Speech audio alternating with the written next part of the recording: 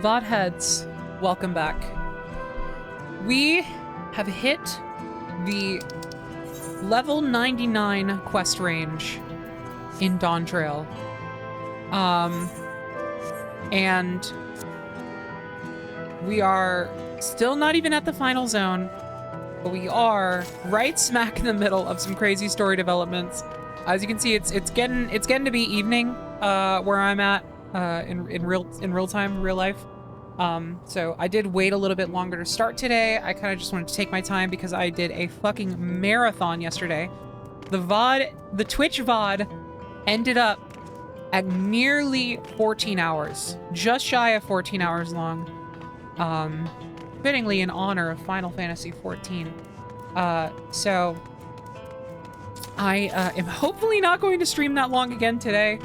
I'm gonna try my best to see our way through to the end of the story, and then regardless of how long that takes, that'll be, if I am able to get there this stream, that will be the end of the stream.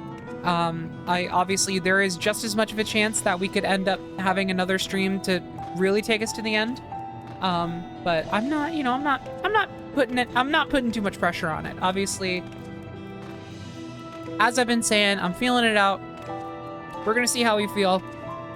I'm telling you, I do not have another 14-hour stream in me though. I need to vibe, so we're gonna keep it rolling, see how it goes, and enjoy it. I am once again, in spite of my better judgment, attempting controller. I'm using a different controller that is not hooked up with USB. This one's just through Bluetooth, so hopefully we won't have as many connection issues as I've had with the previous controller that I was using. I will have to go out of my way to take screenshots on this controller because this is literally just an Xbox controller instead of the fun one that I have that's supposed to have the screenshot macro that I can use at any time. But you know, that's neither here nor there. I just wanna be a little more comfortable. So we're gonna play this video game style, you know? Controller in hand, leaning back in the seat. I got a cold brew on my desk, bottle of water as well, ready to go. So, when we last left off, Solution 9 was ravaged by Zoraal Ja. Honest to God, I went through so much story last night, it feels like a blur. So I apologize if I end up being a little surprisingly hazy on some details. It kind of feels like everything that happened last night happened a lifetime ago. I was so tired, and I just kept rolling through it because it was so interesting.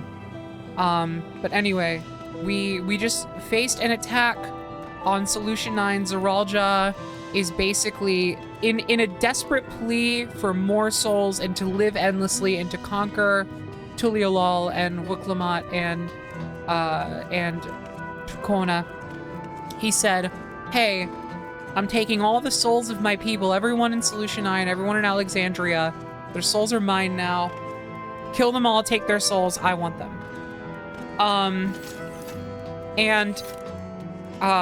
He was already a big, smelly bitch, but he has really crossed the line for me in a way that is hard to fully describe. He is mean to his son, and that is inexcusable. So let's continue on. We're here to comfort the civilians of Solution 9 while we are here. So, stunned woman. I don't know if you're able to tell, I'm very tired right now. I like physically my body is like, ugh. So, apologies if I'm a little subdued today energy wise, but I'm still here for it. I'm here to play a video game today. I think yesterday was like my attempt at like a nice performance for in honor of the writing I was reading, but I just need to breathe today. It's over? I'm still alive? Oh, thank goodness. It makes no sense. What right did the king have to destroy our lives like this? Give us back our peace. Leave us out of your damned war. Oh, God. This guy isn't super nice. I don't know if y'all noticed this. He's kind of an idiot. Exhausted, man. I'm exhausted, man. Thank you. I'm alright, I think. Say, you were fighting with Queen Sphene, weren't you? Are the rumors true then? That Her Majesty isn't a living person? That her actual body is elsewhere, in the cloud or some such, and she uses special power to appear before us? I always wondered why the Alexandrians never questioned her true nature. Now I think I understand why. She personally fought to protect us. That's enough for me to know she's a worthy ruler. Doesn't matter what she is. Zoraal Ja is nice. He's showing everyone how nasty war is. Oh, how thoughtful. And it's such a thorough examination, too. You got anything to say? I think you know what I want to say, but the question is, would it be appropriate? No. You're right.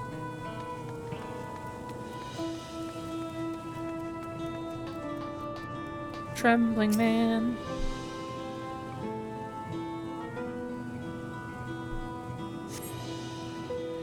Never have I been so scared in my life. I died in an accident before, but it was nothing compared to this. To be killed again and again and again, it was a living nightmare. And King Zoraal Ja was behind it, you say? And he suddenly... Yeah, that cannot be good for the soul. That's like... That has to be traumatic on a level unseen. Since he suddenly appeared, he's done nothing good for us. He thinks only of war, ordered more soldiers to be produced. Now he unleashes them on us. He's no king of mine. He's a murderer, and someone needs to make him pay. Straight up. You got a good head on your shoulders. Keep it up. This is... I still love this little shop. It's crazy that this is here, but there's like nothing to do here. Can't even get behind the counter? Oh, come on. Boo. How am I supposed to roleplay? Speak with Wolf Lamont in the back room.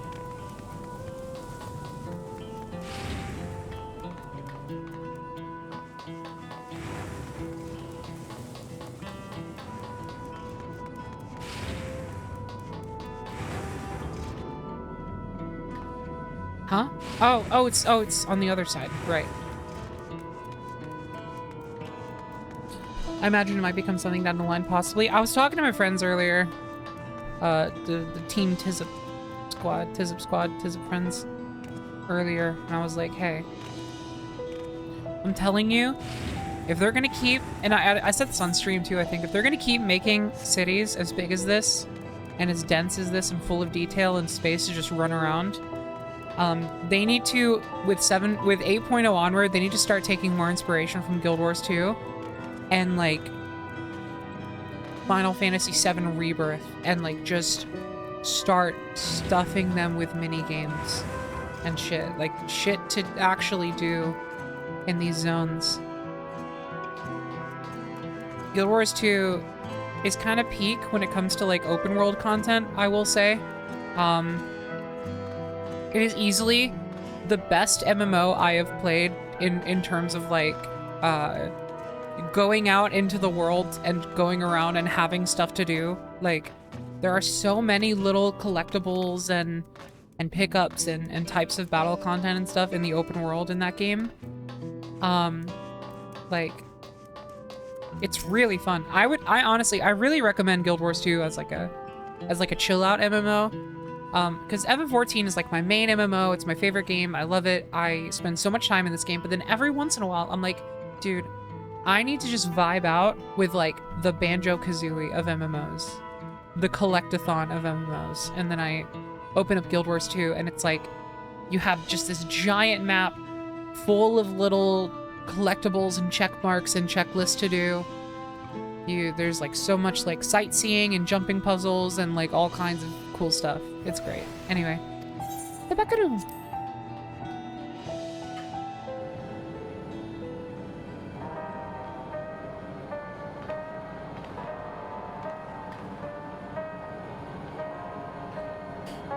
Give me a blitzball minigame. I think they have officially said an absolute 100% no to blitzball. Like, no room for wiggle room Like, I think Mr. Happy recently asked about that at the DAWNTRAIL Media Tour. He was like, so, Blitzball. And Yoshida was straight up like, no. Like, it's not happening. And if you listen to the reasons why, it actually makes a ton of sense. I don't want to misrepresent the reasons why, so I'm not going to paraphrase, but talked a little bit about it, and it was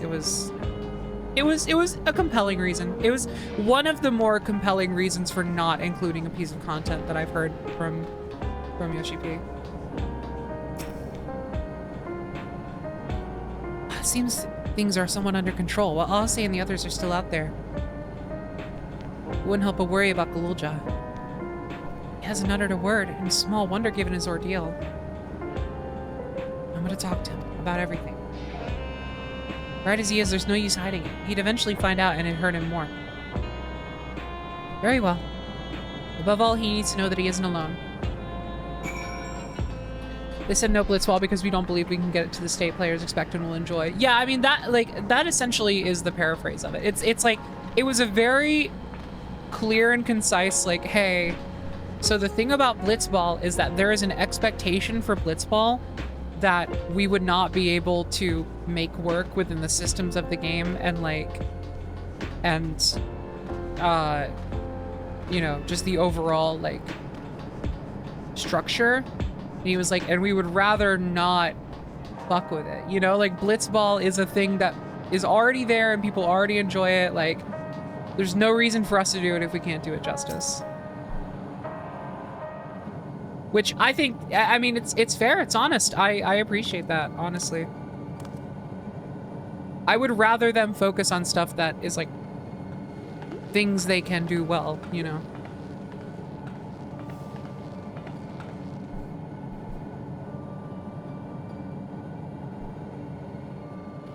Yeah, especially with how Blunderville went. We don't need blitzball.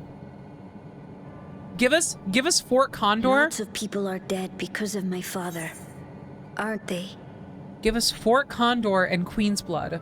Those two would work wonders in the system, okay? Give us Queen's Blood NPCs. I think we're ready. We're ready for a new card game.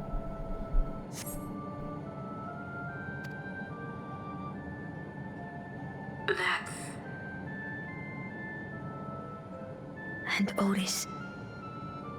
He's gone too, isn't he? I'm sorry. Oh. My father is a bad man. That's why you're going to kill him, aren't you?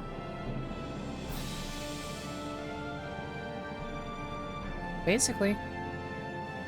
Oh, sweetheart. Look. Forget it. Oh. I don't care anymore.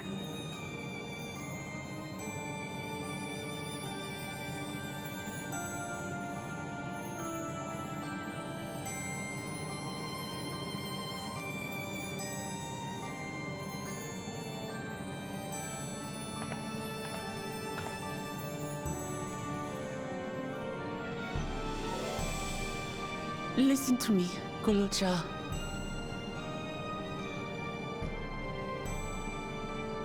You're right. We're going to confront your father. He invaded Tulihyolal and hurt my people. As vow of resolve, it's my duty to bring him to justice.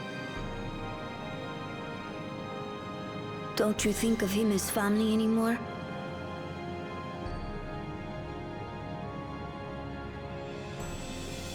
After the attack, I was filled with rage. I told myself over and over that he's no brother of mine. But it isn't so simple. No matter what I feel or say, all those years I spent striving to live up to his example, they won't just disappear. What's more, it's because we're family that we have to correct each other when someone goes astray. That's why I must confront my brother. Like your grandfather did. Even though it cost him his life. But Otis is gone now. If my father was gone too, then I'd have no one. Oh, god damn it. What are you saying, Zoraal Ja? Take a look around. Your dad isn't even good to you, man. This is so sad.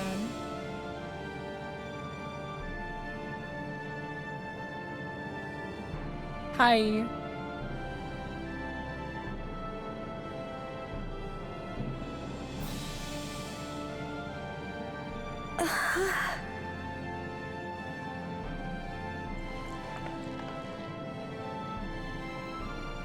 You have us, Zoraal Ja. All of us. We'll be with you. Through thick and thin. You're not alone. You'll never be alone again. Oh.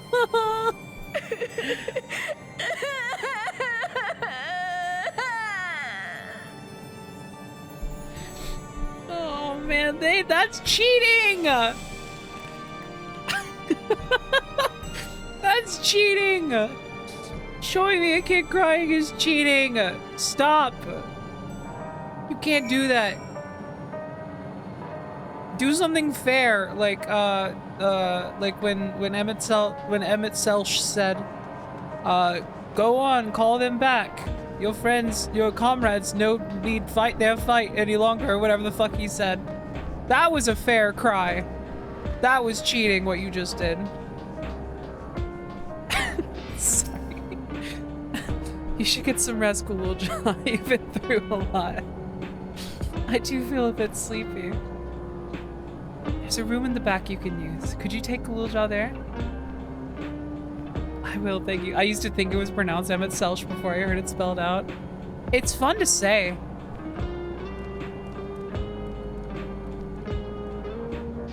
Emmett Selch.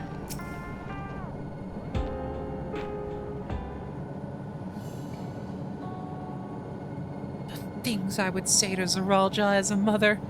But better not get started. By the way, Kafkiwa, you're not giving me bad vibes, but I am still so fucking confused as to why they showed us that Aaronville cutscene when they did and what it means as to how much I should trust you. Instead, let me thank you. We couldn't have gotten through this without you and yours. You and yours. Until the others return, you ought to take what rest you can as well. It isn't over yet, after all. Huh?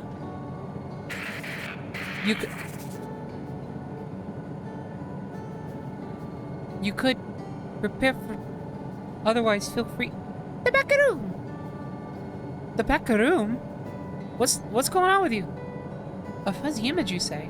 Is it still happening? No. What? Well, it's an old worn thing. There's bound to be a few hitches.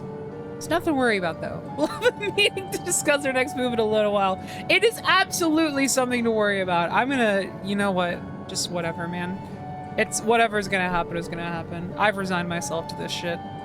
Until then... I still love... Man, Pella's... You know... Call me insane. I'm thinking Pella's being an absolute peach.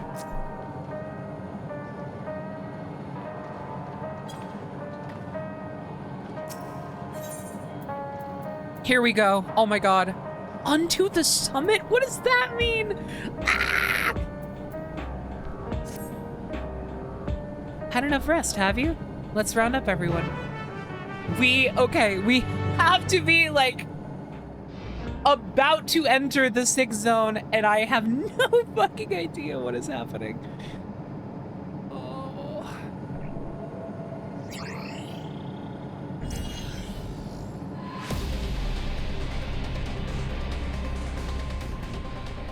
Oh, wait.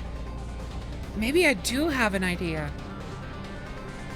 During a confrontation with him, Zoraal Ja bade Wuk-Lamat come to the tower's summit.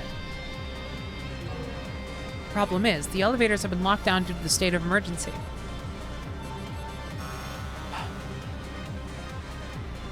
We've been working to lift the access restrictions, but frankly, it's not looking promising. Are there any other ways we can get to Zoraal Ja? We believe so. Come to the top of my tower, turns off elevators. What an asshole. As you know, Solution 9 occupies Everkeep's 9th level. Oh, that's why it's called Solution. The summit, meanwhile, is the 12th. The map appears to be cut off. While the King and Queen's residence is believed to be located there, the details are highly classified, hence the lack of map data. We do, however, have reliable intelligence concerning everything up to the 11th level.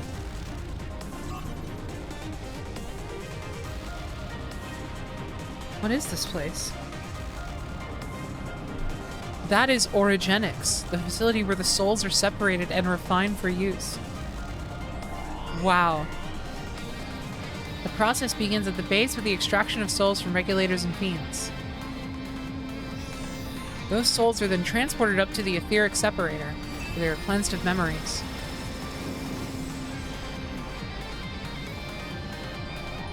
Finally, they are packed within soul cells for distribution.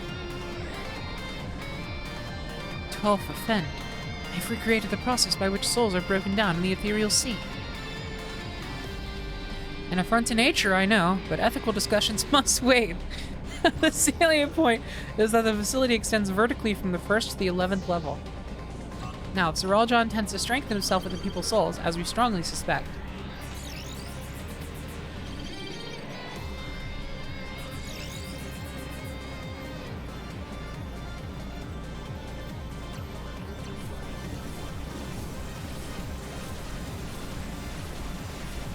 then many are due. There's going to be a big queue of souls coming up.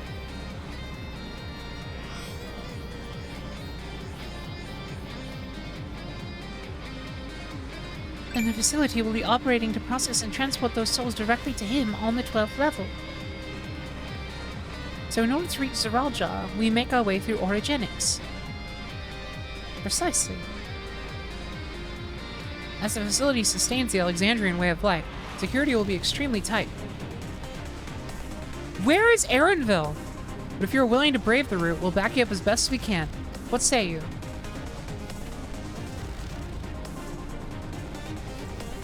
Most artists, thank you for the resub. I appreciate it. It goes without saying that we're going. That's cute as fuck. I never had any doubt. I'm coming too. You'll need guidance on site, and this body makes me best suited. There he is. Whoa, okay. Hi. Hold it. Before you set off, I have to ask. All this time, you've known that Sphene is an endless, haven't you?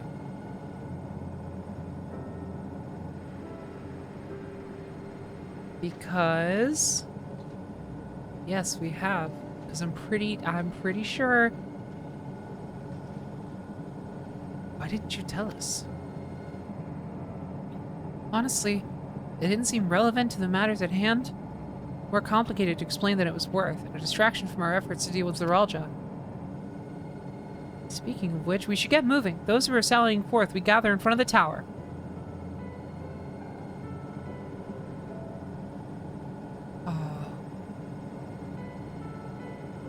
We can count on you to provide support from here, yes? Of course. Wow, he's really holding on to it.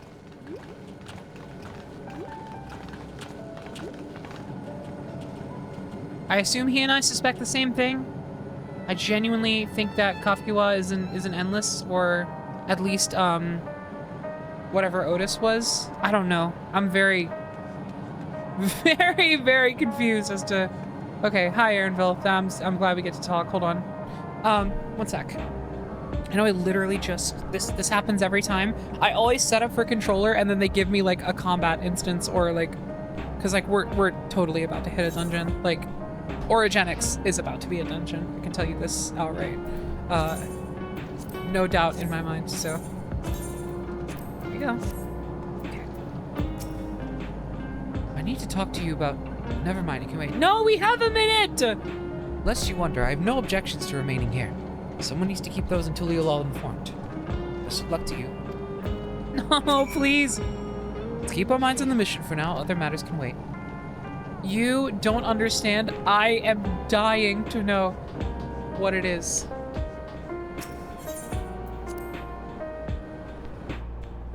Controller is comfy. I just wish I was as confident about combat on controller. Otherwise, I would, like, almost exclusively play with controller. Well, you know, menuing is so much better on keyboard and mouse as well. It is nice to just have a free mouse open.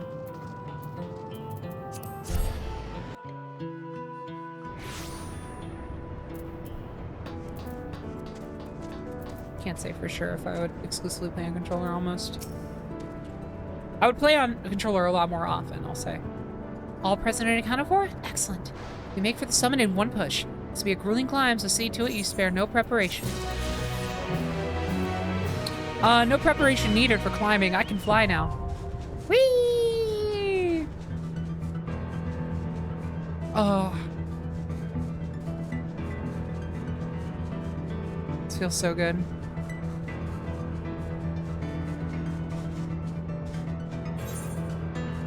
They fly now. Clear out this zone.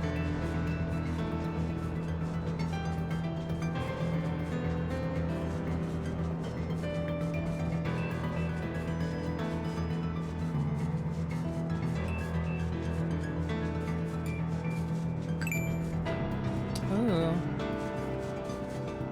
God, this is so crazy. They really popped off with the locations. The zones in this expansion are like some of my favorites in the entire game, honestly.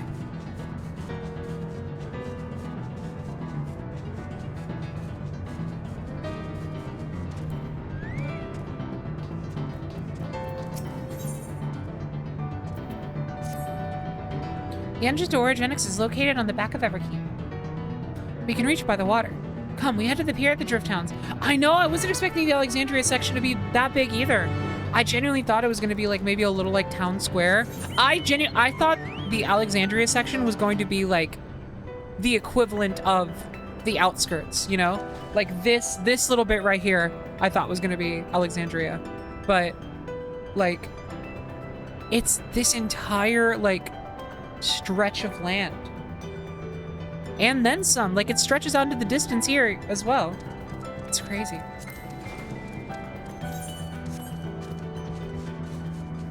Are they bigger than the previous ones because they feel huge? No, I don't think that the maps are that much bigger. Because once you, like, I think they're the same size, like, vertically and horizontally. Because when you, like, fly up like this and you really look at everything, you can kind of see it. It's like, oh, okay. Yeah, this feels about similar in terms of scope, but the thing that makes it feel so big when you're on the ground is like the verticality and the density of everything, which is extremely heightened in this expansion so far.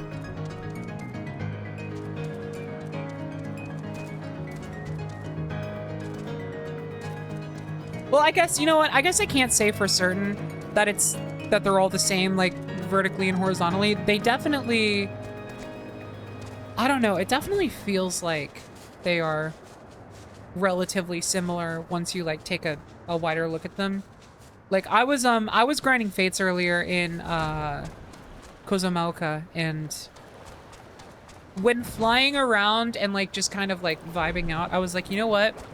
It does feel like I am getting around a lot quicker than I think I expected in a zone of this size. And I think it really just comes down to the actual design of it, the density and the verticality really adds a lot of scale. I think it's a similar case with like something like Tuliolol versus Old Charlian. I honestly would not be surprised if they are not too dissimilar in terms of like width and height. Not height, width and like length, but It's just the design. It just makes it feel so much bigger.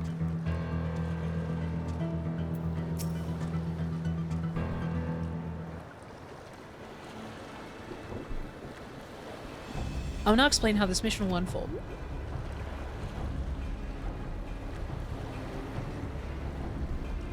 Origenics takes delivery at specific times. It is at one such time that we will enter the facility aboard the hover cargo. Kalusa here will pilot the vehicle, so you need only sit tight until we arrive at the entrance. By the way, I have a theory unrelated to what's happening on screen right now, but I keep thinking about how few cutscenes have been voiced. And I genuinely don't know if it's actually fewer voice cutscenes or if it's just that I'm noticing them more because I have to read them out loud. But like, I'm wondering if maybe the reason why there seems to be less voice cutscenes in the initial MSQ here is because they maybe put some of those resources into voicing some of like the raid content. I would hope, because I think we heard voice acting in the Arcadian battle preview. It wasn't a cutscene or anything, but we managed to you could hear like there were announcers, they were speaking just like full dialogue over the fight. I wonder if maybe like something like the Arcadian kind of required more voice work, and so maybe like some of that budget went there instead. And maybe it's a similar case with the Alliance Raid series. I don't know. I think it's an interesting thing to think about. Kalusa here will pilot the vehicle, so you need only sit tight until we arrive at the entrance.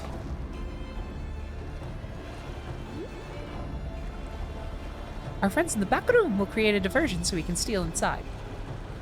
After which we make our way to the summit, striking down any foes that bar our path.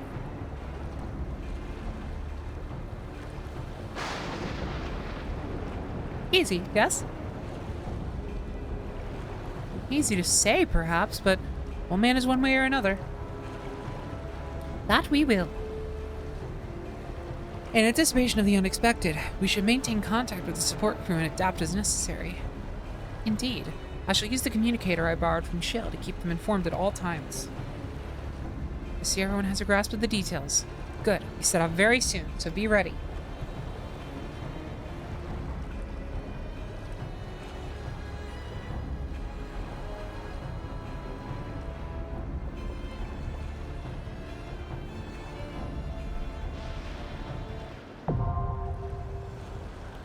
I assume there's going to be some twist to the tournament structure. They need some kind of thing to keep intrigue throughout 3 whole tiers of a raid series. I do hope that a lot of it is just a tournament arc, though. I'm honestly really ready for that kind of vibe. I don't know. It's simple and it's sweet. Also, here we go. New dungeon. But yeah, I agree. Yeah, there's no way it won't go off the rails a little bit.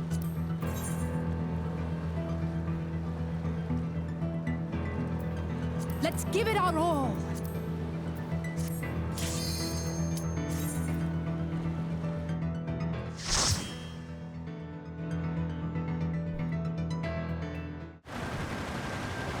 Oh, cool.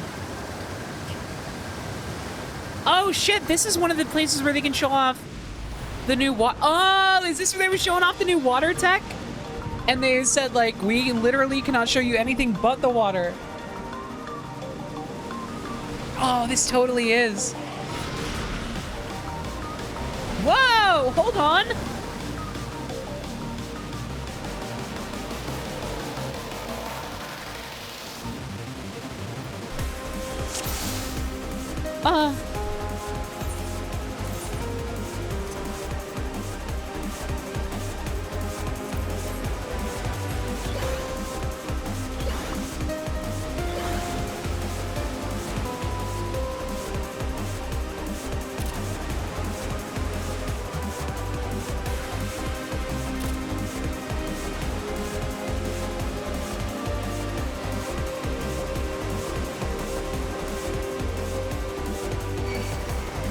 Oh, it looks so good.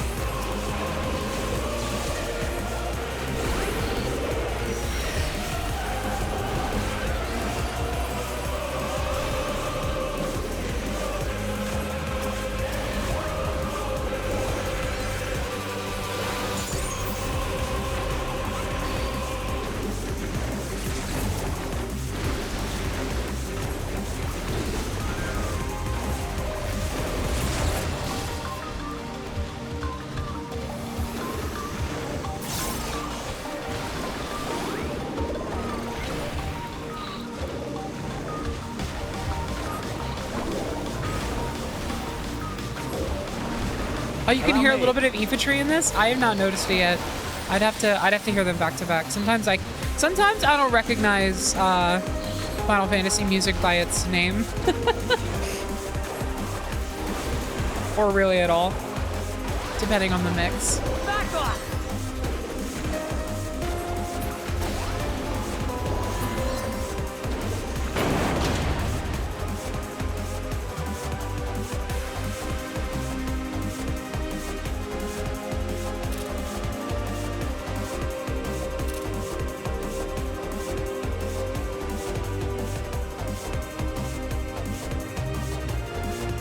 Oh.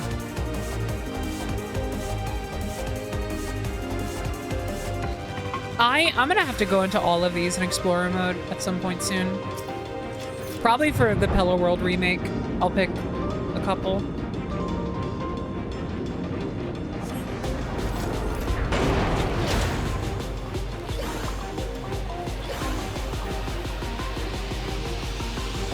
I might try, hold on, I might try a wall-to-wall if I can.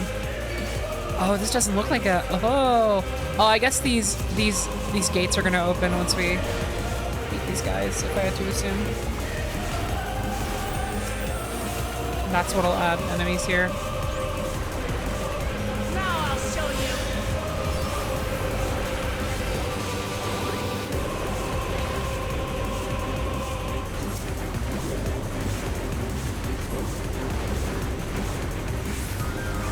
Back off!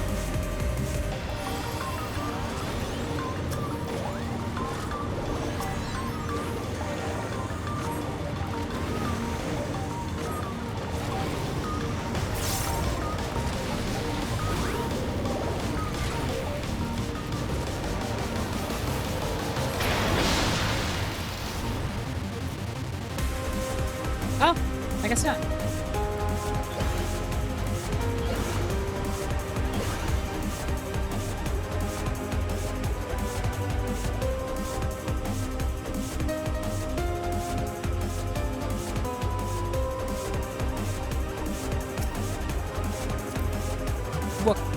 What? Weapon or our names are shown on the terminal display. Appears to be a list of those who were recently taken to the cloud. Might Namika be among them? Among them?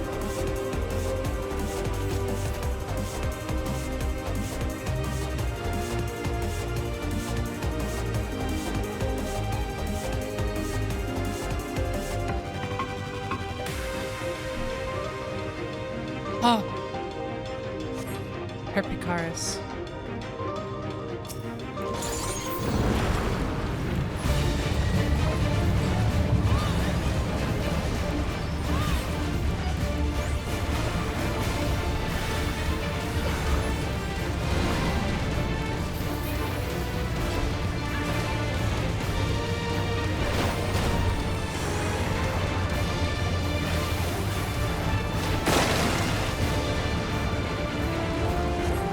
Okay. Whoa.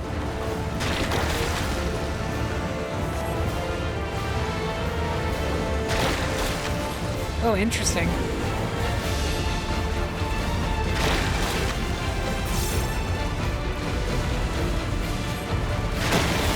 He's playing poison drums. Ah! Oh, I have no fucking idea what. Hello? Okay, wait, so he's gonna do it in sequence? Okay. Oh, damn it, I forgot. Oh, shit.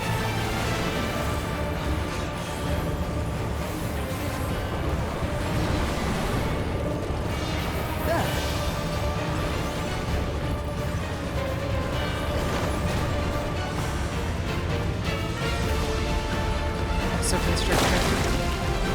Same thing?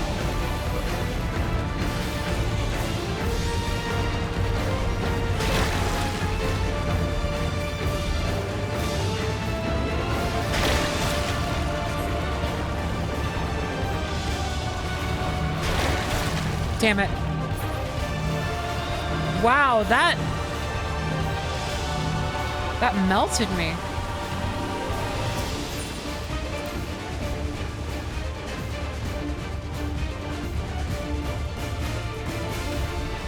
Also, wow, the shortcuts are so much better.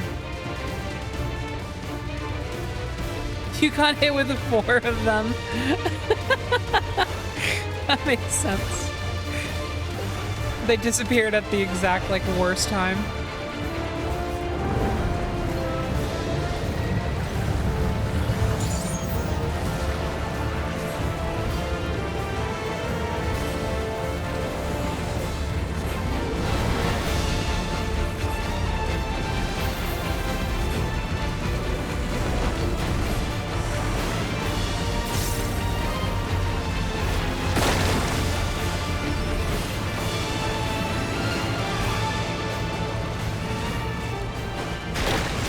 Dude. Okay, even just getting hit with 1. That is most of my health. That's crazy. Ah! I'm gone. Dude. That's awesome. That's really fun. I can't believe I just died twice to the first boss. To be fair, I do keep placing my ley lines in places that make me play a little more risky. For no reason. Well, the reason is big damage. I'm not gonna pretend like there's no reason.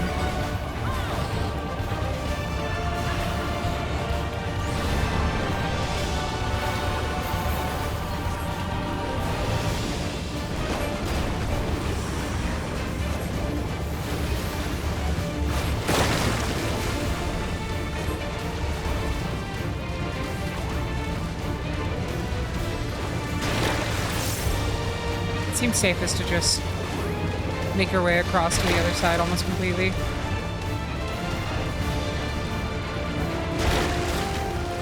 Now, explain that.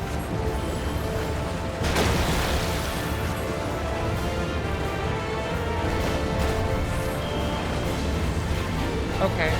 With this side? Okay, I'm gonna stay right here until the third one.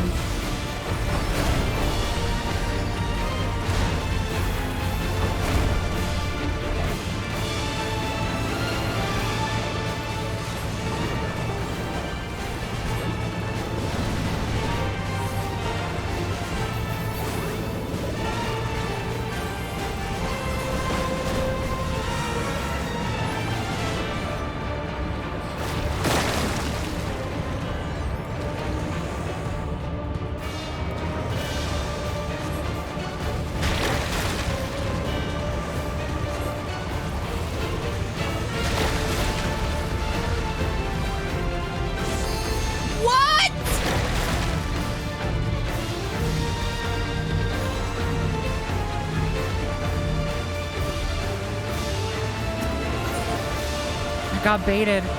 Did he do it on the same side twice? Is that what just happened? He does that sometimes. I need to pay more attention.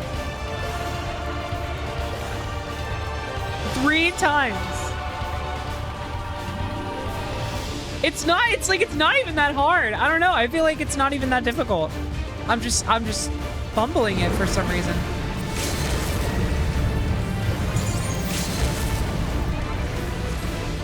Oh, Alice with the pity limit break. Come on.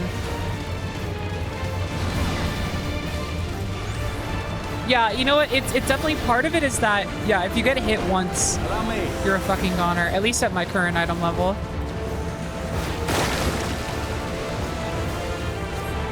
Honestly, I feel like I'm safer just like doing my 1, 2, 3 combo over and over again. Especially at this stage.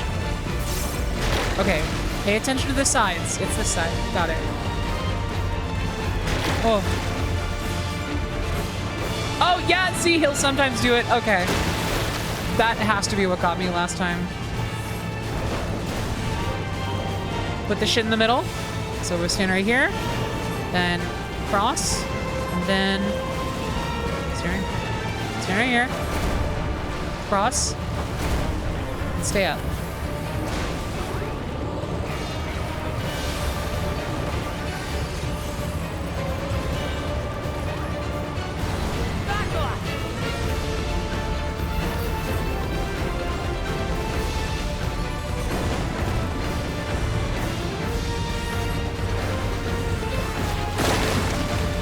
this shit again. Just get on this side.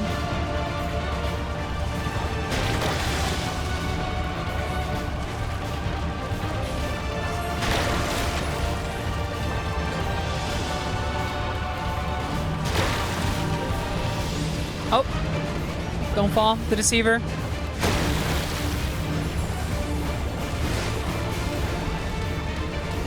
Okay, okay, it's working, it's happening.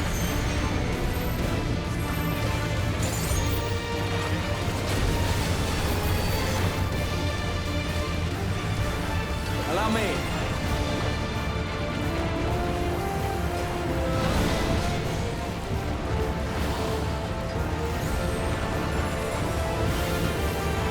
Alice, get out of the tank buster! Oh, she's fine, I guess. Is that not like a little mini AoE or something? Am I misunderstanding? I always try to stay the fuck out of the tank buster. Just as like a courtesy, I guess. Okay. Stay right here for the first 3 and then crossover. First 2, I mean. 1, 2, crossover. Our single hit unless there's an AoE marker. Okay, yeah, maybe that's what was confusing me. Also, hi Joey, I'm glad you're still around. Hello.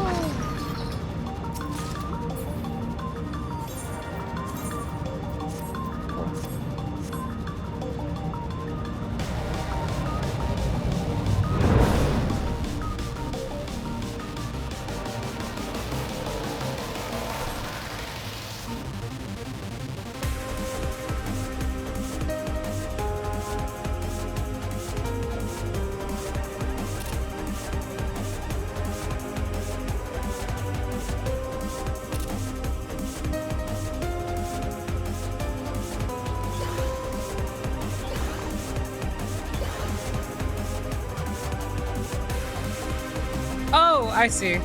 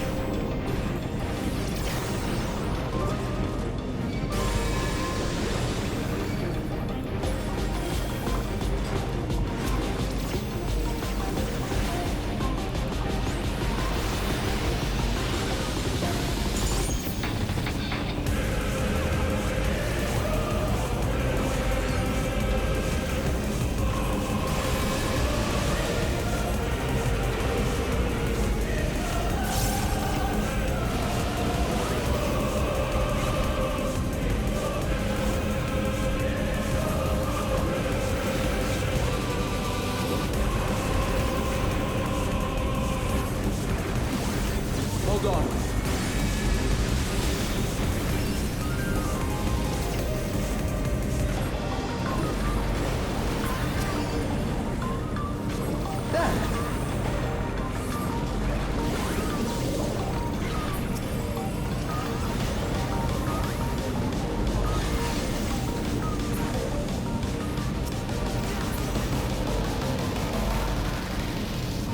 Just want to make sure I didn't miss any information terminals. Wait, wasn't there one like over here? No, it was just that thing. Okay.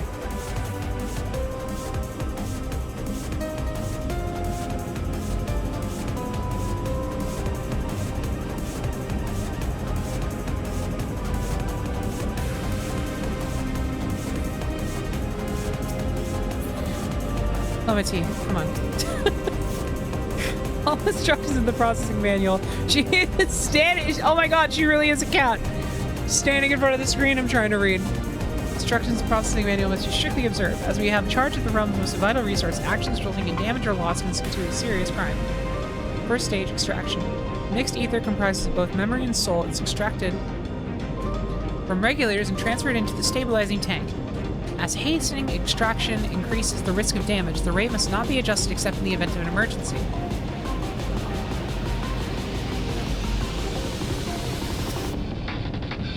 Security observation. Oh no! Subject, identification number 161127, name Namika, physical cessation age, 86. Citizen memory erasure completed, corporeal disposition completed, ether extraction completed, oh! Oh my god, and then she responds to it, oh fuck.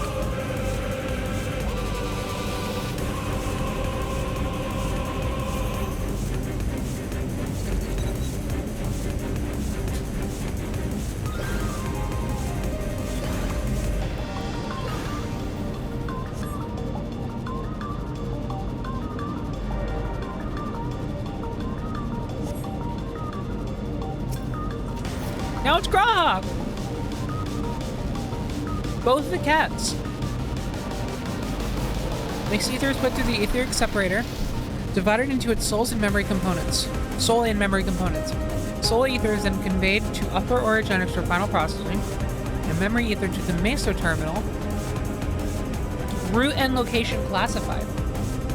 Unless expressly specified, the memories of fiends are discarded.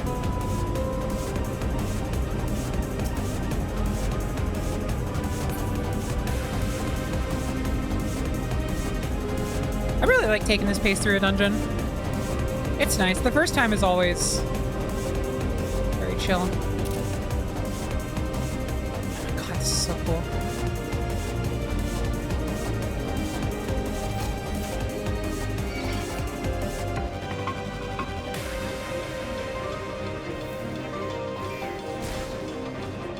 There's gotta be a treasure coffer hiding behind one of these.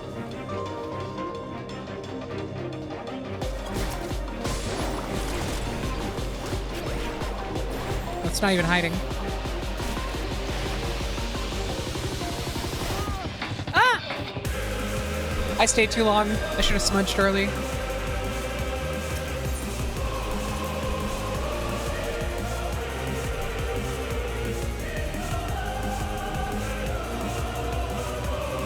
What if I had to fight that boss again?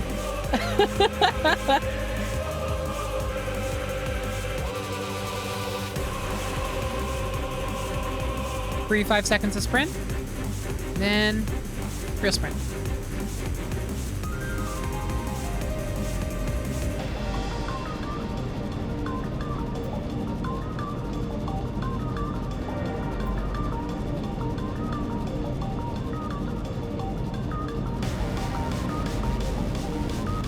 Wow, so with Pictomancer, you can get up to 30 seconds of a continuous sprint. Because if you use Smudge first, you get 5 seconds, then sprint right after, it gives you 20 when you're not in combat. And then 5 seconds again, because in that 20 seconds, Smudge will have refreshed.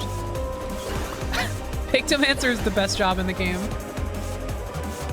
Also, not to mention the free 30 yalms of movement you get with it. Like, just for free. So you're going even faster than that 30 seconds of sprint would take you normally.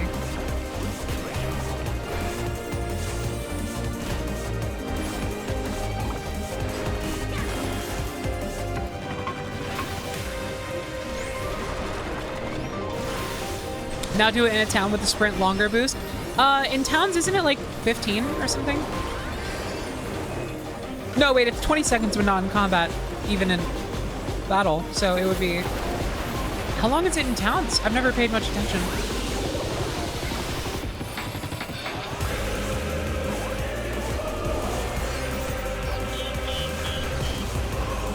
It actually usually lasts so long that I get rid of it early, because I normally just need a quick boost.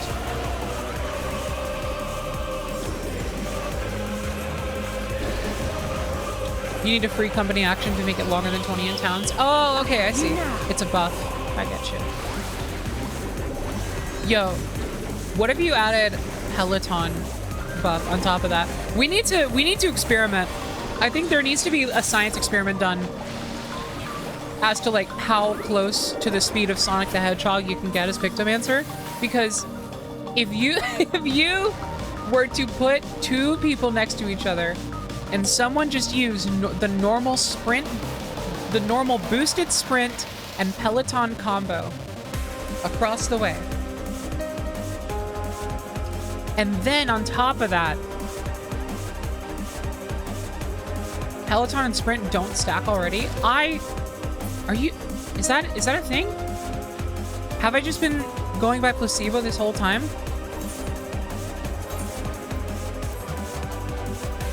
I am almost certain they stack. Sprint speed is max? I guess I was just going off a feel. If there's knowledge to counteract my vibe check, then I gotta take it in stride.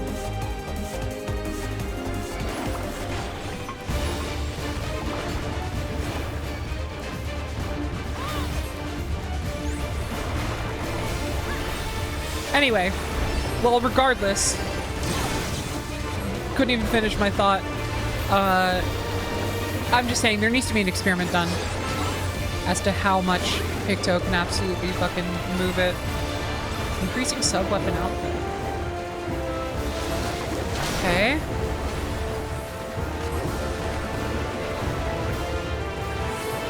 Oh, I should have been paying attention to where your crazy robot arms were. How's this? Your fucking werehog arms.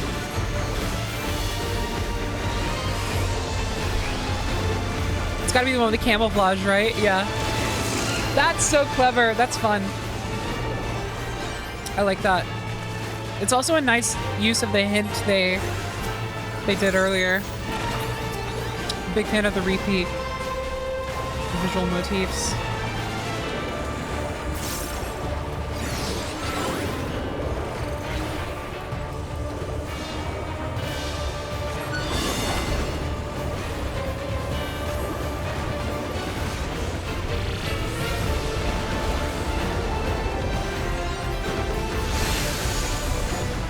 Oh, and then I assume this is gonna stack with, ooh. This is gonna stack with her, like, corner attacks at some point. Whoa. Huh? What the, wait, what the fuck? I'm so confused. Okay, well, we survived, so I'll take it.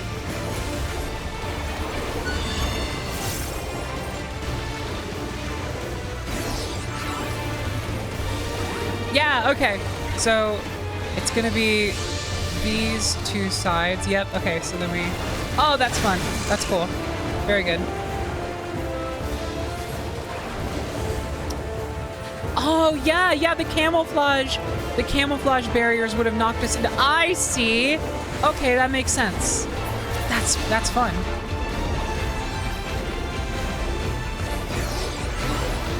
Because they're not solid objects.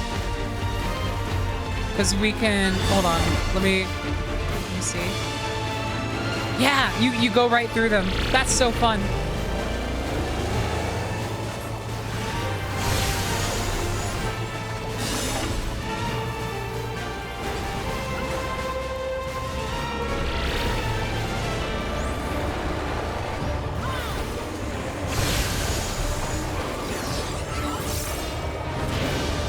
And then you get knocked.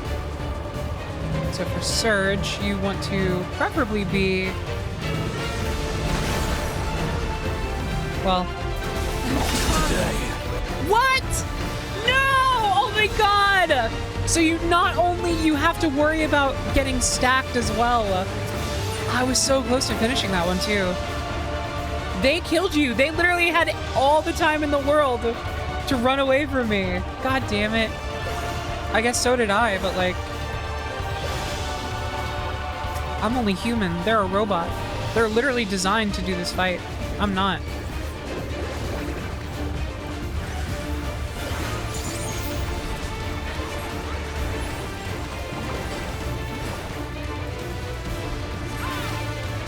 Alice, they could handle the healing. Not this time. We made it up. This one was invented by a writer. Oh, damn it.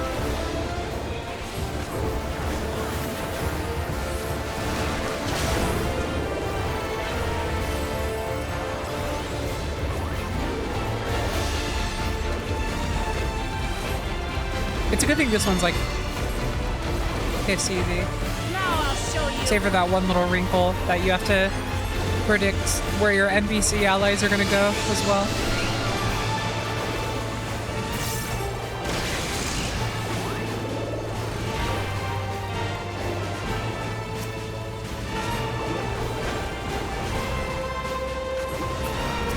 Allow me.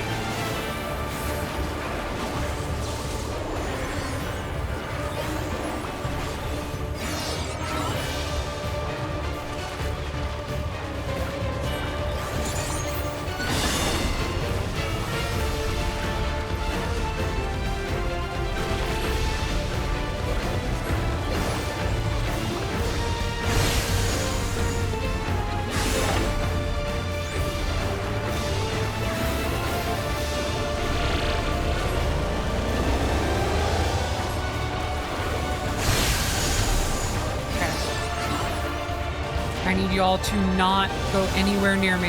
Thank you. What are you doing? Oh my god, oh my god, oh my god, please.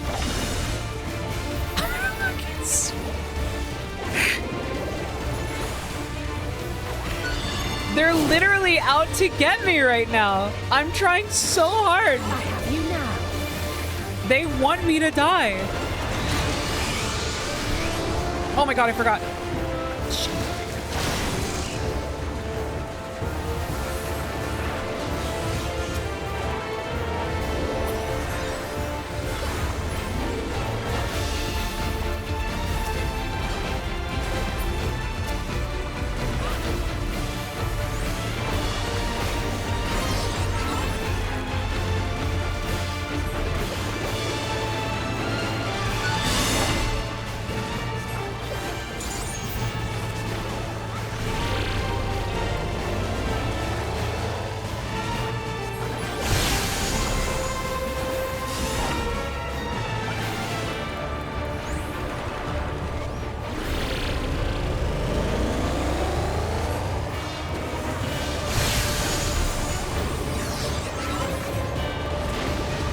I'm gonna wait until they go where they're gonna go.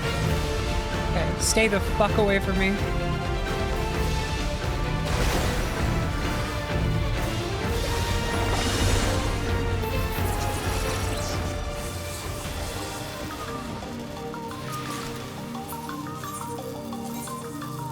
No casting gear. Have I gotten,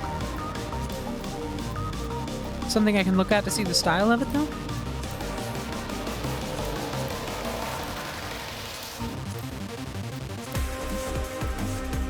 Now feel free to just chill and vibe to the music for a bit. I'll be here for a second. Okay.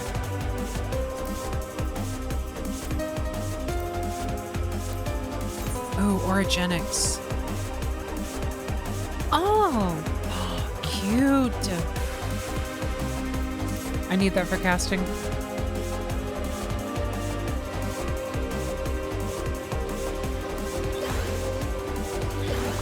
89 Dungeon only has accessories? Oh shit. That I did not know. I mean, they seem like good accessories. I'll take it. And materia. So that's why we got a... Okay, that's why we got a piety materia. I see.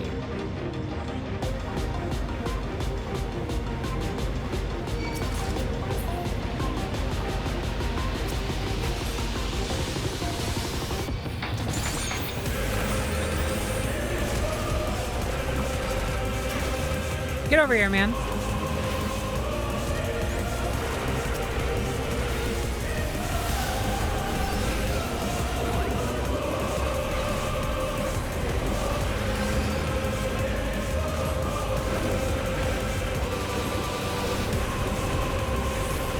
Ooh. I like very much that I now have like a clean full kit for my rainbow drip situation, because I have so I can pull up Starry Muse, and then immediately go into subtractive palette, and I will have 1 use of Star Prism, which activates it once.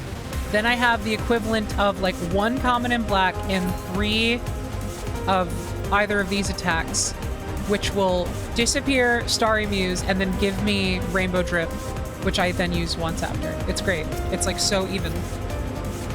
3rd stage, Purification. Separated souls undergo through cleansing for the removal of residual memories. Purifying light is harmful to organic beings, so utmost care must be taken during the procedure. Even the slightest contamination may lead to memory and personality disorders within the user. As such, each and every soul must be cleared using the precision detector. Having completed the aforementioned process, the soul may finally be made available to the people of Alexandria. Your efforts are essential for the functioning of our nation. Thank you for undertaking your duties with diligence. And sorry, everything is so weird. Whoa, wait, this is cool. I didn't notice this. Oh.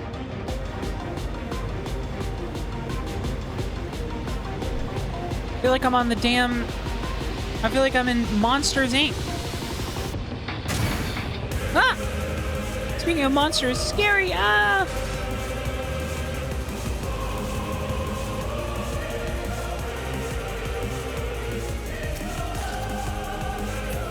Oh, that'll go nicely.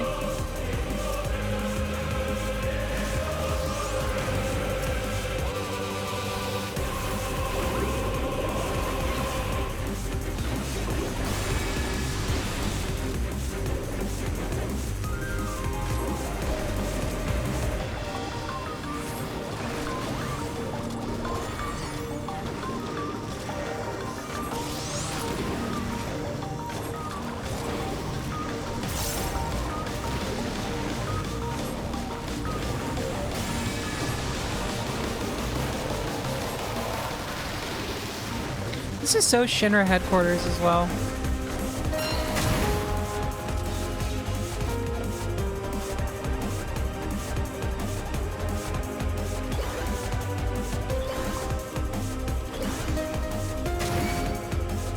You know what? I'm thinking about I'm thinking about the podcast I did with Jenna Stever, the episode of Big Game Hunger, where I was talking about my excitement for DAWNTRAIL. And then the subject also got onto my love of big scary offices in media. And when she asked me, do you think there will be a big scary office in DAWNTRAIL? And I said, you know what? Maybe. Here we are.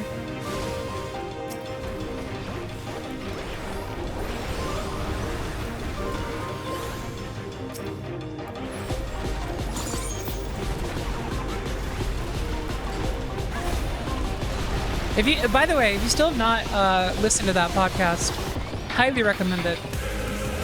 Again, it is Big Game Hunger. I was on an episode called Holly's Trolleys. Definitely go check that out. It's short, it's sweet, it's very funny. Good time.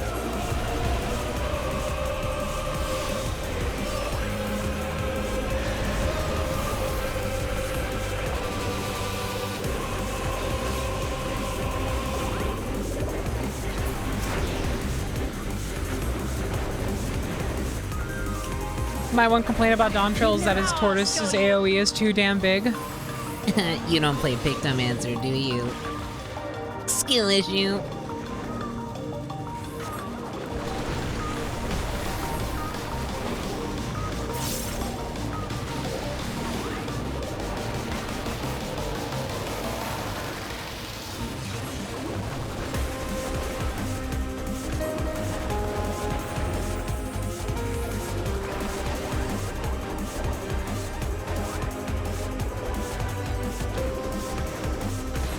Gunbreaker oh no, you're a tank.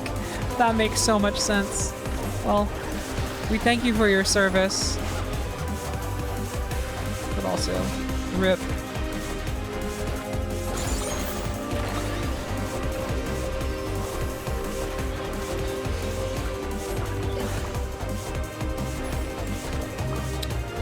I think of tank players the way that conservatives think of, like, veterans, you know? Like, thank you for your service. You've done a great thing for all of us. just like endlessly reverent to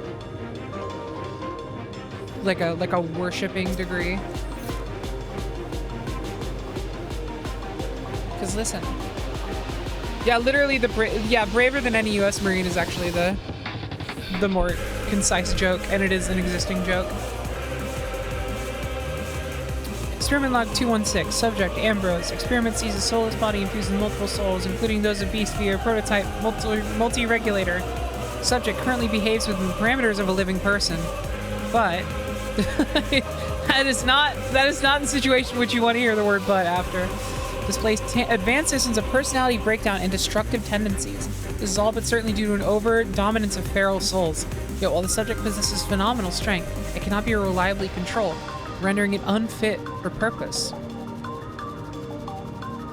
Future experiments must focus on imposing loyalty and obedience. Ah! This is fucked. This is Resident Evil. God damn.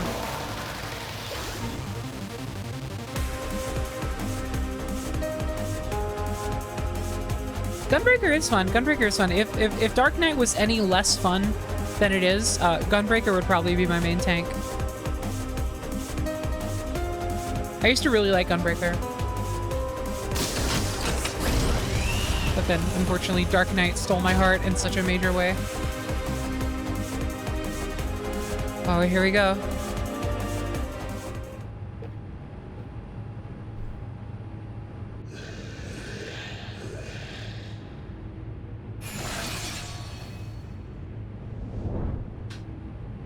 Oh.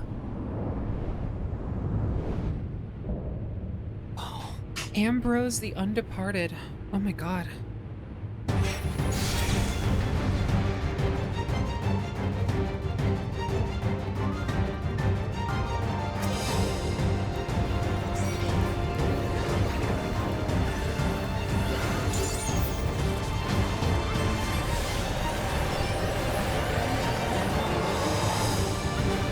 Psychic Wave. Okay, that's just a raid wipe.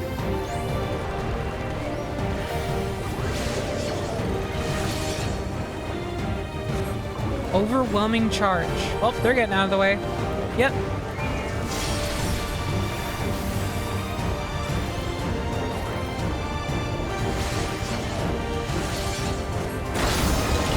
Psychokinesis. Oh, I see. There are lines on the floor. I see. Whoa! Okay. Oh, there was one there too. I see. Okay, cool.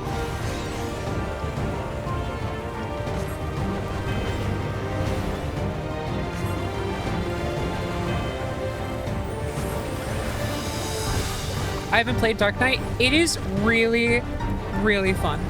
Dark Knight is genuinely a fantastic job. Oh no! Extrasensory. Oh, okay, I see.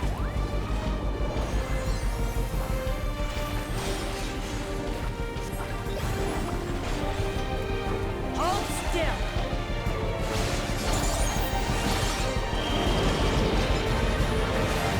Oh, this is probably going to overlap with like the doors blasting off and stuff like that. Oh no, it overlaps with that.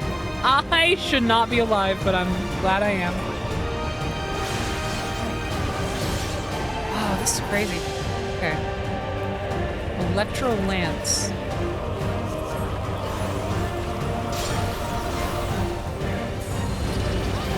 Psychokinesis.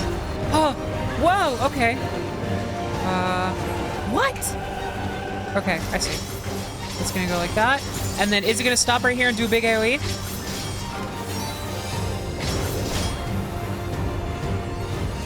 No? Okay, it just stops. Got it. What if it followed up with like a big AoE like it had when it first got dropped? Okay, Psychokinesis. I'm gonna do that.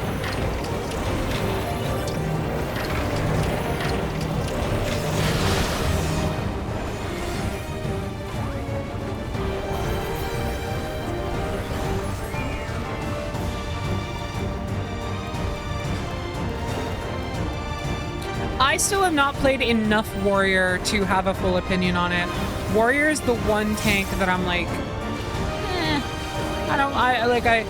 Warrior's the one tank that I genuinely, it still has potential to maybe one day be my favorite. Paladin, it sucks because I love the vibes of Paladin. I, like, cannot play Paladin. It's too complicated for me. There's too many buttons. Way too much to keep track of.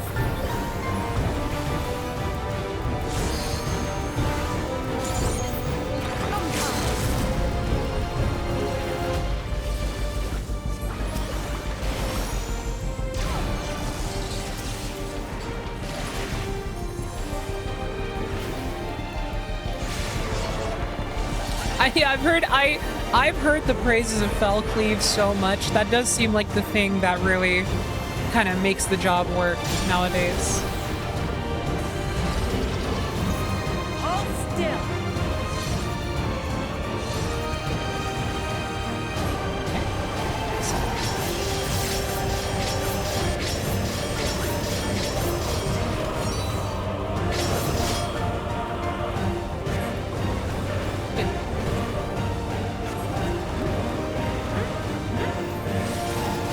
There we go. Wow, that one was actually, that was really simple. I mean, it was fun though. It was really fun, but it was simple. I cannot believe I died the most to the first boss. The other two were like extremely easy.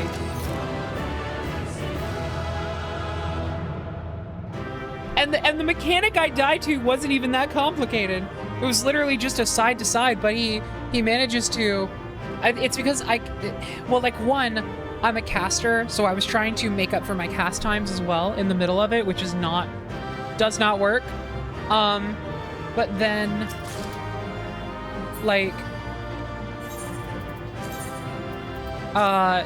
the other thing about it was that I was expecting just a side-to-side pattern consistently, and it was not that. He'll sometimes double up, and then it'll, like, just fuck with me. I just spent hours gathering items for lead quests, and it only got me from level 96 to 98. Oh no. I'm so sorry.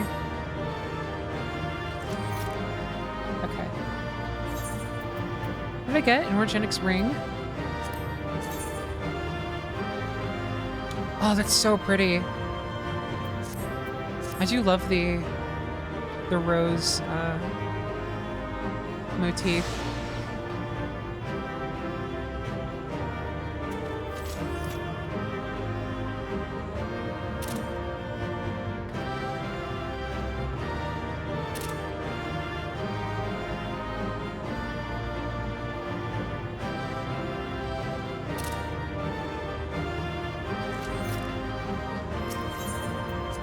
Once I'm done with the DAWNTRAIL MSQ, I'm gonna go and just like post like a big thread that is just like all of my favorite screenshots that I took.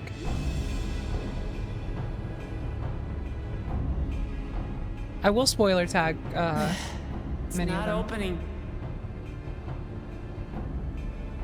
Shale, can you see to the lock? Just a moment. Hi Shale, hi. Can you read to me?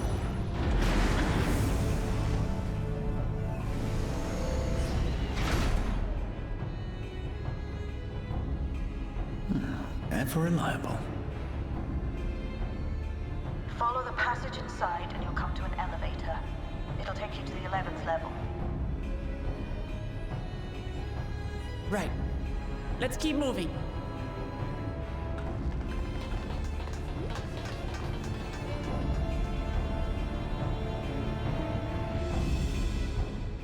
Shale is gorgeous, like, character design-wise, but also, God, like, her VA, I just, like... Something about her voice work is, like, so easy on my ears. I love it. I gotta find out who voices her. The 11th level. Just below the summit. Look. Soul South. This is where they're kept. What? Then these are all... Indeed. Many died in the attack. Their souls would have been processed and transported here for storage. Final Fantasy IX connection incoming. I am now thinking about the parallels between like this happening, you know, like Zoraal Ja killing people, like going out of his way to level towns and kill hundreds of people to take their souls, and in Final Fantasy IX fucking what's his face, Garland and Kuja doing the same thing to take souls to the Aoife tree so they can be mixed in with it's crazy. It's like shades of the story, but it's so ever so slightly recontextualized, and it's in this new like sci-fi skin that like straight up I'm like, I sometimes don't realize it until I really think about it. Like if you just kind of look at it on a surface level, it doesn't seem like a parallel, right? But like there are a ton of just like tiny little shades of the plot elements of FF9 in here that are so intriguing to me. Or so I had expected. A soul cell is supposed to light up green when loaded, isn't it? Yet the light is out on most of these.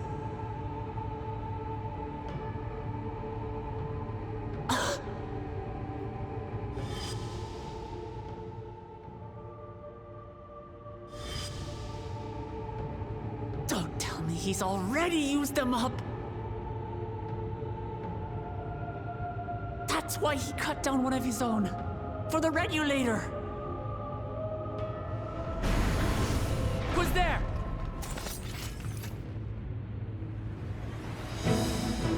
Oh shit! Hi! Alphino!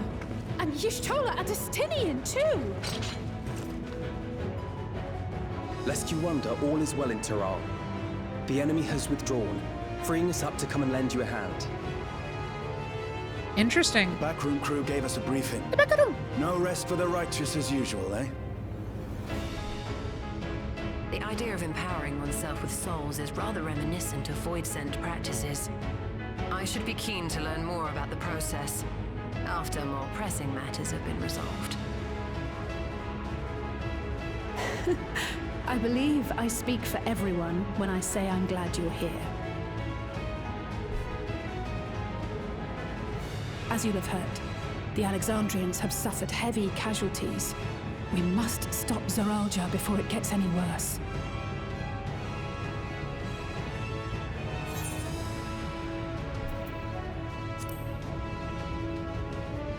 Onward to the summit.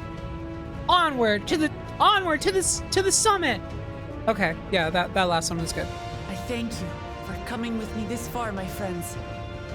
And I ask you to lend me your strength one last time. Together, let us defeat Zoraal Ja and safeguard the future of Tuliyollal. And here is where I must excuse myself. Come back in one piece. You hear me? We will. Every one of us.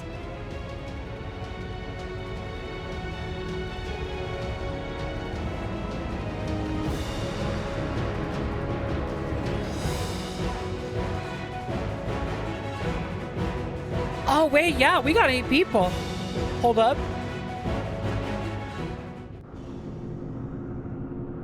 Oh my god, wait, it's the... Oh, it totally is the Idoscope into Mother Crystal all over again.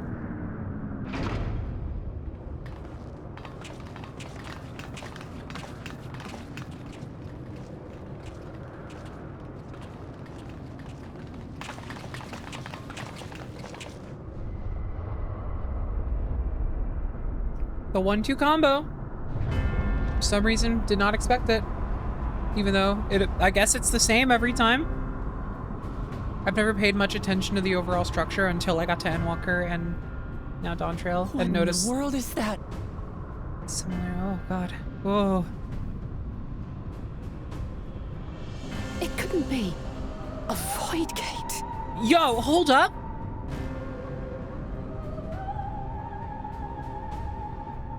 this sure is a misty room. Oh, wait, I like just registered what I'm seeing on screen. Okay, hold on, I'm not. It's not mist. It's not mist. Come on, guys. It's not mist. Why would it be mist? That's not even a thing in this game. Come on. It's enormous. Aye. It dwarfs even the one Zeromus opened. That is no void gate. It doesn't lead to the 13th. Oh, what? Then... Yes, in all likelihood, it's a portal to yet another reflection. Wait! What the fuck? By the 12. To think that realities being fused together was only the beginning. So the like speculation must wait. Okay, yeah, sure. Thanks. Yeah, you still is like, shut up, streamer. It's time for our trial, streamer. No speculation. You will only make a fool of yourself. What?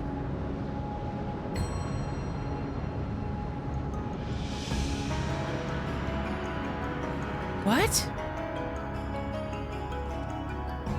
What the fuck?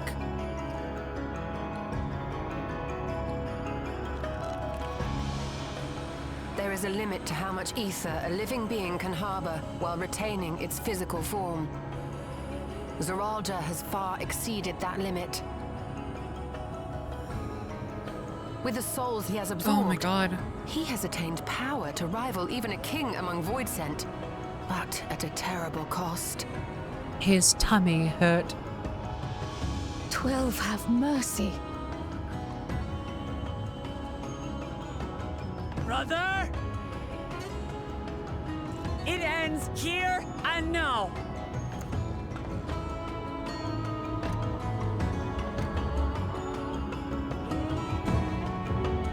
Actually, Lamarty, we actually still have one dungeon, one trial remaining.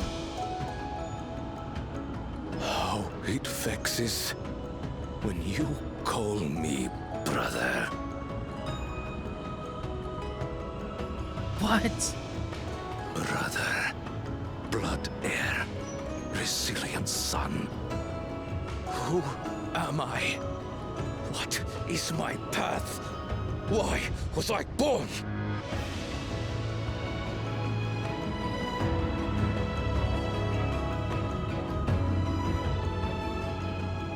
I am Wuklamat, vow of resolve of Tulihyolol. And you are Zoraal Ja, king of resolve of Alexandria. For the last time, we fight. For duty. For blood. For everything.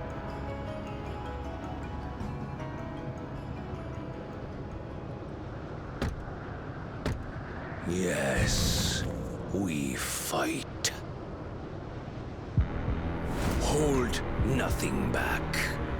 Oh. This multitude of souls I shall burn to the last mote. Oh my god! He looks extremely cool right now. Is the thing about it. I will kill you and prove the miracle. I will prove that I am Father's true successor. What?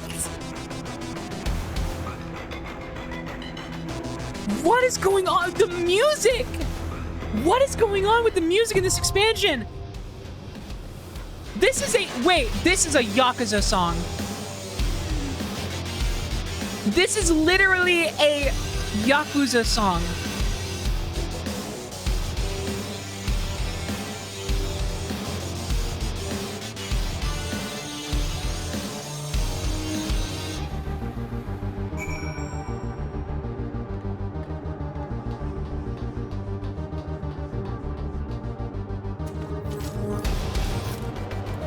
Hi.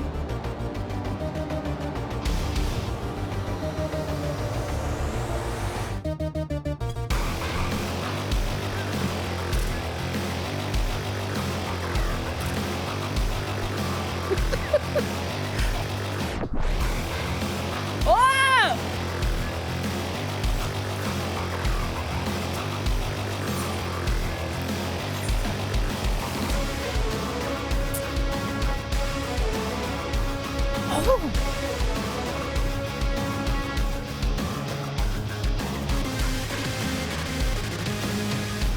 Sorry, I'm literally just banging my head right now.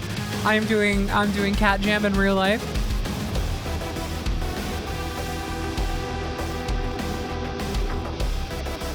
I've never heard a Yakuza song in my life, but this track makes me want to look it up. Go listen to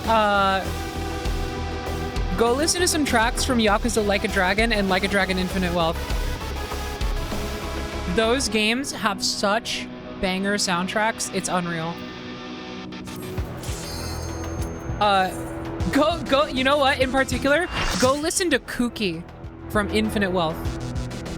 That is my recommendation immediately. That's actually the song I'm using for the cutscene comparison, which I hope to get out this weekend, by the way. It's been way too long, but I can't stomach editing those cutscenes for more than like a few minutes at a time. I'm so sick of looking at them. Come at me with your all. I will make you kneel. Oh. Also, yeah, so the throne looking like the Dawn Servant's throne is... it's an extremely cool touch. That is a very... I probably would not have noticed that right away. Let the victor's reign be sanctioned by the blood of the fallen. Let's go! Oh my god! I need more power.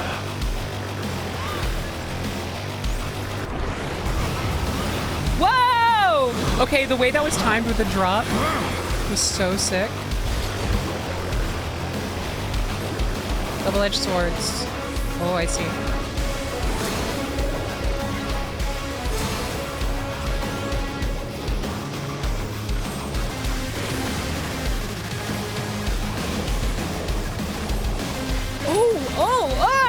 More! I need more! I cannot take how good this track is! Oh my god! Why were they allowed to do that? Who let them do this? What visions are these? What? It'll be a great song service. The first one was... Oh no!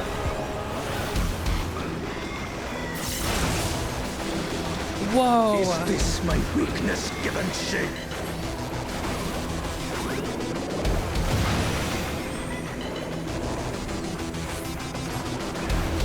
No.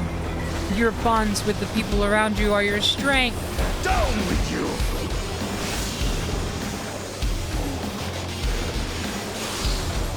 Whoa.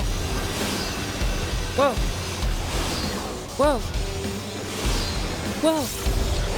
That is such a cool mechanic. I love that. Oh, they go back out! Oh my god! That's sick! Oh, I was not expecting that part. The surprise two-parter. That's cool. No limits will bind me. There.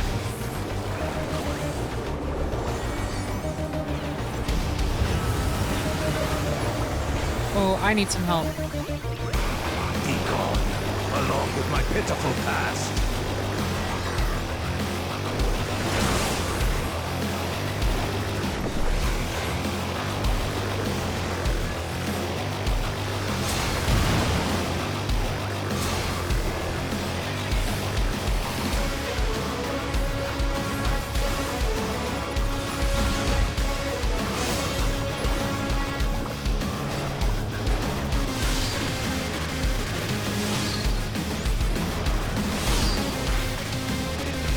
Shit.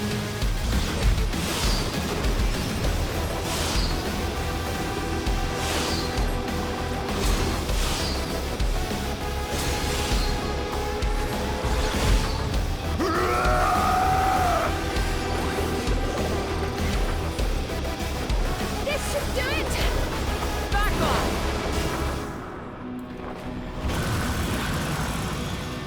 Oh, shit. That killed me. Seems a little... Damn.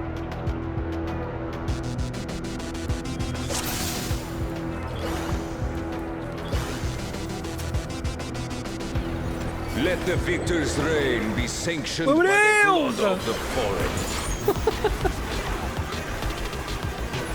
I need more power.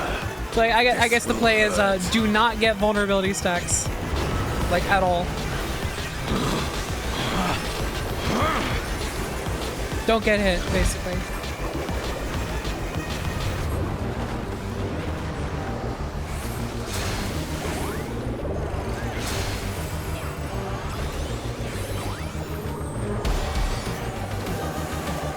This will hurt. Hold still. More. Straight up, I can stay here and listen to this song for as long as it takes. Do not mind one bit. What visions are these? Out of my way.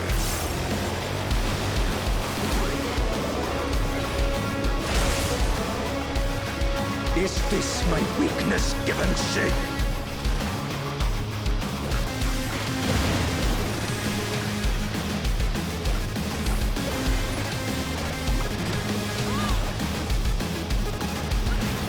Down with you!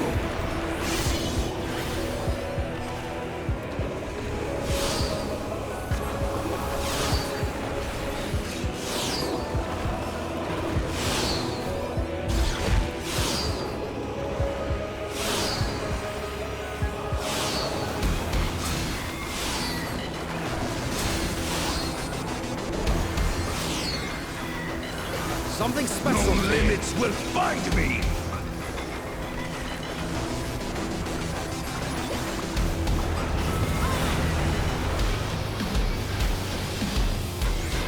Be gone, along with my pitiful past.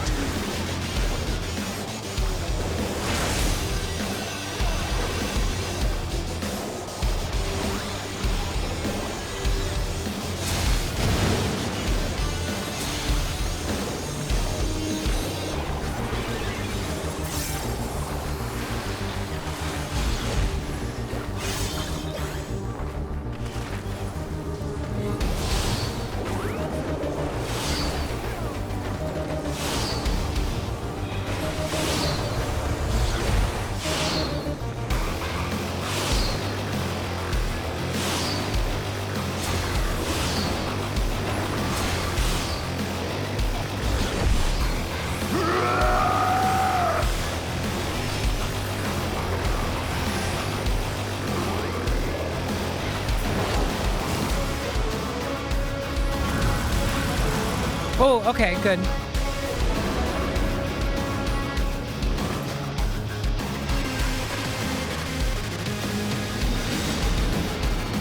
Ah! Oh, and they're standing in the flowers unintentionally. I'm the worthy That's cute. king. No! There is no miracle. There is no miracle. Oh.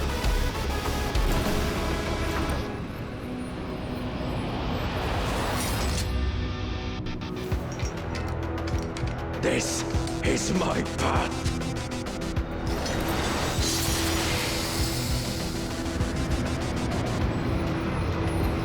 I trust only in myself.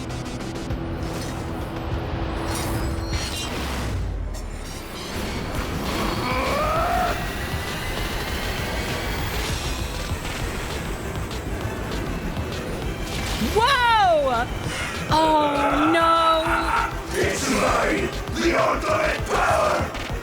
No, you don't know what that's gonna do to you, man. You look like a heartless. That's like, that can't be good for anybody.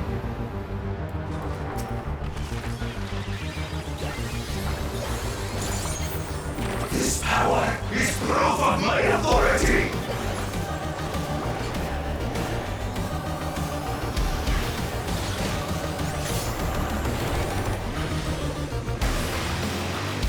Oh. Wait. Oh. Okay. This will hurt. Oh, I see.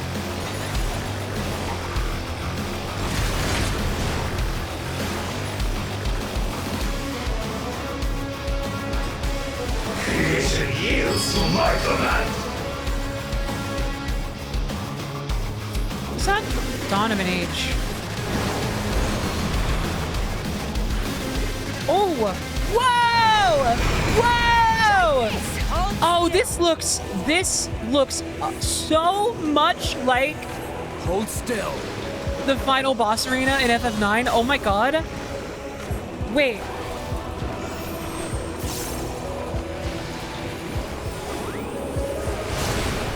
Is that not exactly what it is?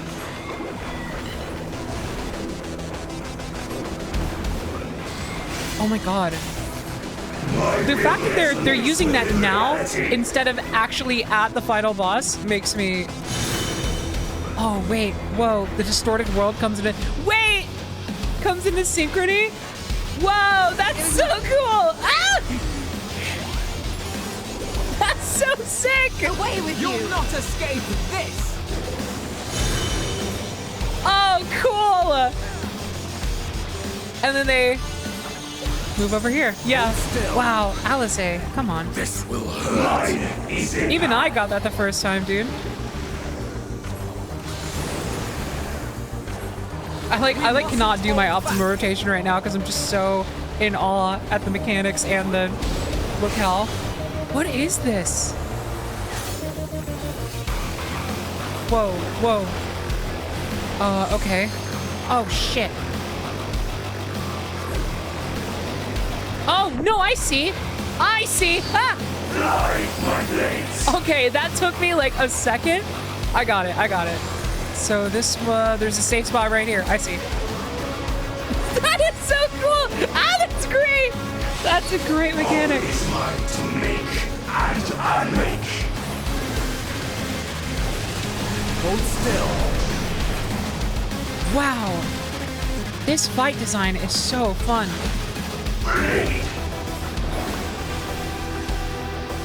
Half full. Oh. Oh, half full? Half circuit. Oh, what? What? Oh, okay.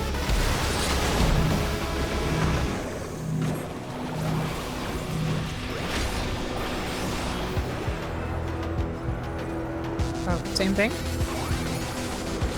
Do the same thing twice in a row, buddy.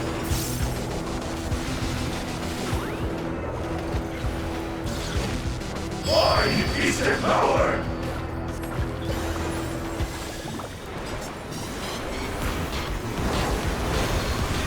Are you all right?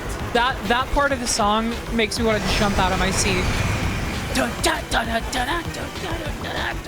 Mine is the path. Uh-oh. Oh my god, there are 4 of them. That's not good.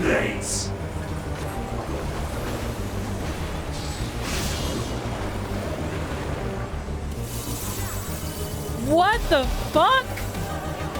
Okay, this one will not be safe. This one will be this one. And then, this is gonna be, this one. No mercy. Oh my god. Why? Ah! Not done yet. I see.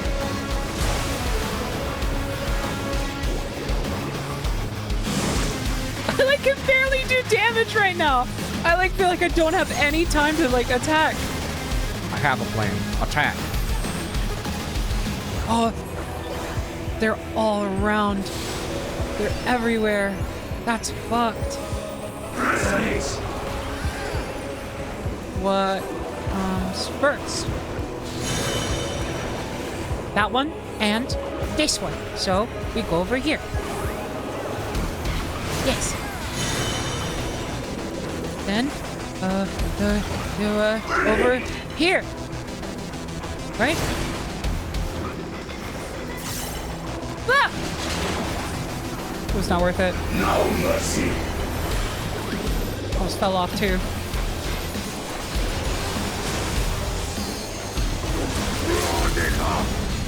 That's right. Drop that LB. Drop that LB3.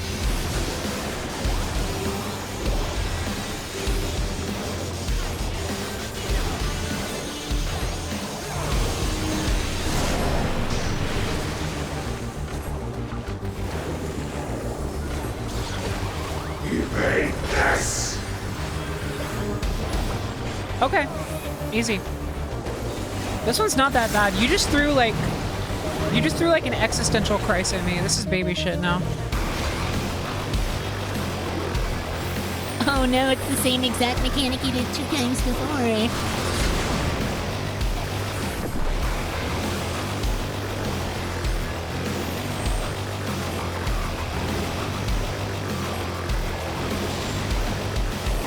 I wish I had the LV3. Mine is the power. He died from water. Oh my god. That was so good. That was such a cool fight. Literally insanely fun trial. The music and the aesthetics too on top of that. Oh. Unreal. Okay. Oh. Nice.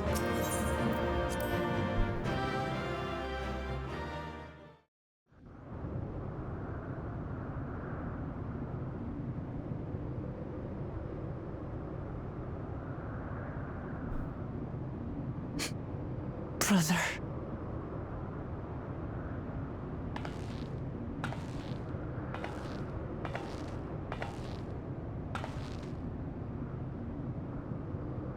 So, it is to be defeat.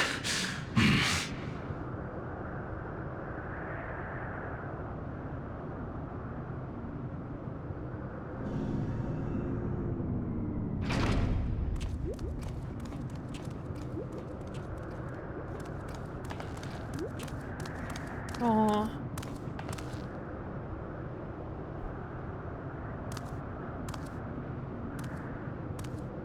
Father, is that you?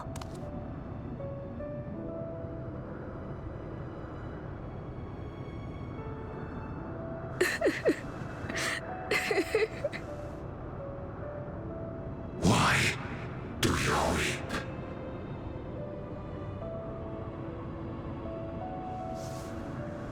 Because it hurts.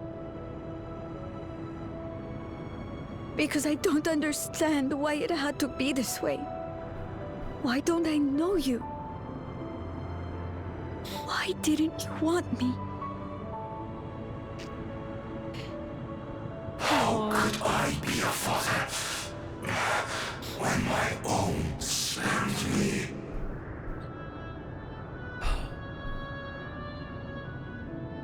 He left me nothing. No throne. No legacy. Nothing. And so, I had nothing to leave you.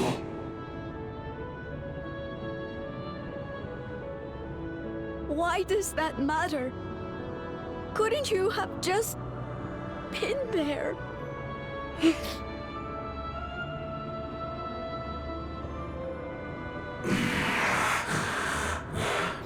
Simple as, man. A lost man for the way. Stop, you can't say a banger line like that. I hate you. Nor do I desire anything of you.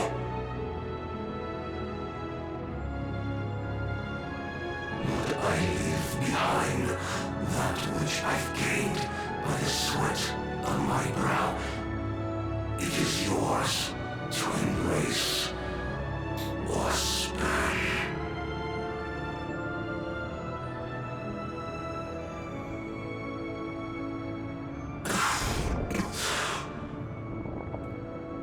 I walked the path of ruin.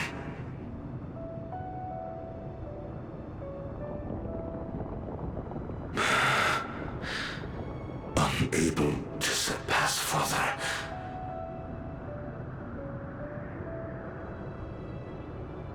Or Ramachi.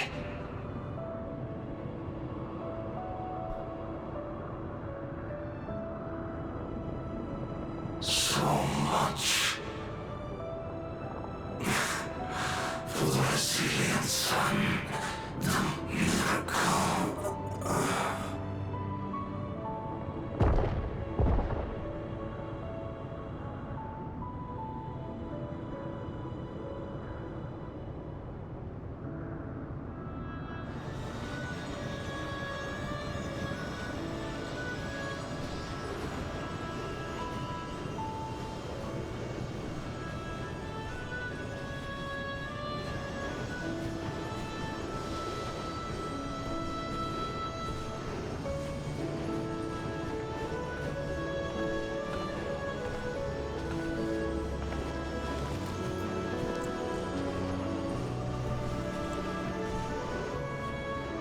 You think Papa left you nothing?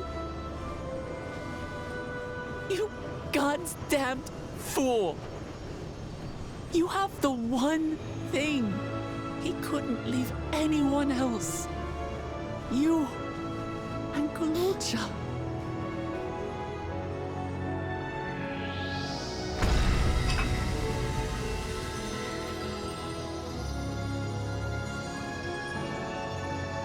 I cannot believe this is not the end of it. Like, what? Where is there left to go? Oh, yeah. It's not over. Yeah, I know.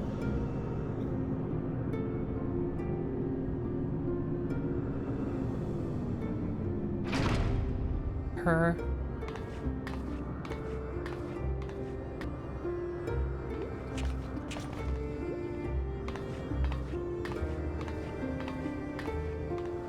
Queen Sphene? Sphene and I aren't talking right now.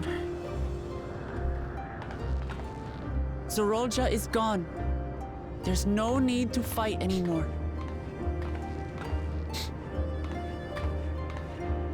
Sphene? Someone grab that little Why are you goblet, here? please. Please, someone grab that little cup off the ground real quick. Just snatch it. Wipe that damn grin off your I wanted face. to express my gratitude to you all for vanquishing the King of Resolve and delivering my people. And to express my regret for what I've done to yours. Your apologies won't bring back our dead or lessen your guilt. Still, to strike you down in revenge would trigger all-out war between our nations. More innocents would suffer. Even if we cannot be friends right now, we need to find a different path forward. A way that Tuliholal and Alexandria can coexist. Nah. I fear that can never be. Shut up! What do you mean? There is no other path for us. It's too late. Girl, your pronouns he, him, because you'll never be I her. cooperated with Zoraal Ja because I needed the life force yielded by the slain to sustain the endless. Of course, the king betrayed me, and with his army defeated, that plan can no longer be realized.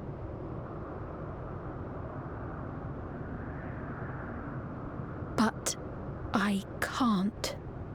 I won't fail my people. Be they possessed of flesh or no, all of them are dear to me.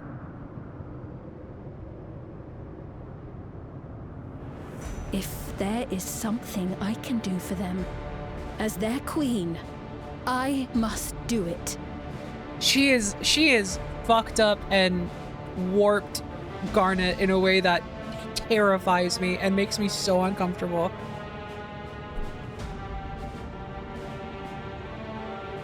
Hear me, It's so Sphene. genius. We appreciate your commitment to serving the Alexandrians and have endeavored to understand your beliefs. Be that as it may, you must know it's wrong to sacrifice our living to save your dead. I see. It's because you do not know them that you believe they're dead. They're not. So long as they are remembered, they shall never die. You understand, don't you?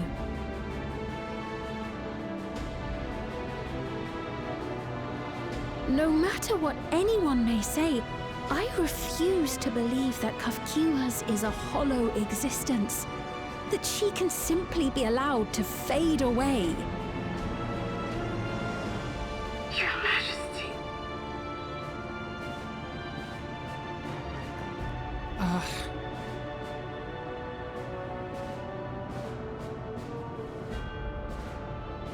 I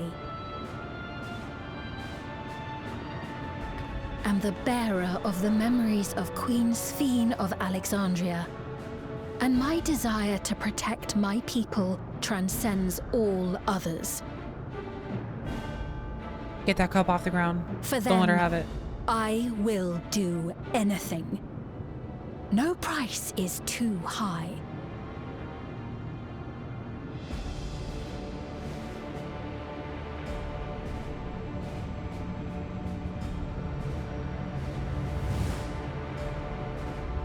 Damn it.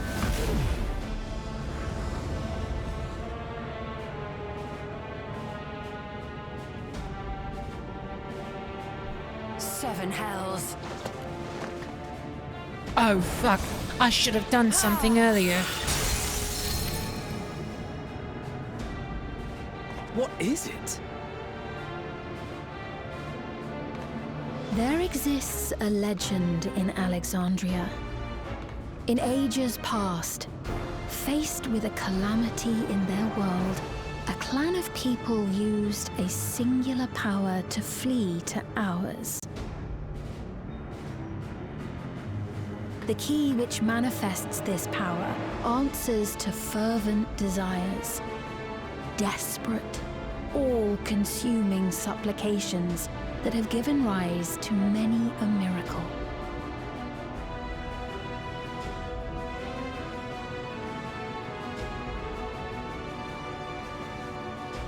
That key holds the secret to interdimensional fusion, and unraveling its mysteries was the foremost mission of the scientists of preservation.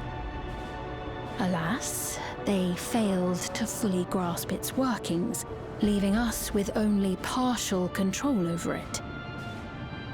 Nevertheless, if I'm to sustain the inhabitants of living memory, I have no choice but to call upon its power. And do what with it?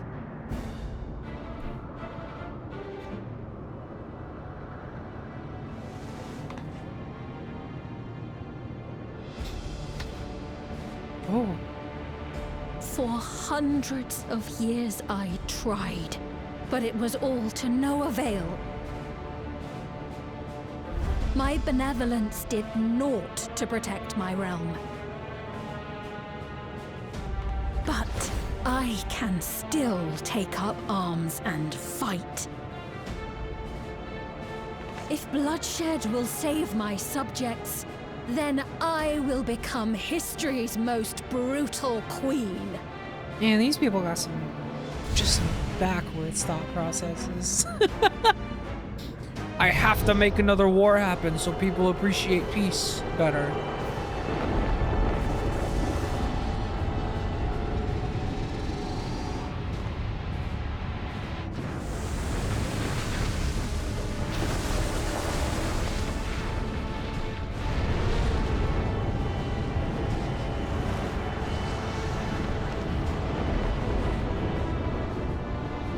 Wait. Oh, that growl was fun.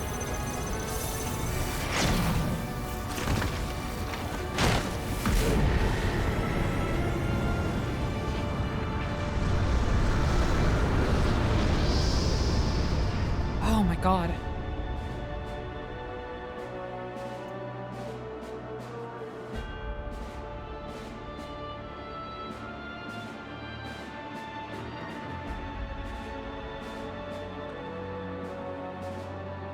Oh, Sphene.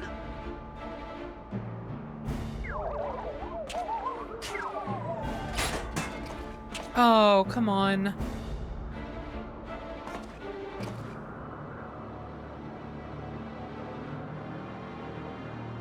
Man, can this guy get a break, please?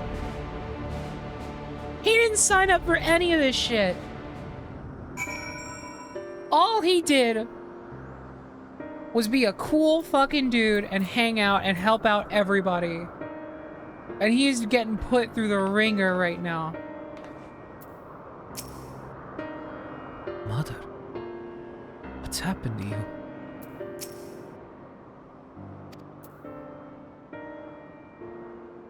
Wow.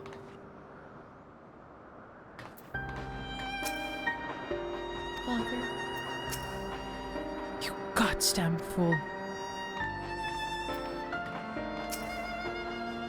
What you're doing is wrong, Sphene.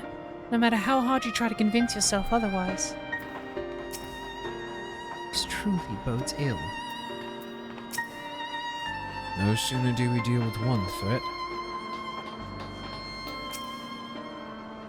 That such a threat existed in another reflection. When Emmett Selsh bade you seek discovery, was he aware of it?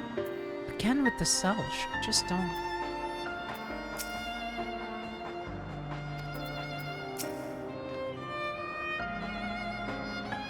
Sphene has the potential to wreak unimaginable havoc with the key.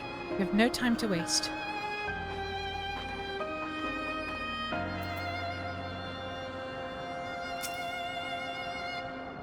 That woman, Sphene, was it? In all likelihood, her true form lies in the reflection yonder. But how to go after her now? Kafkua might know something, but her vessel ceased to function when the portal closed. Let us examine it. With luck, it will yield some much-needed clues.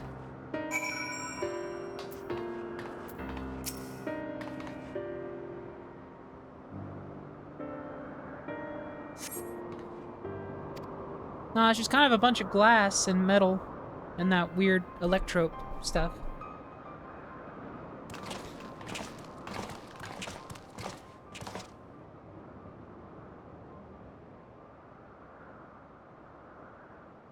It's glass and metal and that weird electrope stuff. Kafkua said she operates her vessel from afar. Could something have befallen her?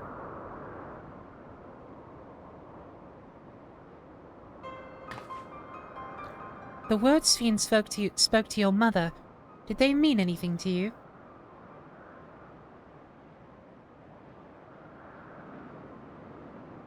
Those who came from my village, none of them remembered her.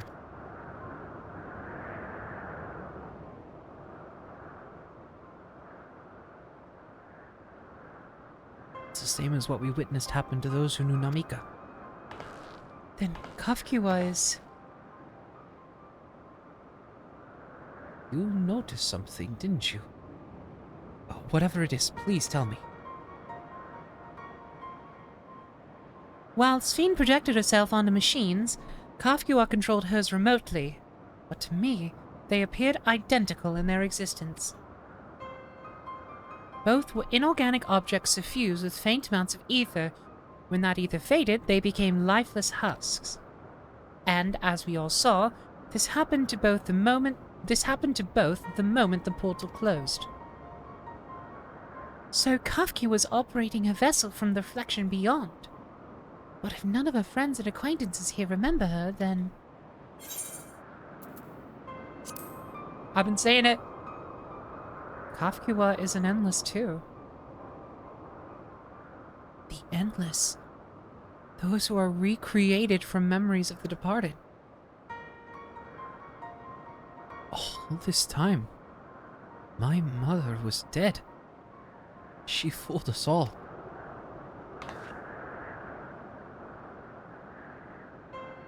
Sphene, for one, does not seem to think of them in that way.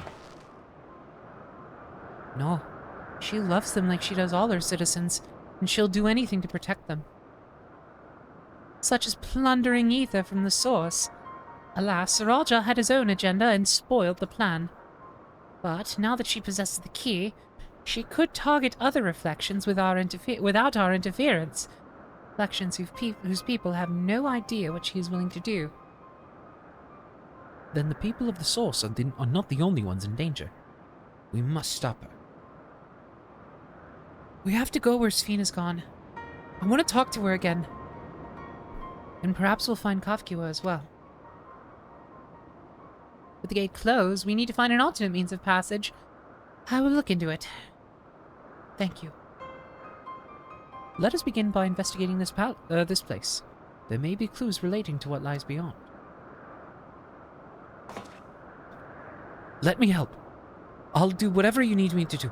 Anything at all. Of course, my friend. Your knowledge and expertise will be most welcome.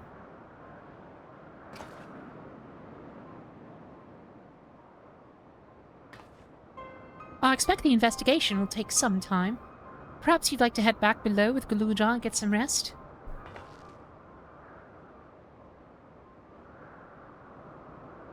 That's not a bad idea. We do need to share these developments with those in the back room as well. Come on, Zoraal Ja.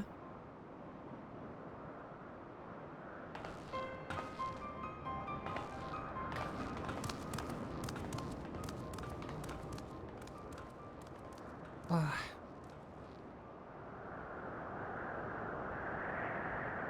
You too, Bella. You've more than done your part for now, so leave this to us. Sick. Yeah, I'll take it. Don't mind if I do. Just like the most disgustingly casual. So much is happening so quickly. I'm still catching up mentally. But where it concerns Zoraal Ja, I have no regrets. I made my choice. Did what I had to do. I only wish I could have stopped Sphene too. Stopped her from walking the misguided path. I could definitely use some rest.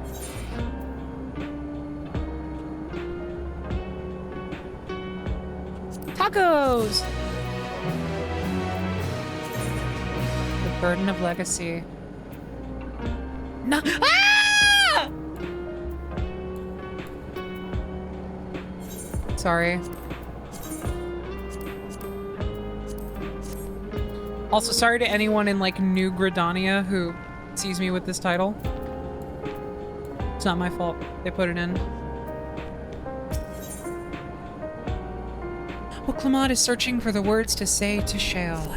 As long as Shale said some words back. Damn it!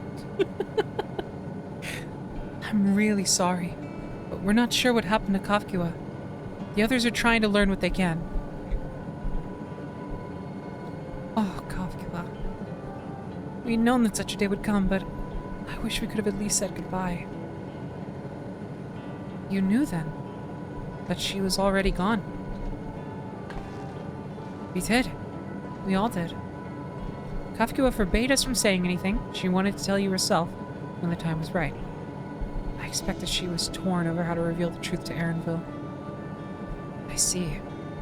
I don't think anyone can blame her for keeping quiet. But tell me, how are the people faring? Have they forgotten Zoraal Ja already? No, they still remember him.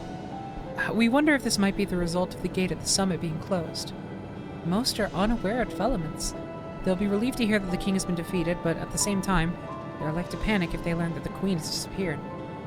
Right now, Geode is making contact with the various government bodies, but it'd probably be best to keep it all under wraps for a time. Agreed. Once we resolve matters, I'll explain everything to the people. I consider it my duty.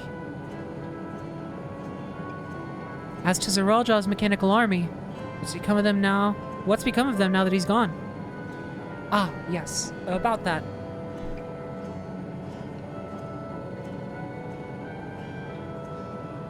Da baby.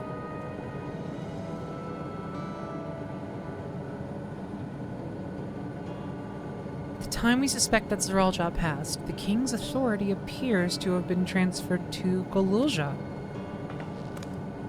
Whoa!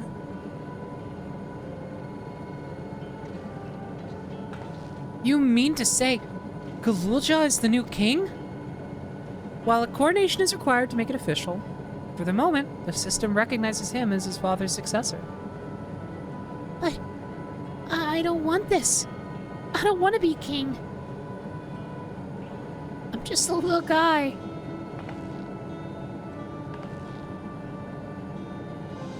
It's not a decision you have to make right away. Given that the authority comes with command of the army, you can't give it up lightly either. We can think on it together later, but for now I want you to hold on to it, to what your father has left you. If you say so. He left his kid admin privileges, come on.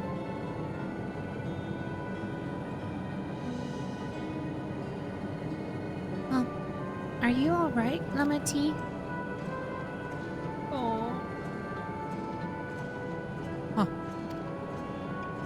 What is this?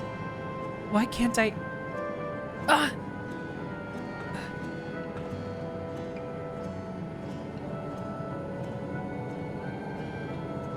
Despite everything that happened, all the terrible things my brother did, I still don't know how to feel towards him. What's wrong with me?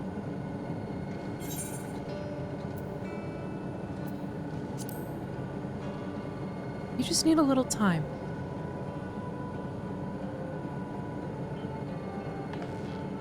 You think so?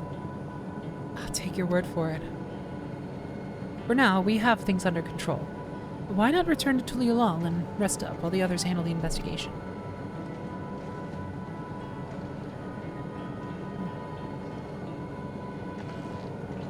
You know, I think I'll do that. It'll be good to see how things are at home and catch up with Kona.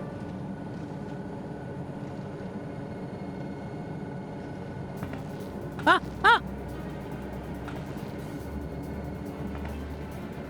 Hey, why don't the two of you come too? Wow! But won't everyone hate me?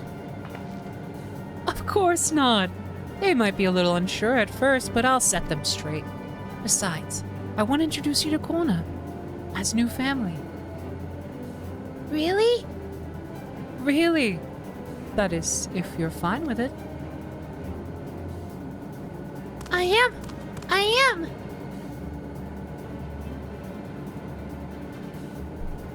So cute. Then let's be off. We'll head directly to the palace to see Kona.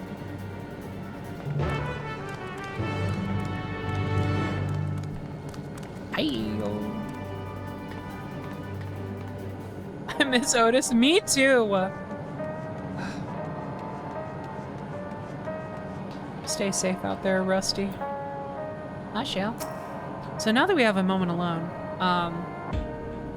I brought you this encyclopedia.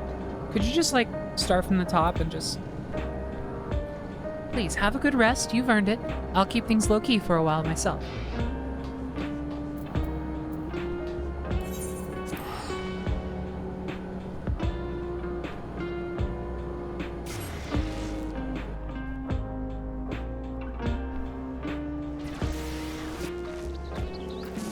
Also, wait. Oh. Okay, I saw people in chat saying level 100. I thought they meant the quest. The quest we were on. Not quite, not quite.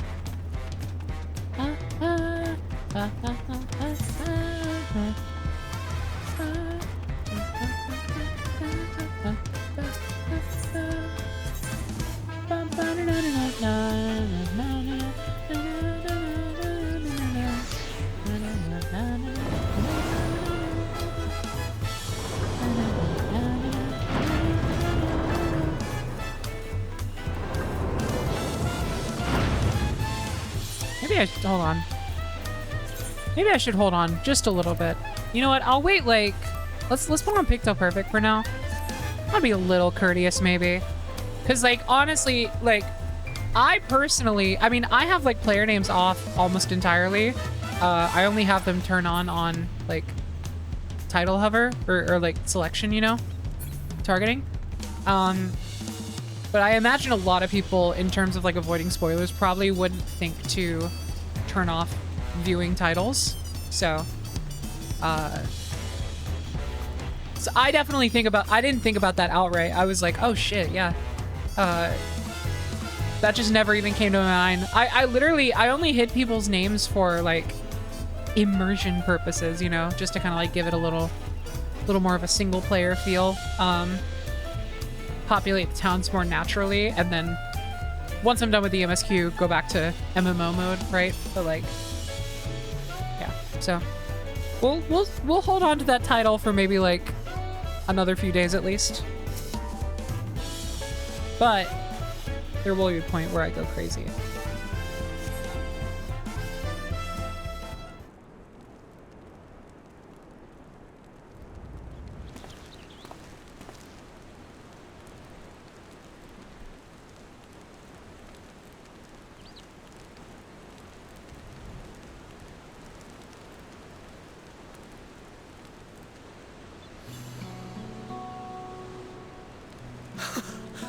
You are returned!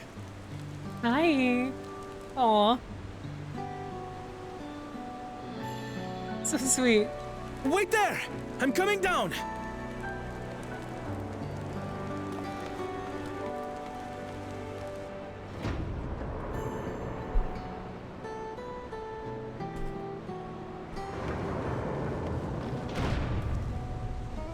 Where's Lamachi? What happened inside the dome?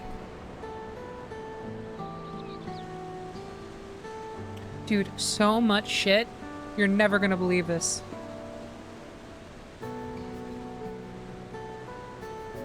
And then what happened? And after that, it was a fucking crazy time. So my brother is gone. Oh, yeah, sorry.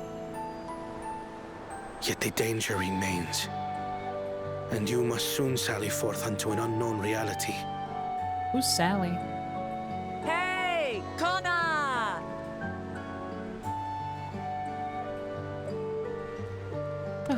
Hey, Kona.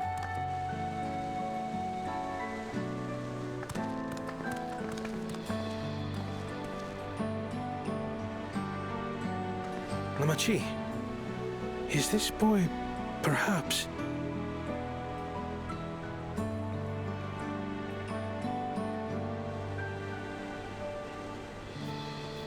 Gasp.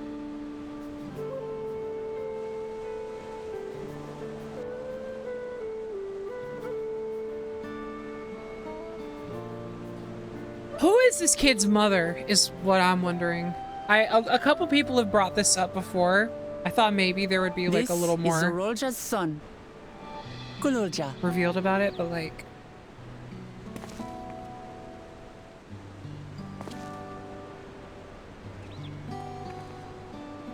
I see.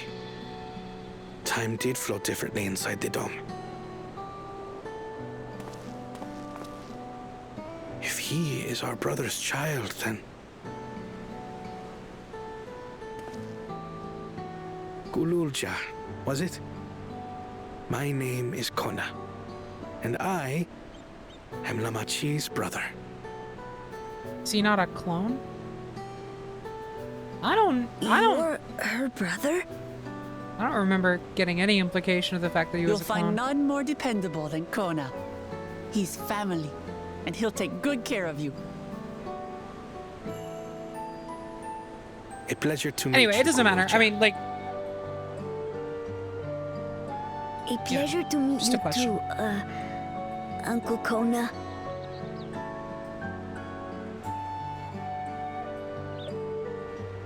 Well, I suppose I am your uncle. Aww. But simply Kona will do.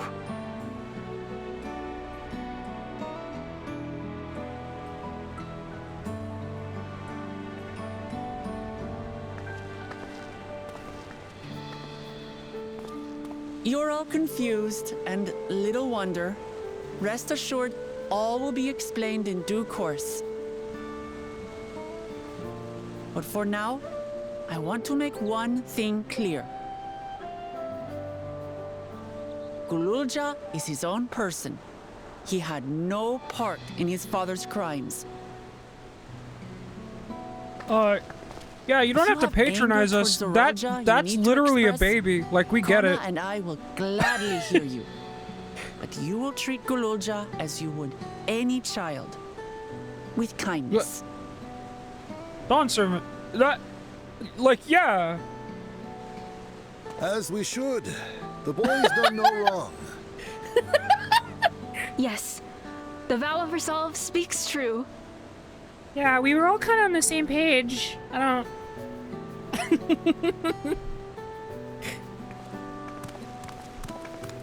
So, will you tell me what happened? Grahatia has given me a summary, but I would hear your detailed account. Just pretend she Can we convinced walk while we you. chat? She I want needs to see this. how things are in the city. In that case, let us make our way to Bright Bloom Post. Our soldiers remain on high alert, but if the threat of invasion has passed, I will bid them take a well-earned rest.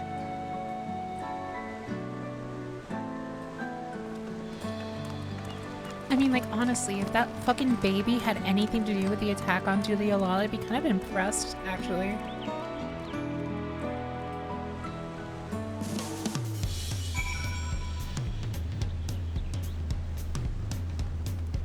Yeah, like maybe we would have like deserved it at that point. Right? It's just a kid. Sorry. It's like not that funny. I'm just extending it because it's fun to act it out, I guess.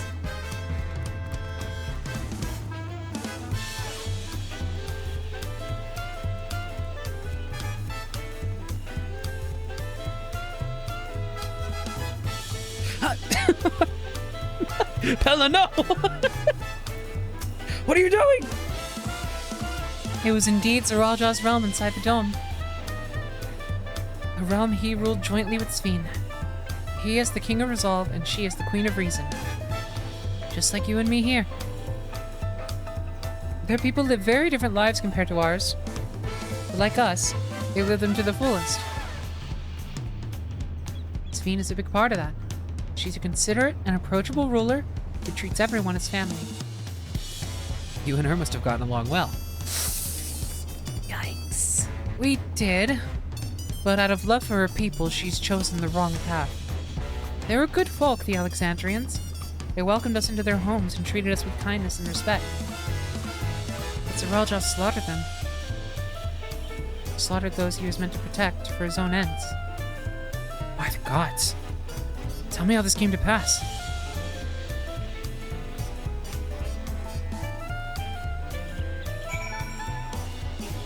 Katie! Well, Claude says everyone be nice to the baby, and the comedically evil role class villains start rubbing their hands together. A baby, you say? The perfect mark. Yes. Oh my god, I have not been doing the role quest. Yikes. That's gotta go on like the bonus stream, I guess.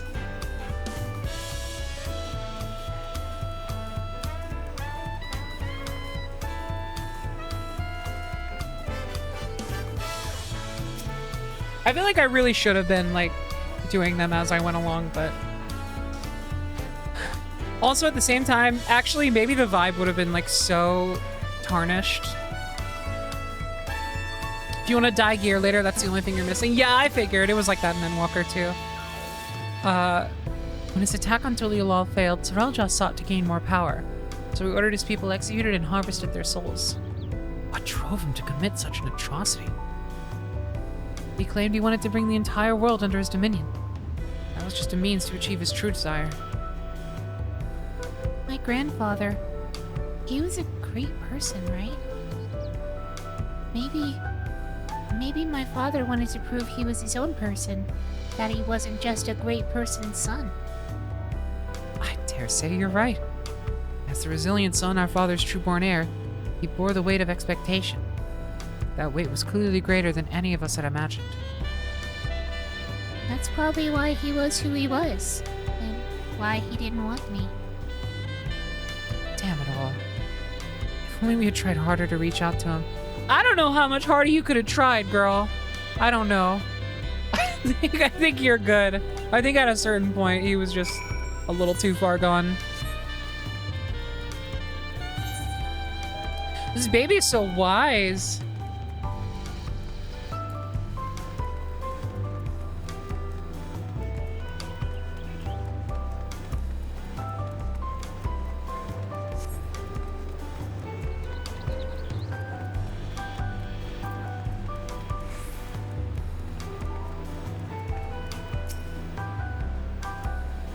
Zoraal Ja had become unimaginably powerful.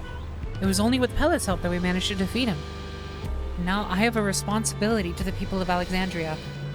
And above all, to Zoraal Ja. That's me. I promised, didn't I? I wanted us to become family. And it isn't only out of obligation. Since I've gotten to know you, I've come to really like you. You might not be my nephew by blood, but we're family to the end. We'll always be there to help each other. Isn't that right? Right! You too, Bella. After everything we've been through, we're already as good as family. What? What do you mean, what? The more family you have, the merrier, don't you think? Come on, let's head into the barracks. I'm down. Yeah, sure. Why not?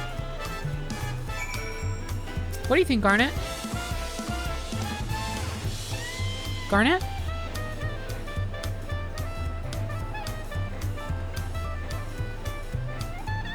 Can I say it?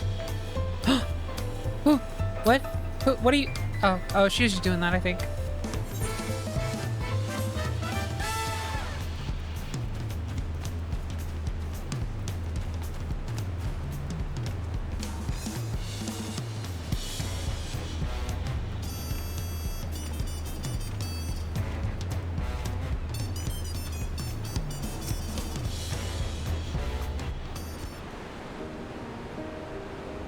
I thought you were doing the Garnet Depression arc. Fuck, that would have been really funny and clever. Shit. Damn it. That's too smart for me, I'm afraid. I'm glad I could hear what happened in the dome. I'm sorry that you had to bear such a heavy burden, Lamati. Don't be. This vow of resolve, it was something I had to do. Besides, it was your ingenious strategy that kept Tuliolol safe. Asking you to rule with me was definitely one of my better ideas. It was because we all fought as one that we could repel the invaders, and then only with the aid of Vitra and his kin. Oh yeah. Yeah, we didn't know about that. Thanks to Alphino and Astidian interceding for us, we were able to swiftly forge an alliance with Rathadan. And when the dragons appeared in our skies, I felt that this was it. The Tuliolol Uidid vision. We owe our new allies a great debt. I hope that we can repay them one day. Indeed. Once I've dealt with matters, we should go and thank them in person. Bella had told me as much, but you still have work to do, yes? Yes. I need to find Sphene. She harmed our people so that her own might live. But as I was raging at her deeds, I realized something. Just because Tuliolol is safe doesn't mean I can ignore what becomes of Alexandria. That's the kind of thinking that led to conflict in the old days. I want to help the Alexandrian people live in peace and happiness. And the only way to do that is to stop Sphene from walking her path.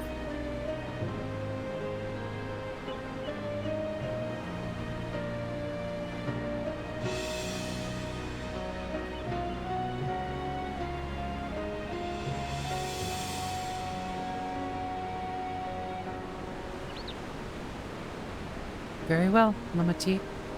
Just promise me you will take care.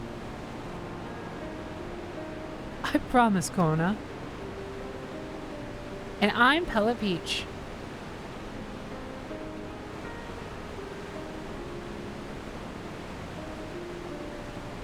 The end.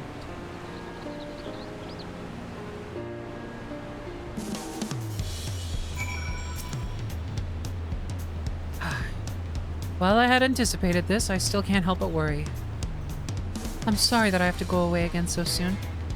But even setting Sphene aside, some of our own people may be among the Endless. I can't just sit around and leave everything to the others.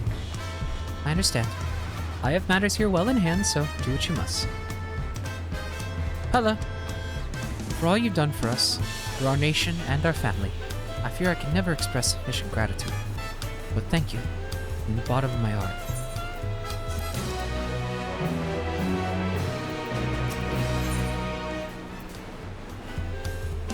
Pokemon wishes to look in on her soldiers.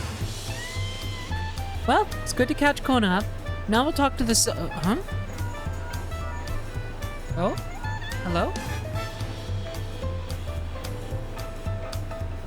Who might this be from? Hello? That's right, Pella's with me. Is that so?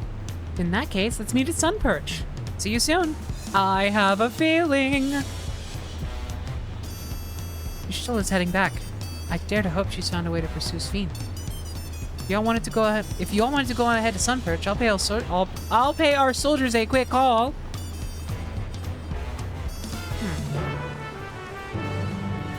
Tonight's gonna be a good night. It already is!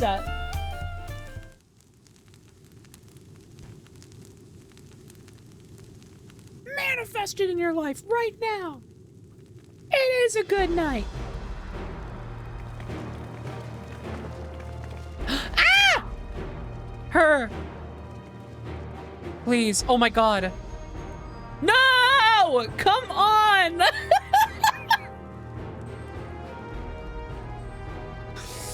Why are they keeping her from me? Apologies for the wait. You're all here. Then that means... Aye. We believe we found a way to travel to the reflection to where Sphene is retreated.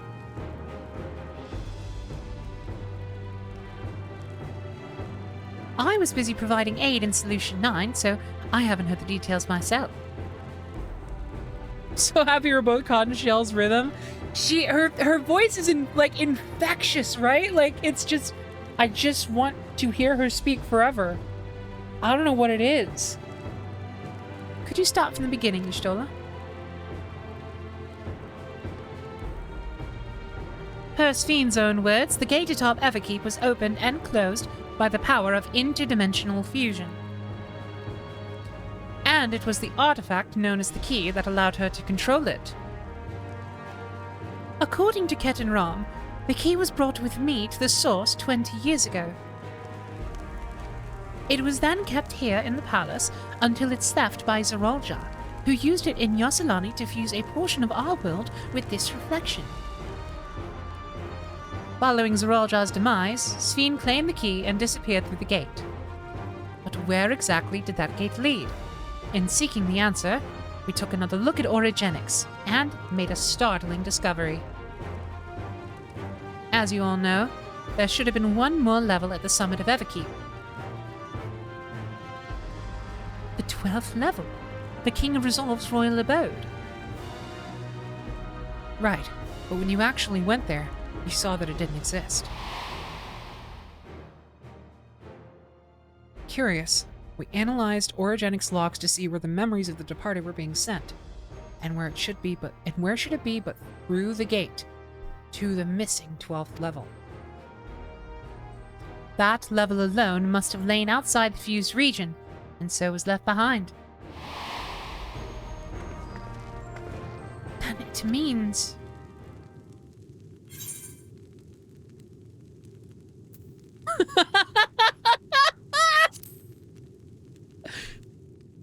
Alphino, if you'd be so kind.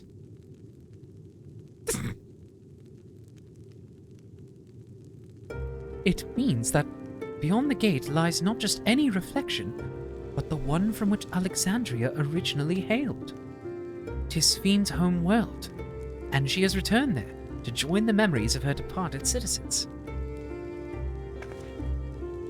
Good boy.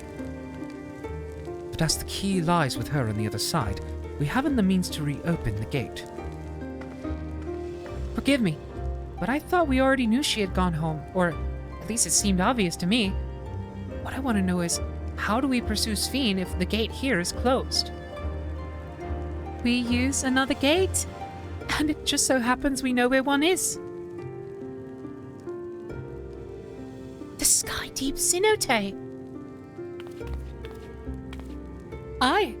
All evidence suggests that the gate there leads to the world whence the Alexandrians and I came. But assuming that's true, how can we open it?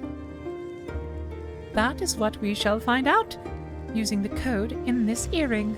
Ah, it's all coming together! As you recall, Kryle's earring is a fucking USB drive. Uh-huh. An analysis of it yielded a code, something used to control a contraption, and a very large one at that. Given the circumstances of Kryle's arrival in the source, we believe that said contraption is the gate to the Golden City. This is admittedly an educated guess, but we are quite hopeful that it will work.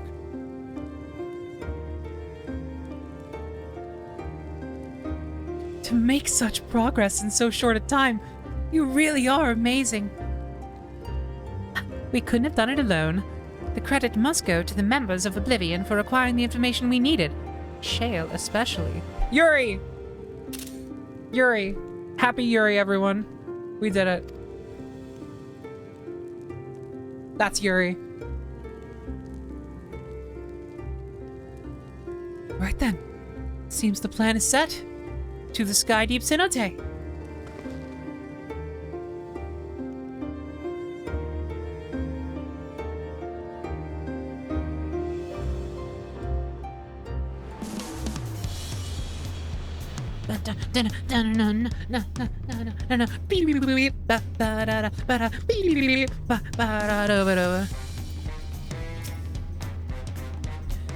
Begging your pardon, Pella, but might I have a moment ere setting forth?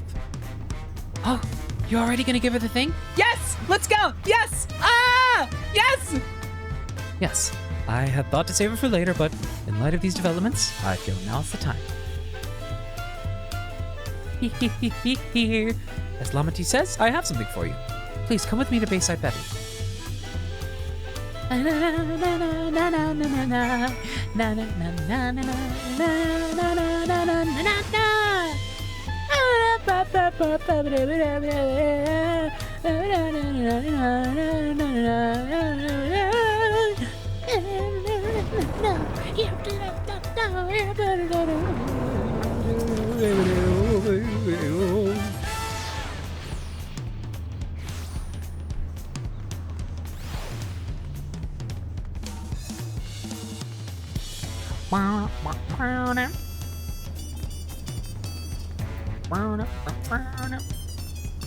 Tuliolol is safe and in no small part due to your valor.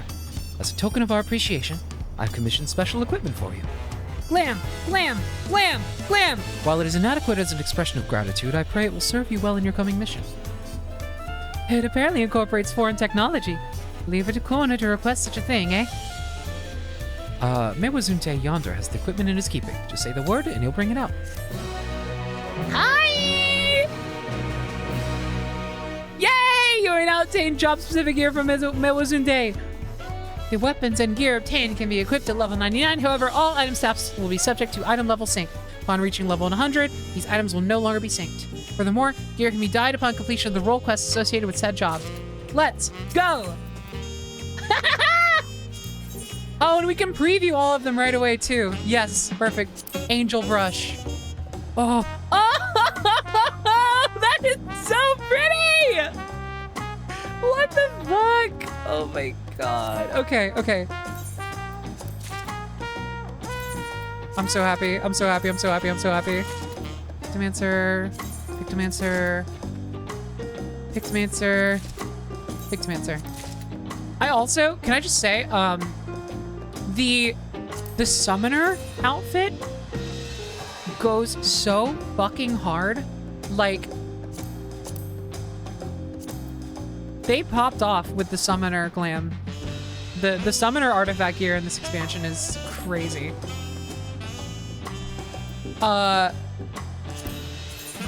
Red Mage 2, look at the material on that. Oh, delicious. What else is there? Black Mage. I love the Black Mage one too, honestly. Oh my god. All of the caster sets are extremely good.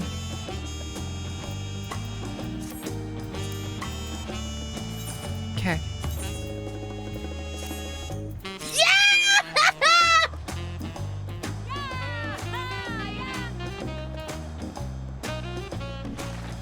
She's real! Oh. I'm Dinny mode. I could go for some Dinny.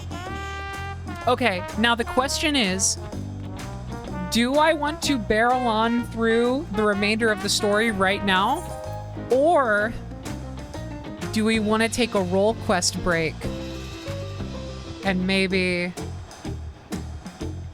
unlock some dies for this one before we do it?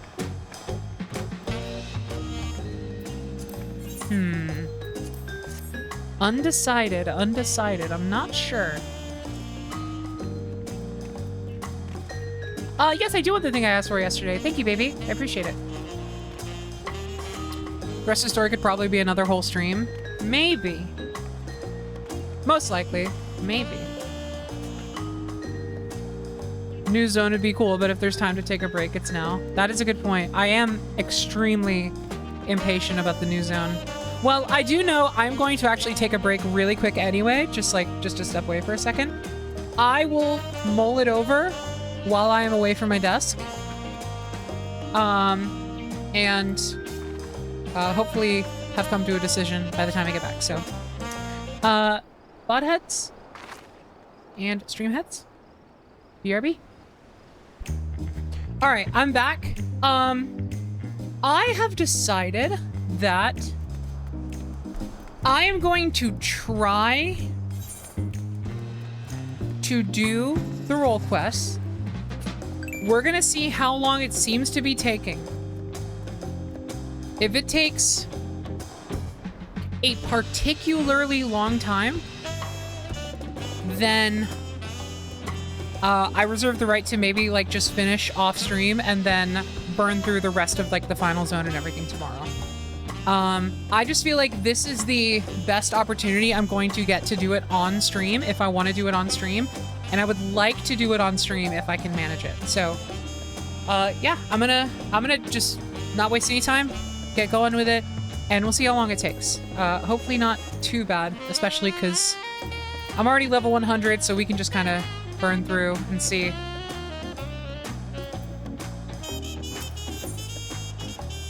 Suhei seeks an adventure with a penchant for the magical.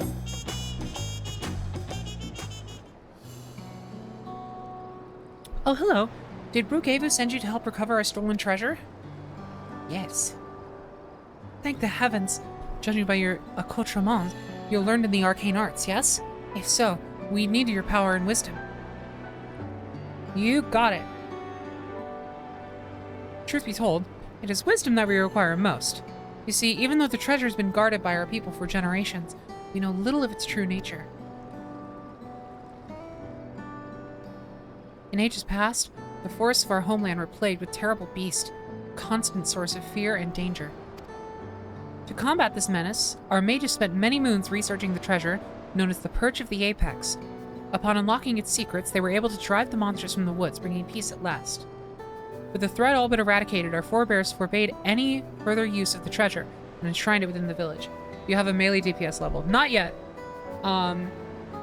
Picto is the only thing I have at level 100. I'm currently working on getting Dark Knight leveled up by using it to do Shared Fates, but past that, everything else is at 90 maximum.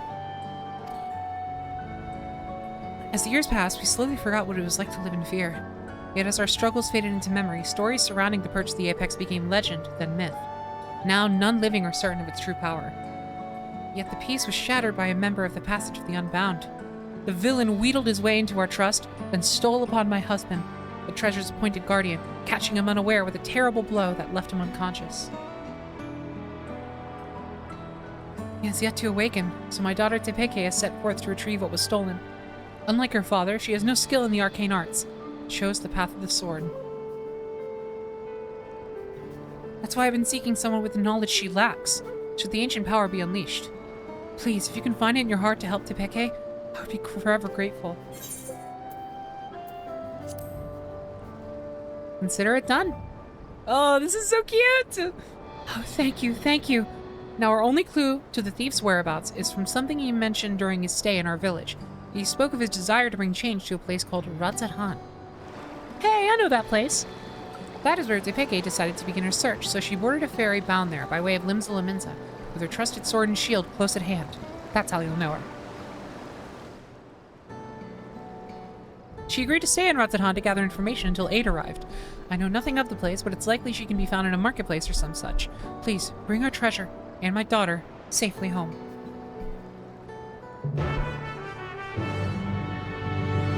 Alright.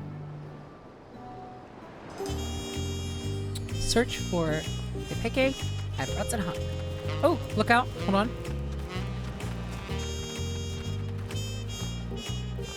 I might want to see... I want to like preview how this dies a little bit. No, we can't do it just yet. Ooh. Oh, interesting. Okay.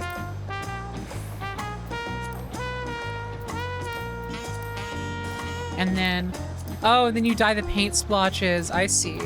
Oh, that's pretty cute. It's not too bad.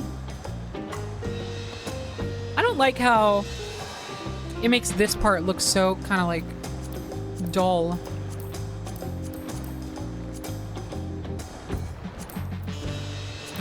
Almost no matter what you paint it.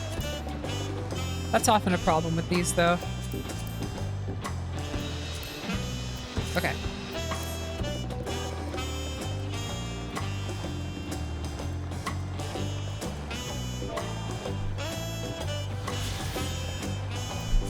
To Rotterdam! It has been so nice not having to spend a single gil on, ether teleportation this entire expansion. I still have over 1,000 tickets from just the like 2 or 3 months I was focused on grinding hunt trains and everything. Like, it's crazy that you can just become so sufficiently prepared for hours upon hours of teleportation just by like doing hunts a little bit. Probably swordsman.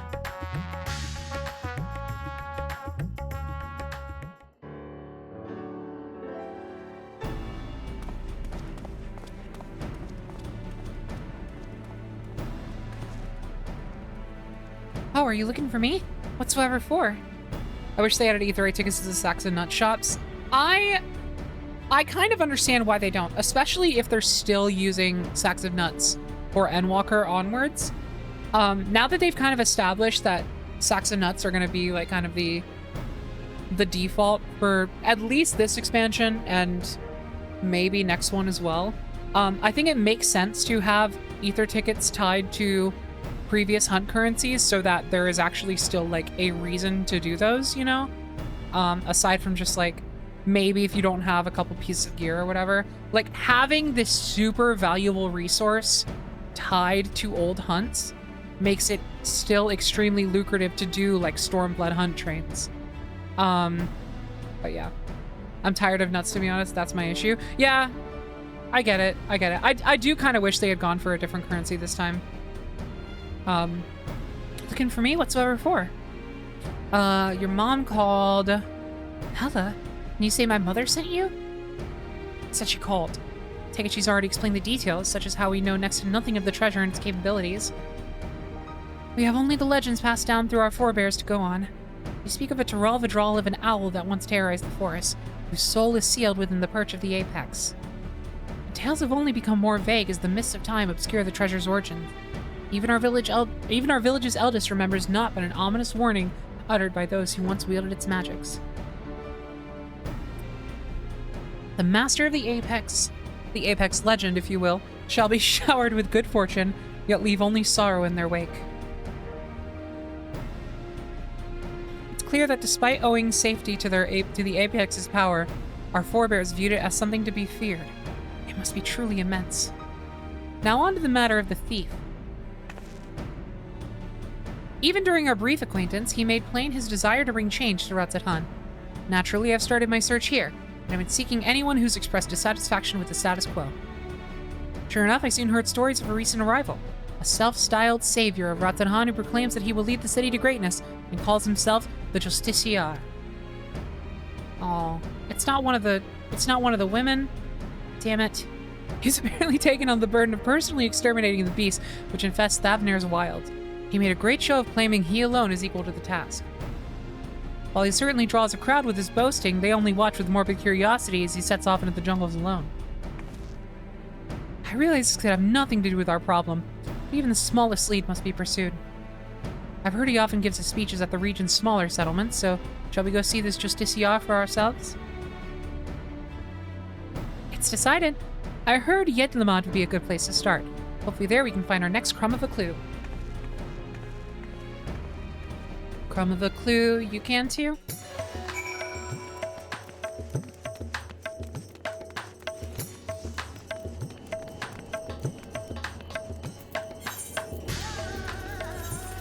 Oh, right.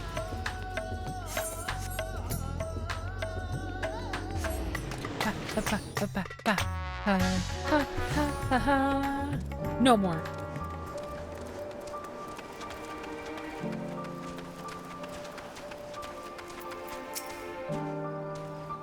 Hello, we're in luck. This boy saw the very man we seek. Seems he gave the same grand speech about saving the people, claiming that danger lurked nearby before venturing forth to combat alone. Yet the Radiant host could not well stand idle if there were truly beasts afoot, so one of them followed him. All we need to do is pick up their trail. He ran towards the shroud, but you might be able to spot him from Kajaya's footsteps. You can see the whole forest from there. Thanks, you've been very helpful. So Bella, let's head there and see what we can see.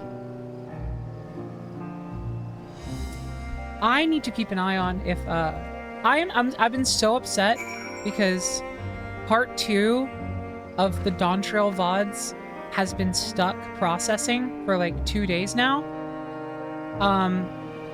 It's like I can't even watch it. It's not even at 360p.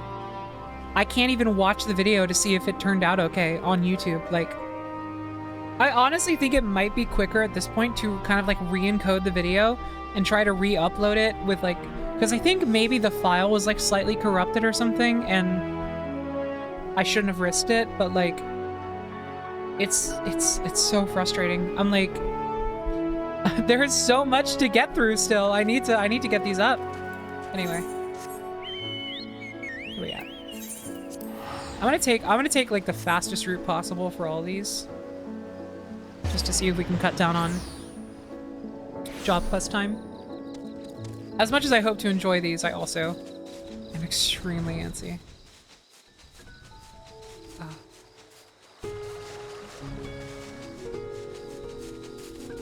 Wow, God, Retzanon looks so beautiful right now.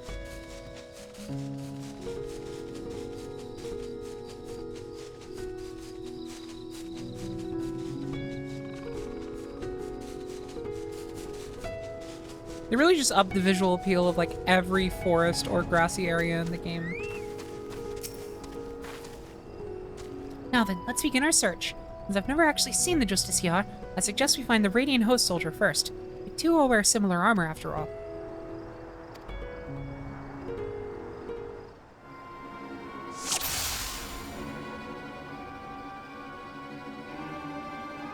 Where's the shoe bill?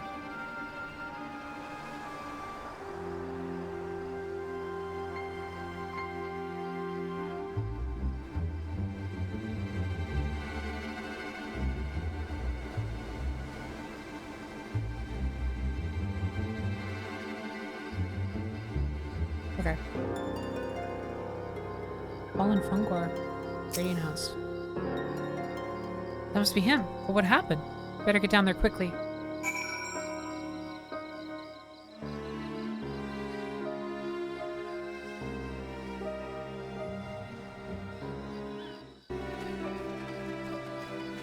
Whoa. That was a weird jump in the song.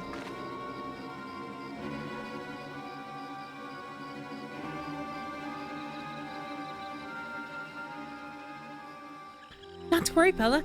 He's unconscious, but otherwise appears unharmed.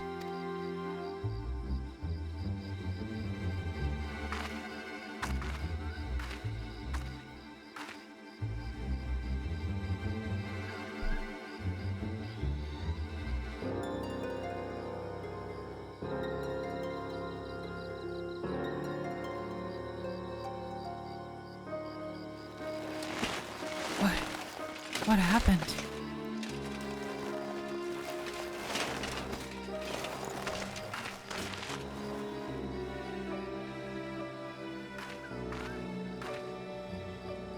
You got.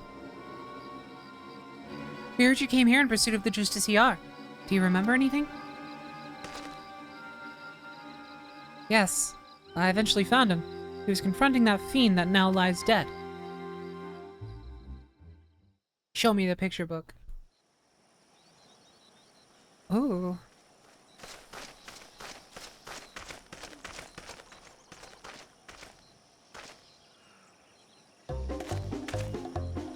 Boing, boing, boing, silly! At last, the Justiciar graces Ratzahan.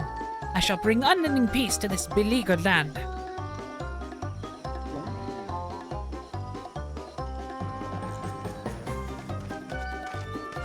You're brave to follow in my path. Few indeed possess the mettle to even consider the terrors which threaten our home, let alone stand against them. Yet courageous though you may be, you are far too weak to fell a beast so mighty. Quit this place with your life while you are yet able. Yeah, the shenanigans music in this expansion goes hard. I really like this track, actually.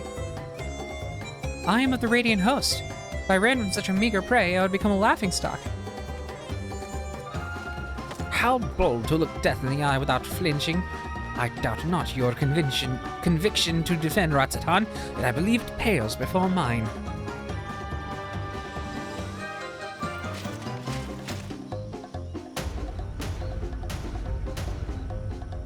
Oh, Apex, bestow upon me your divine might!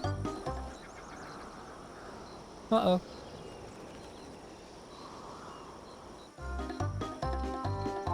Do not heed my call. I require your power more than ever. Is something supposed to happen? Why? Am I yet unworthy? Or mayhap there is a button I must press.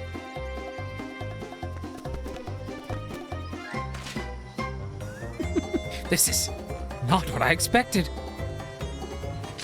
Stand aside. I'll dispose of this pest. Just give me a moment. It cannot end like this. I won't be made a fool. Come on, you moldy trinket work. Transform me into the hero of Ratsatan. There we go.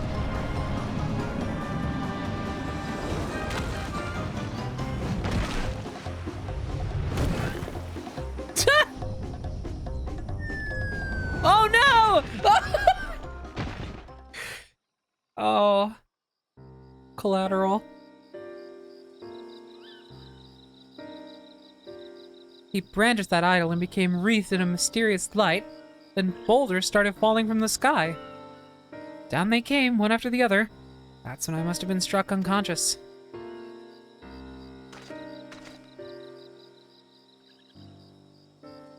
It's a rock. I recall only faintly, but I think I heard the man mumbling quite excitedly, as if he had come upon a sudden revelation, or as if he was overtaken by madness.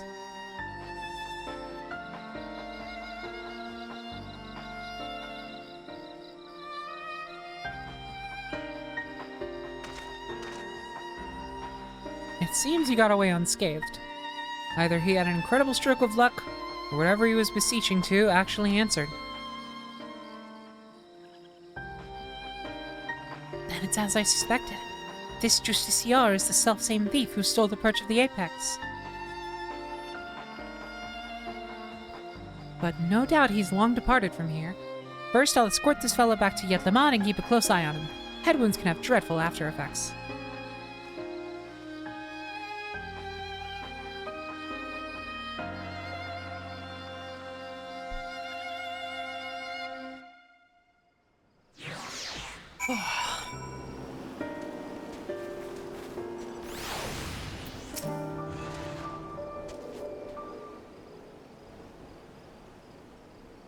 The soldier made his way to Ratsatan to make a formal report, and what an odd report it will be. His account seemed to align with the legend of the treasure's power. The wielder escaped unharmed and brought ruin to those around him. Could those falling rocks have been a freak accident? I'm not so sure.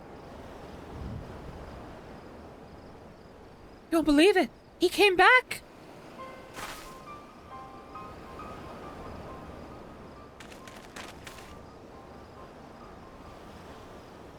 Came back. The Justiciar? Yes! Not long after you left! Damn. He said he beat up a monster that knocked out a Radiant. He was laughing his head off. Did he really do that? Is he really stronger than the Radiants?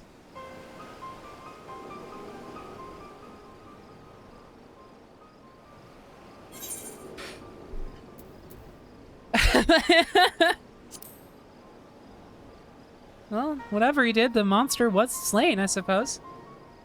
Well, My mate can't stop talking about him. He wants to be just like the Justiciar. His mom and dad weren't happy about that, though.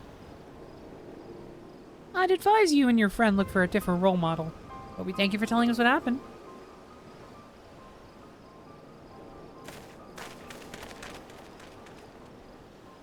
Well, there is one less Sphene skulking about, I suppose. He may have been simply testing the treasure's capabilities, and as far as we know, he's yet to use its power to evil ends. I find his motivations a mystery. To steal the perch of the Apex by force, only to come here to Thavnir and use it for good? Makes no sense. You ever tell of this passage of the Unbound, yes? Many have ventured to Tali'Al claiming to be their victims. Yet here they would be saviors? If he had such noble goals, then why did he stoop to such devious deception? What could he be plotting? But it's neither here nor there. He stole from my people, and that misdeed can't be forgiven. The perch of the Apex helped us win peace. By its might, our forebears built the foundation of the lives we now lead. Until recently, it stood silent, a symbol of our pride as a people. It reminded us that we carved out a home within that inhospitable wilderness. Being trusted with its protection is a great honor. I was so proud of my father when the elders chose him.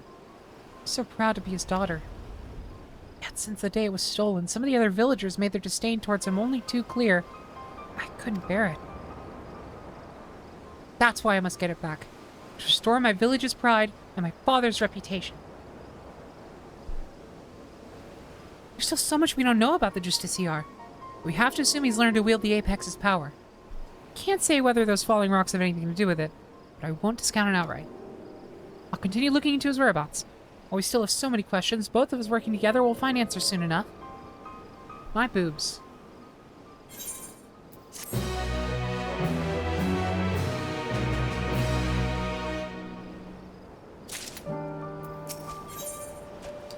Hey, 92. Making good time. This might not be so bad. Tepike wears a troubled expression. Ah, Pella, I'm afraid there have been some developments that are less than encouraging. News of the Justiciar's actions have spread throughout the city, and with each retelling his deeds become more valorous. The younger citizens in particular seem to view him as something of an idol. Despite the creatures he hunts posing no real danger, he would paint them as mighty beasts in need of felling. Of course, the Radiant hosts are far too busy to trouble themselves culling every pest that casts a sideways glance at the city's gates. Yet, the Justiciar has twisted circumstances to his advantage. He proclaims to anyone who'll listen that the Radiant hosts shrink with terror before these beasts, and that he's the only who can eradicate them. Though you might expect such claims to be dismissed as wild ramblings, it seems no few people have fallen for his ploy. The whispers of his exploits among the youth have practically grown into a clamor. Yet we mustn't be discouraged, for his increasing fame only makes it easier for us to sniff out his trail. And where better to start than Ratzahan? See you there, Pella. Back to Ratzahan. The Tome City. The home city. Where we roam the city. Lom, and, play a space to roam.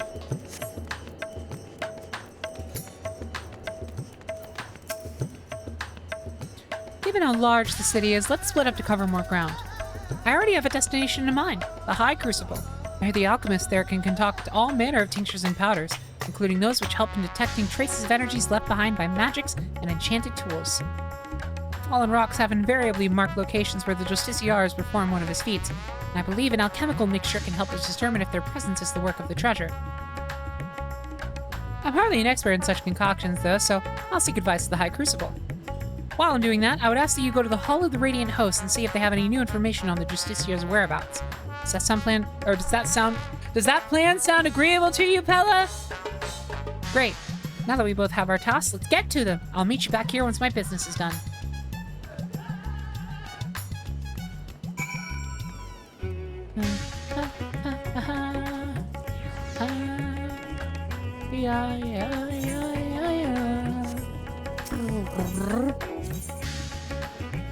Where's Radiant? Oh, here we go. Is this where the job quest started last time? Like it was somewhere around here. No, it's not. Okay. There was a table in there. Hi. There's no table in here. I'm tired of hearing about this Justiciar. Its popularity among the city's younglings is quickly becoming a cause for concern. Try as you might to refute his claims that the Radiant hosts are allowing monstrous beasts to run amok unchecked. You know how young minds are. Impressionable and difficult to change once set. We initially disregarded him as a boastful eccentric, but his alarming sway over the populace can no longer be ignored. We are at present considering whether to open a formal investigation into his activities. You and this ally of yours have done well in your search thus far. You even have a working theory about the falling stones. Quite impressive.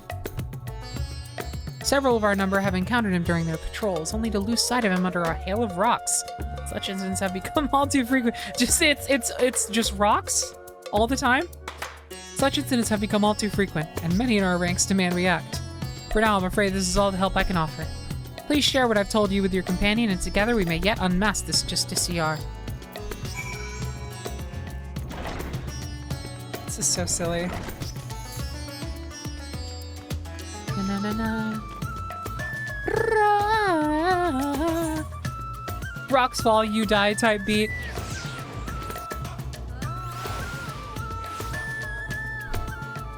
Makes for a interesting vibe of a story. Hold on. Hold on, I'm being cute.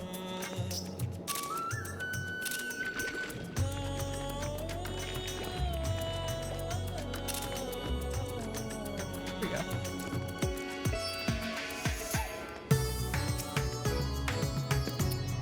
go. What he said. Huh. It's heartening to know that the Radiant hosts are taking this seriously. Thank you for speaking with them, Pella. I have good tidings as well. I explained the situation to the alchemists. The alchemists, and they provided a powder that should help detect traces of magic in the surrounding environment. I say help because the powder reacts only faintly on its own. To function properly, it requires the skill of one practicing the arcane arts. Luckily, I have you. I've committed the locations of all sightings to the Justiciar to memory. The closest to us was the perfumed rise. Let's hope this powder works as intended. Yes.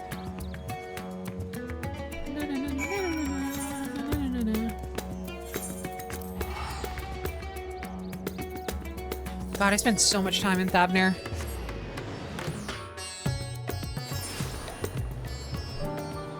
And I'm gonna continue spending so much time in Thavnir because I still have so many jobs at level 80 that I can passively level here.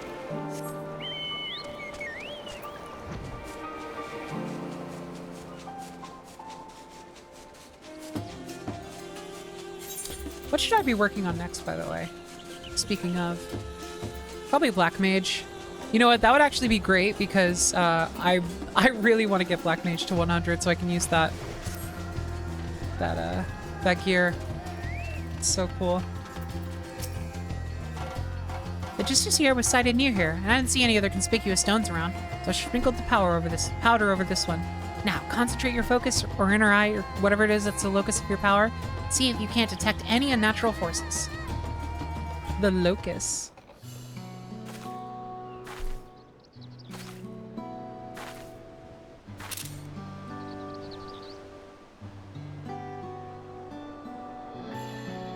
Don't be magic shy. You're so good at this. You're so good at most things you try. Remember? Whoa! Whoa!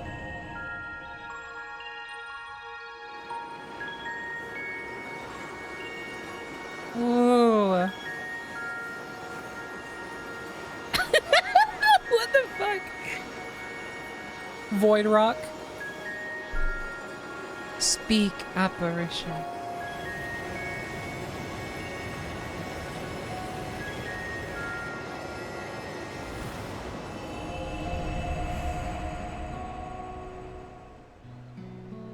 Why is yours so good? I'm jealous. I want to hear Phil think with rocks. This is okay. So, for context, I believe it was yesterday or the day before. It was sometime recently. In game chat, Katie was doing the healer role quest, and like, I guess was just not into them whatsoever. And so I log into the game, and the first message I see in Free Company chat was like, Betty, please save me from these fucking healer quests. I have the healer role quest and my villain makes me seethe. It's so funny. I'm like so curious what could possibly be so bad about them. Are you able to detect anything?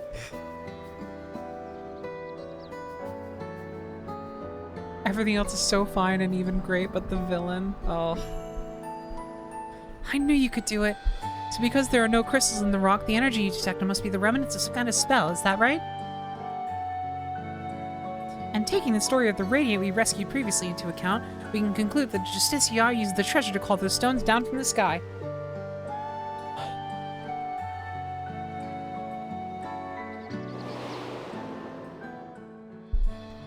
At least... Oh, no, that's still her. At least we now have an inkling of its... Dear child, with you, Ruby!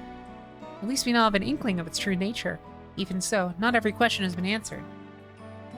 The Radiant told us that even as the Justiciar stood before the creature, he seemed to have trouble calling forth the Apex's power at first. My father once said that the Purge of the Apex is much like the wand he used to weave his magics. Of course, the main difference between them is the unique nature of the essence stored within the treasure.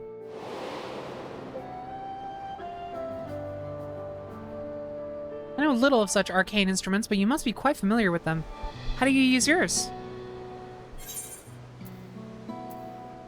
I rely on sheer...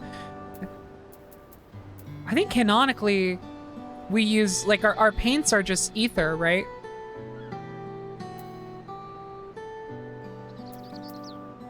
It's not even real paint.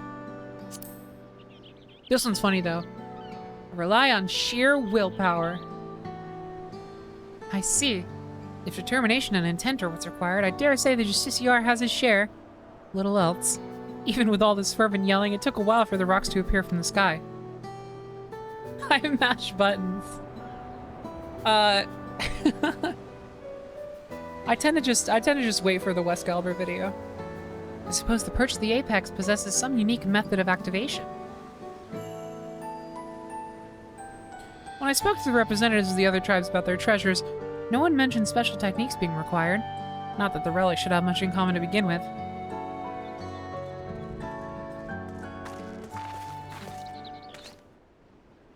You two, did you see an Auri girl pass through here by herself? I'm afraid not. What happened? Oh, wait. I recognize you both. The hero of the final days and our recent visitor from Zoraal? Apologies for the imposition, but may I beg your assistance? It's all that Justiciar's fault.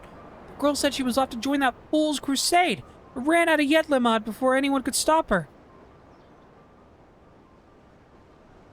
Fuck. Her mother begged us to find her. If she's following the Justiciar, she could be anywhere. You see, he's been sighted at locations scattered all over Thavnir.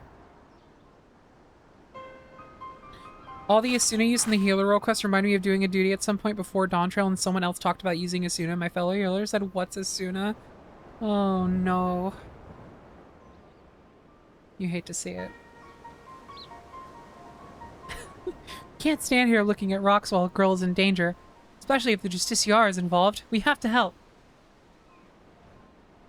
Absolute nightmare.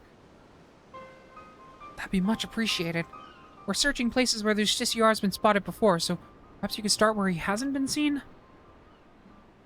Good idea. As far as I know, he hasn't been sighted at the northern shores. Come on, Pella. What if it's a cool rock? It is a cool rock! Did you see what it did? But sometimes some things are just more important.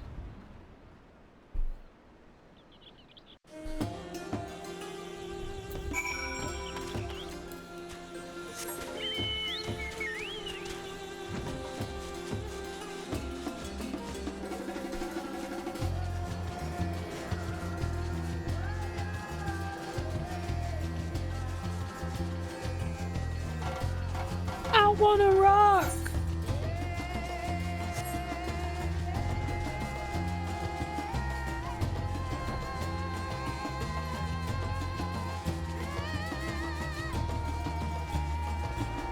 Oh. There we go. Hey, Ecto prep.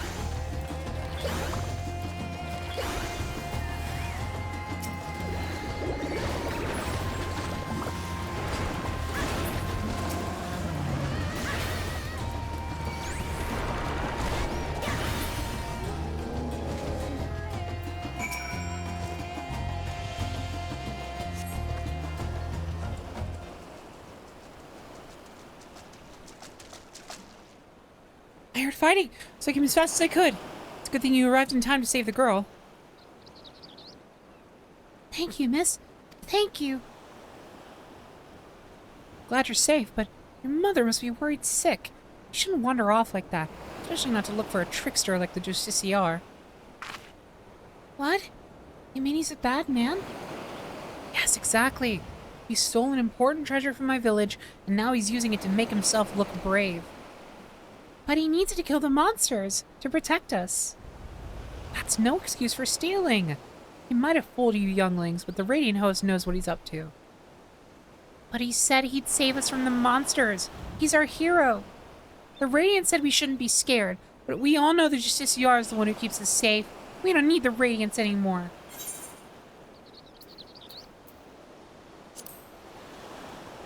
No hero can save the world alone.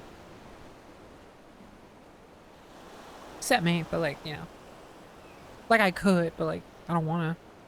Oh, I'm sorry. I shouldn't say bad things about the Radiants. They protected everyone in the final days. Guess I forgot how much they care about us.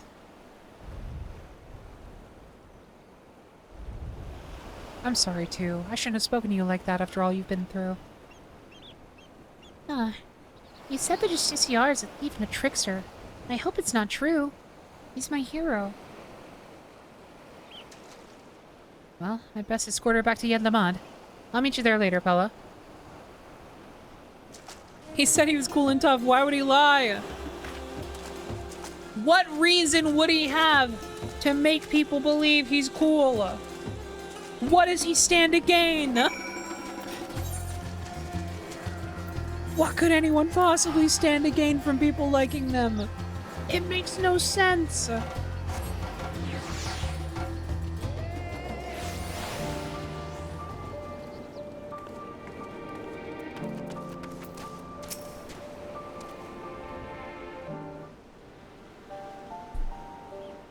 girl and her mother are reunited.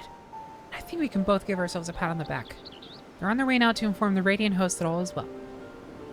I would like to apologize for before. I let my emotions get the better of me and harangued that poor girl when she was hardly to blame for anything. I really should have been scolding myself. Head tilt?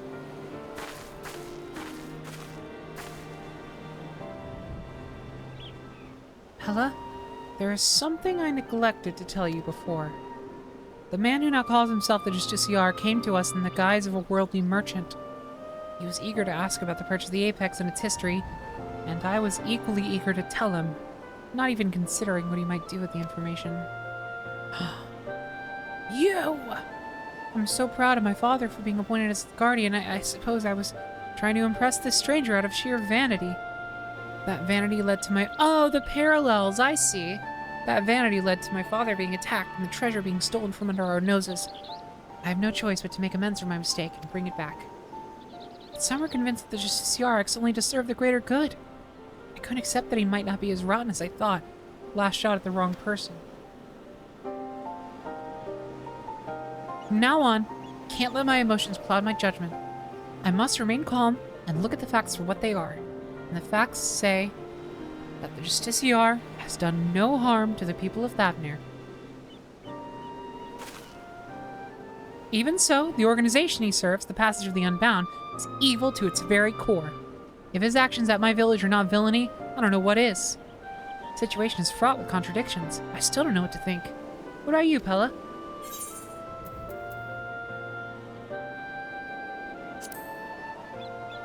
There are still too many unanswered questions. I agree. He speaks of justice and heroism with great bluster, yet there's something we're missing. Thank you, Pella, for your wise words. I sometimes find it difficult to keep my heart from skewing my perspective, so I'm grateful that you're here to help me see clearly. How could he be blamed for all those vicious rock attacks? I know. It seems our objective is unchanged. We track down the man who stole my people's sacred treasure. Whatever his intentions may be, unraveling them comes secondary to finding the man himself. I'll continue to pour my every effort into the search. So stop by from time to time. I may have something new to share with you. Oh, I'm gonna stick around and just do everything back to back, actually, okay? So, like, hopefully you already have found everything right now. There you are. Hela, I hope you've been well. Since last we spoke, the Justiciar has been busy felling fiends across all Thavnair, leaving a trail of witnesses behind in his wake. More than a few have reported seeing stones falling from the sky, which all but confirms our theory that the treasure is causing the phenomenon. It's just all rocks. Just all rocks. Stories share one more peculiar commonality. It seems the past sea hunts have all been of the Seedkin variety. Why he avoids beasts of flesh and blood is yet a mystery. Bears mentioning that each of these eyewitness accounts came from people who were rescued by the Justiciar, who invariably appears just as these creatures attack. In fact, the Justiciar has been there to save the day in every single instance of Seedkin-related mischief. Awfully suspicious if you ask me, and I'm not the only one who thinks so. Some among the Radiant hosts have suggested that the Justiciar is planning these assaults somehow, so he alone can reap the glory from thwarting them. I agree, and think this should be our next avenue of investigation. Many of these incidents occurred near the Giant Skull grounds, so we should start our search there. If we can find one of these monstrous plants before it finds hapless prey, we may be able to shed light upon the Justiciar's methods. Time's of the essence, so let's leave at once. Does this guy just want to feel cool? You know what I'm realizing? It's Syndrome. He's Syndrome.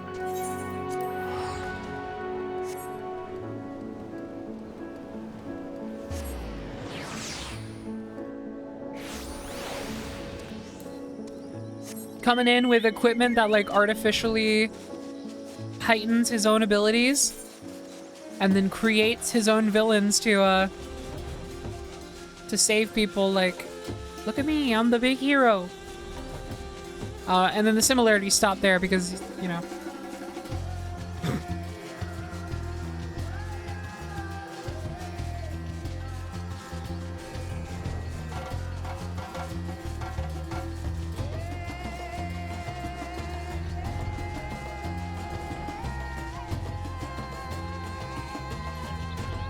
We gotta find out if there was a cooler, badder dude he wanted to be.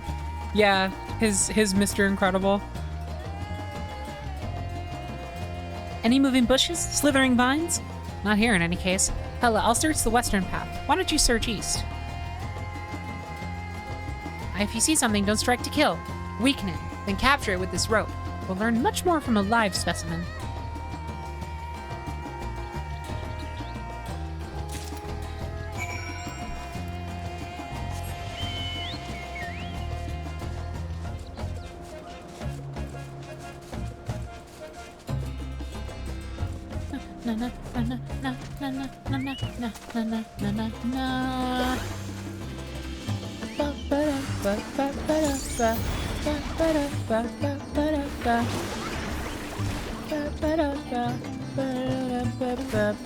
What do you mean enemy's not weakened? I guess I gotta take his health down and then it'll be in a... Oh! Ah! Okay, ooh, thank you. Is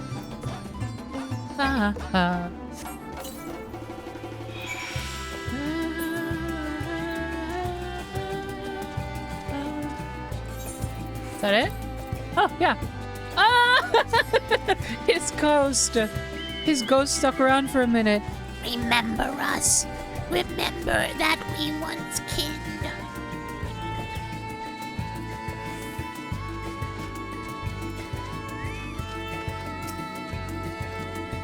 See plenty of fauna roaming about, but the flora all seem to be of the rooted to the ground variety.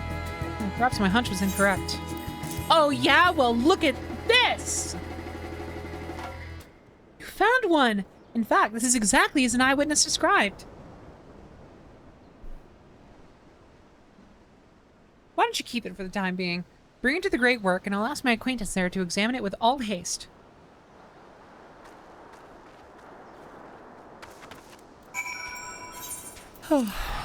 Great work, everyone. Zinfandel, how's it going? Been really enjoying DAWNTRAIL? Hey, me too. You're in good company. Thanks for dropping by.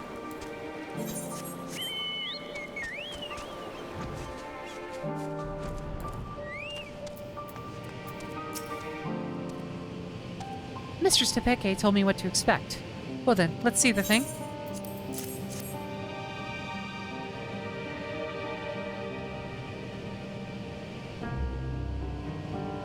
Oh, I didn't expect it to be so diminutive. If Mistress Tepeke's intuition is correct, then I expect some interesting discoveries are in store.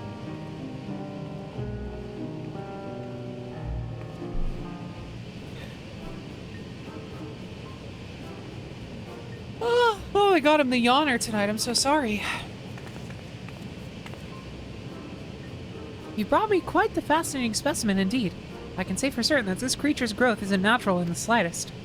Biologically, it's still but a sapling, as you can tell by its size. Yet, it is the result of a specific alchemical mixture which is used to spur the growth of seeds and mycelium to an unnatural degree. The agents have a side effect of making the creature more aggressive, which explains why such a small specimen would so boldly attack beings larger than itself.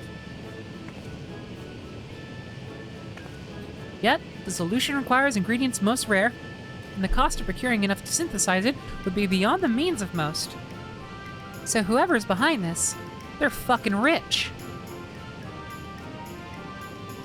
As for the creatures themselves, if they were all grown artificially, perhaps that explains why most of the incidents involved small seedkin. Rather than wait for them to mature naturally, the Justiciar must have accelerated their growth so that it could deploy huge numbers over a short span of time. In fact, his plan likely requires they be small, weak foes in order to guarantee his victory. After all, the great Justiciar can hardly be expected to bear the blemish. Thank you, baby. I got dinner! I'm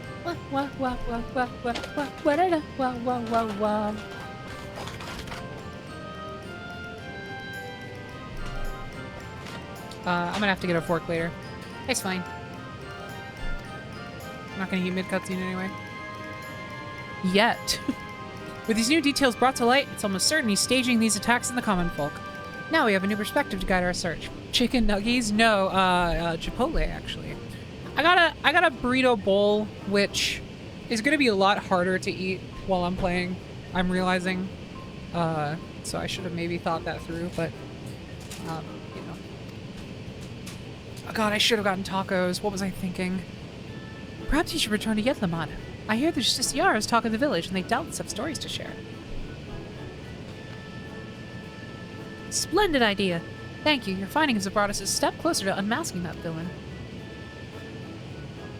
I know, I should have gotten Jibuk Pabil. Let's hurry to Yetlamad. The more accounts we have of the Justiciar, the better our chances of predicting his next move. Which quests are we on now? I believe this is like 94 for the role quests. Yeah. We're literally just going back to Yetlamad. I'm glad that most of these are places I can just like teleport almost directly to.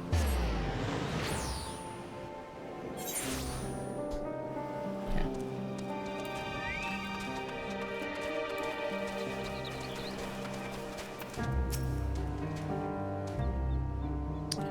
Rest assured, the Radiant host are well aware of the Justiciar. Every day we receive more reports of him combating beasts in the surrounding wilderness. These encounters are never on well-traveled roads, it seems. They occur in remote regions that we scarcely patrol, along routes that are only used by a small number of merchants and porters.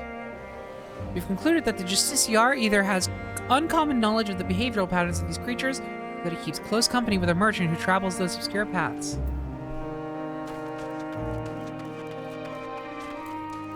Oh, I didn't know there was a real-world equivalent. Cochinita Pibil. Is that correct? That's cool. I gotta look into that. Oh, you're hungry to learn more of the Justiciar? He's amazing! I was lucky enough to catch a glimpse of him on the road leading here, facing down a fearsome creature. I don't know how he did it, but he called down rocks from the sky to knock that thing flat. Radiant hosts were away on patrol. So if he hadn't come to our rescue, that brute would have marched right into our homes. He shouted that he was the savior of Ratsadhan, and even waved at me. Oh, he looked so impressive with the sun shining behind him.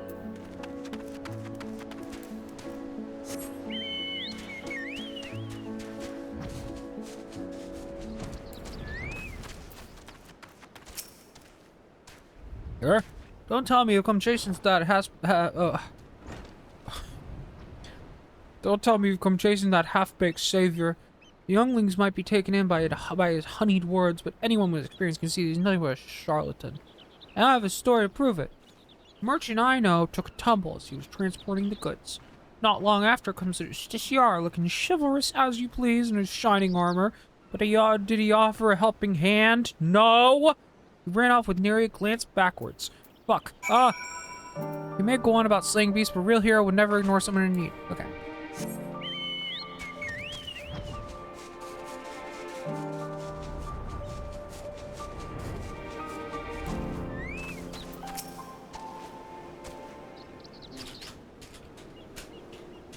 Hello, do you have a moment? I'm having a little trouble here. I sought this merchant out because I was told he dealt with the alchemists in the great work. Thought he might know something about the Justiciar, but when I asked, well, he's been like this ever since. Apologies, I was just surprised he would ask me about that madman. What connection could he possibly have with me? The fiends he fights are grown with rare alchemical materials, and we think he may be staging these encounters. Since you deal in such wares, I wondered if you might know how he came into their possession. I don't know what you're talking about. I've never spoken to that man. I very much doubt that. Perhaps he'll be more receptive to questioning from you, Bella.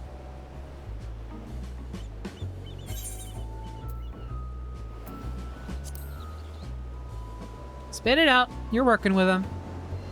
You dare accuse me?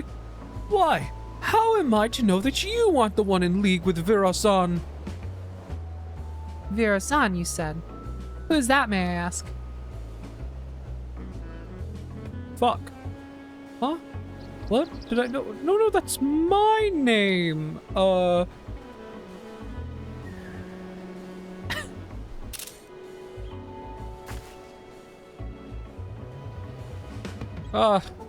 I'd be a fool to continue this charade any longer. My son, Vera-san, is the one you know as the Justiciar. To be suddenly confronted with this litany of misdeeds, I've quite lost my composure. You're his father? Then do you know how he came into possession of such rare materials and knowledge? Aye, he stole them from me. My most valuable materials, and my precious maps. Yet I was the one who chose to hide that fact, and I bear the blame for the consequences. What can you tell us about him as a person? Oh, he sucks. He's a piece of shit. I'm just kidding. Vera-san was obsessed with tales of legendary heroes, even from a young age. I paid a great deal of money to have him tutored in the art of the bow. He became quite skilled at it, in fact, but not quite as skilled as his arrogance led him to believe. Due to this, and perhaps a lack of ambition, he never aspired to true greatness. Instead, he came to rely upon fanciful equipment and exotic potions, rather than honing what skill he had. It pained me to see him fall into dissoluteness, but he would brook no counsel. So several years ago, I gave him enough coin to support his lavish lifestyle, told him to never speak with me again. He didn't, until but recently, when he darkened my doorstep once more. And that was when he stole your goods? Aye. Although I would have willingly given them if he had but asked. He was rambling almost incoherently, saying that his heroic deeds as a justiciar had caught the eye of someone named Apiai, leader of the Passage of the Unbound, whoever they are. He claimed that under the guidance of his newfound allies, he had obtained a great power. Power enough to eclipse all heroes who have come before and shall come after, as he put it. Seems he gives what money he still has to these people. To think that for all his fanciful words, he only deigned to grasp at hollow glory, all at the expense of Ratzahan. There's no greater shame as a father.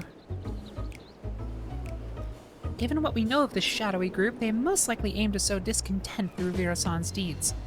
He may be so blinded by his own desire for adoration that he can't see whose hands are pulling his strings. Sorry my son is such a fucking loser. You're saying that he's being used. If that's true, then I can no longer remain silent, despite what shame it may bring. I see now that sharing my story might be the only way to save my son. Indeed. I suggest you tell the Radiant host at once. Of course, we'll be pouring our every effort into stopping him. Thank you for giving me direction. I didn't imagine our meeting would end this way.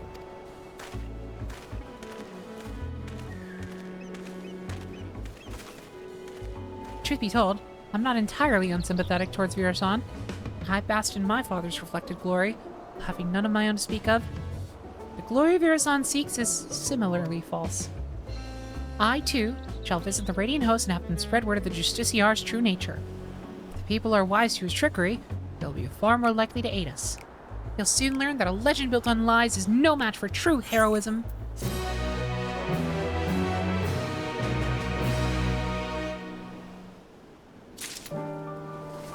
What next? 96! Greetings, Pella. Virasan's father has been as good as his word, and has confessed the truth of his son's actions to whomever will listen. Even among the younglings, a far fewer sing the Justiciar's praises. The tide is turning in our favor at last. The Radiant Host are making ready to tighten the net. And I'm eating chips. Speaking of which, they had curious news to share.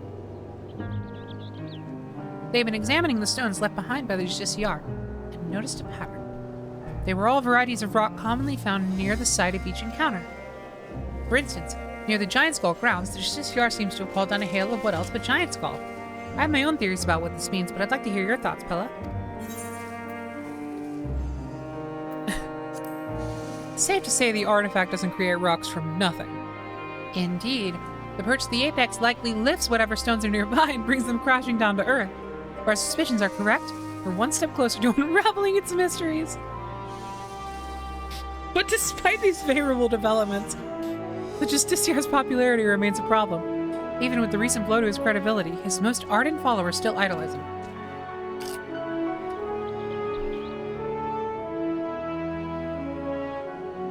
In fact, I hear he's handing letters to the youth of Ratatan, though their contents are closely guarded secret. All the more reason to investigate, don't you think? Once we get to Ratatan, if I question people around the marketplace, could you cover the city's western quarter? That's where his younger followers tend to gather. After we've collected enough information, let's meet to share our findings. See you again at Ratatan, Pella.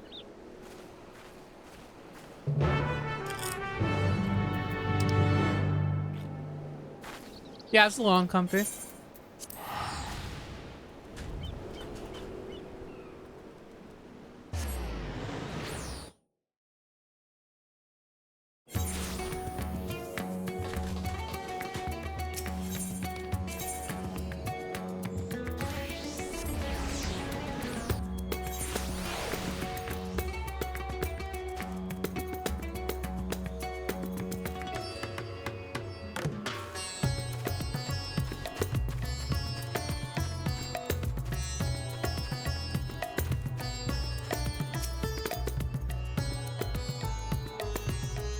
The Justiciar gave me that invitation himself, only for some thief to snatch it right out of my hand.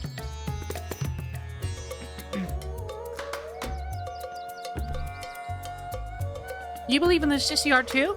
Well, I didn't have a chance to read the whole letter before it was stolen, but he gathered his most devoted for a special audience. The bastard who stole my invitation is clearly up to no good. He even muttered something about getting revenge, but who could hate someone so noble? Interesting.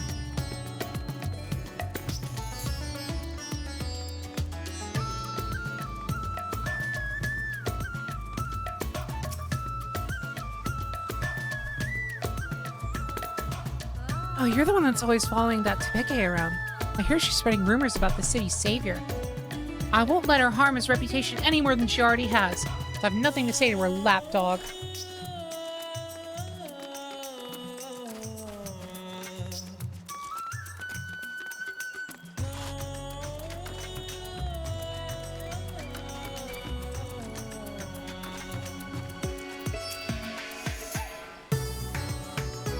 Yeah, I knew about the letters.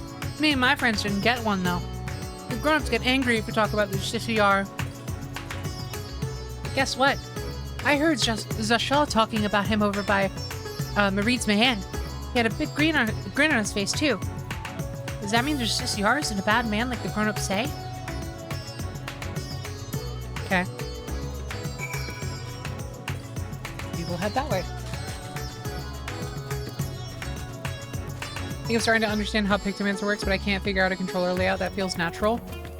Yeah, it's... I can never fully decide whether I want the motif abilities or the muse abilities on the left side right face buttons.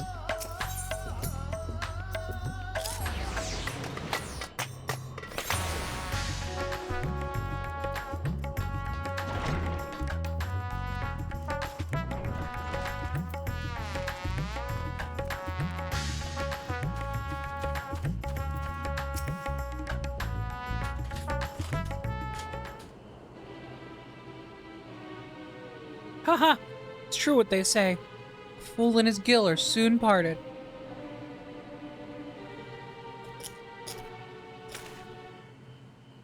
Huh?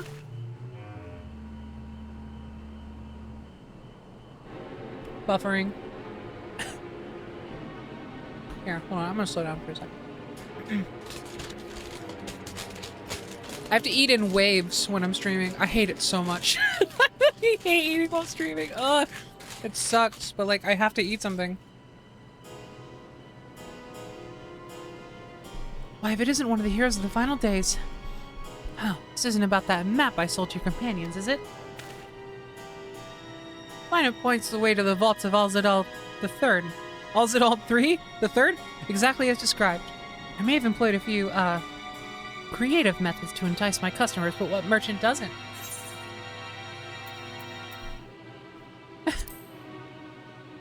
You're as unscrupulous as ever. Now, a man can't fill his belly on virtue and honesty. Any road. Something tells me that's not why you're here. Wait, him? Yeah. You're after the Justiciar. Choice of quarry is unusual, to say the least. Perhaps I can help you along, eh? A young man came asking for a map to open the way to Uznar. Uznair, I think, actually. I sold him every map I had, assuring him that the one he needed was among them. I suppose you found it. I hear these letters were handed out contain a copy of a map. I dare say the young fellow was the Justiciar himself, explaining a clandestine meeting in the Uznair canals. Mind you, it appears he has no shortage of enemies. No doubt they'll try to interfere. Thankfully, Ratzenhan isn't known for large-scale criminal organizations. That hasn't kept the less scrupulous citizens from dirtying their hands when times are desperate. From what I hear, bandits seeking to rob trade caravans keep running into the Justiciar during his Sphene-feeling exploits, causing their raids to end in failure. Like as not, they'll try to infiltrate his group of followers and settle the score. That's where my knowledge of the matter ends. If you're wondering where the meeting place is, all I remember is that the spot marked in the copied maps is somewhere in the Shroud of the Samga. So does that answer your queries?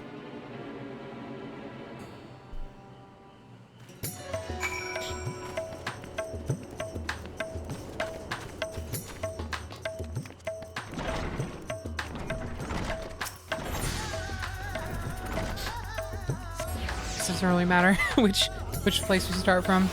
Like a very similar distance away.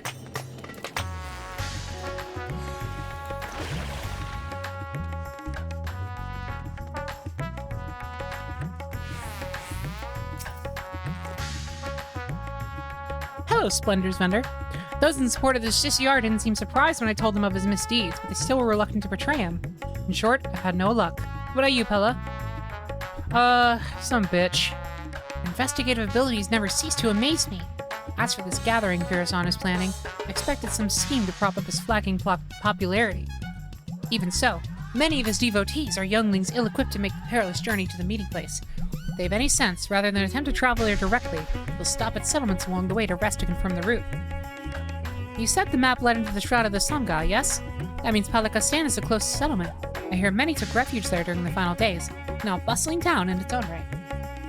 The arrival of more people would hardly raise eyebrows, making it the perfect place to avoid unwanted attention while they make ready. We should head there before they leave on the final leg of their journey.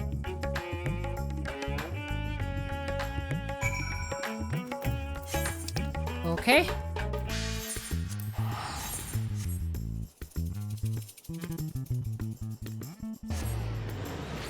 My interest is admittedly waning. This is not nearly as overtly delightful as I thought it was gonna be based on the intro quest.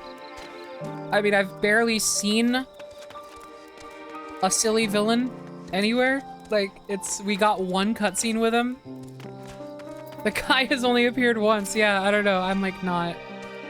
It's weird. I was right, Pella. Many of the youths are carrying pieces of parchment. Those must be the letters. Yet it seems my reputation has preceded me. Our suspected followers clearly avoid me whenever I try to approach them. Still, we can use this to our advantage. None of them would dare leave Palakasan while there's risk I might follow after. I'll keep watch over their comings and goings, but make sure to leave obvious blind spots. If one of the Justiciar's followers attempts to escape the village, I need you to go after them. I'll find a vantage point that affords a good view while keeping you hidden. Sorry. Once you've started pursuing our unwitting target, I won't be far behind.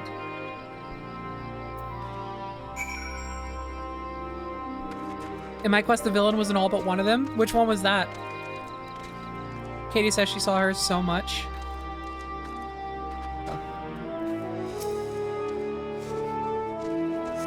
Melee. Saw some people earlier saying the melee ones are pretty good. I'll probably try to level Viper as well pretty quickly, alongside Dark Knight. Hopefully something goes well there.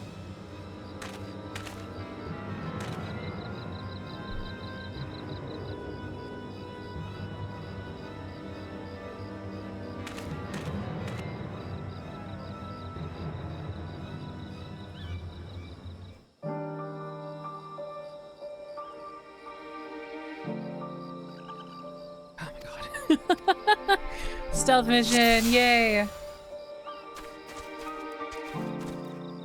Time to follow the map.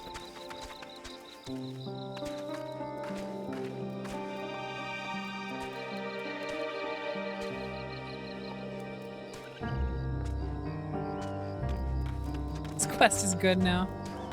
I mean, it's something. Something to do, I don't know.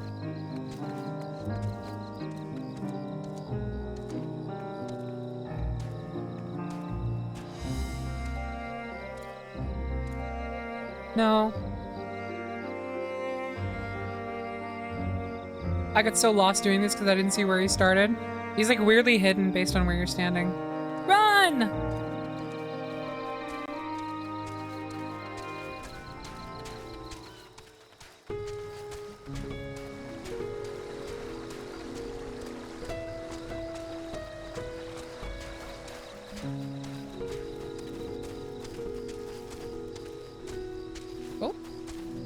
Keeping it going.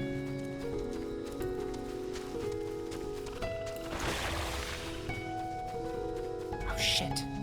Get out of here, Ufidi. Now is not the time.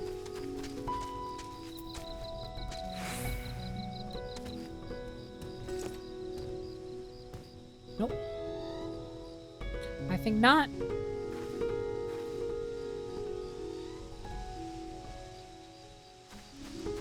I might actually, once I'm done with these, I might just keep grazing on chips every so often during the middle of these, whenever I find a moment that isn't like so much talking. And then, like once I finish these role quests, I might take another break and then like just have like my full burrito bowl off mic so that I am not having to sneak bites in, because I know it's gonna ruin it. Like it's gonna annoy me so badly the entire time, and it also will make just like my entire commentary worse. So, Whirl should be nearby, and I'll finally meet him. Hello, I'm Pella Peach. What? You're the hero who saved us in the final days. What are you doing here? I'm Pella Peach. I'm here to stop you. I think. So you're working alongside that woman I saw at the village. I've heard about the rumors she spread, but I had no idea she had enlisted your aid. Justiciar saved me, you see. I was transporting goods for a local merchant who was too miserly to even hire a proper escort. A ferocious creature ambushed me, and my savior appeared from nowhere, saw off the beast. I owe my life. That's why I came here. See if there's any truth to the rumors. Now I understand I'm in over my head. I'm going back home. Here, you can have the map. Trust you to take the measure of the Justiciar and to share the truth with us all.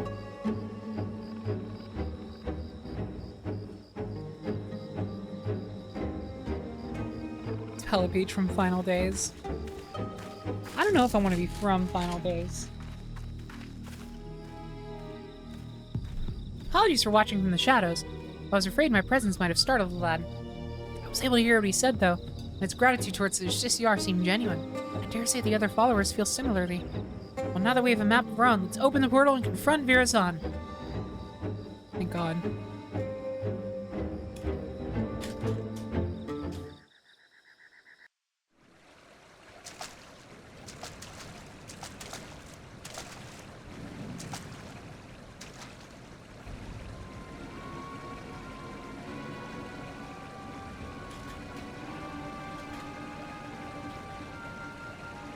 Oh my God, there are rocks everywhere.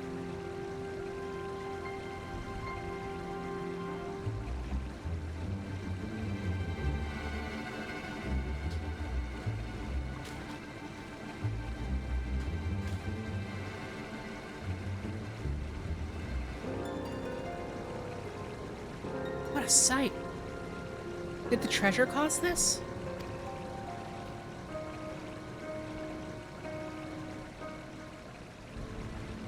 What does the magic relic even do? Surely it's not just a rock maker? No, no. It's not a rock maker. It's a rock mover.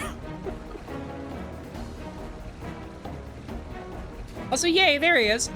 Oh my, if it isn't the hero who saved Ratzahan, nay, the world itself. I never expected someone so vaunted to attend my audience, but I am honored nonetheless.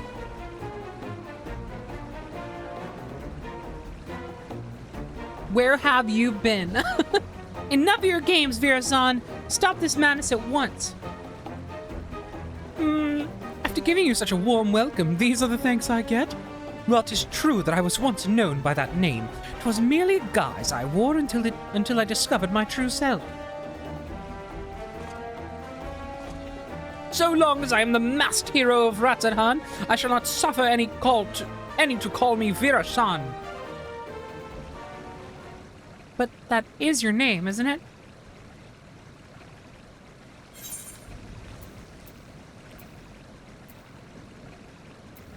I mean, he can pick his name. That's fine. I don't care. I don't care about that part.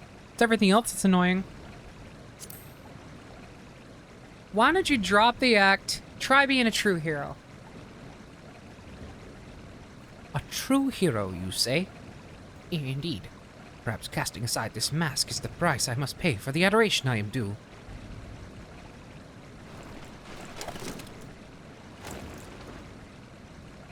Yellow. Whoa. You got Mountain Dew hair, man. You got Sprite hair. Very well. My name shall ring throughout Ratzahan. Let it be known that the Justiciar is Virazan, and Virazan is the Justiciar. Okay. What are you saying? You unleashed the Perch of the Apex upon your own followers? You know its name? Wait, I remember you. The girl from Zoraal, yes? Your village's artifact is not discriminating in its wrath. Some among my followers harbored wicked intentions, and it brought sorrow unto my enemies. The true of heart caught in the aftermath were merely unfortunate. But they believed in you even though you tricked them. What kind of hero are you? I'll kill you.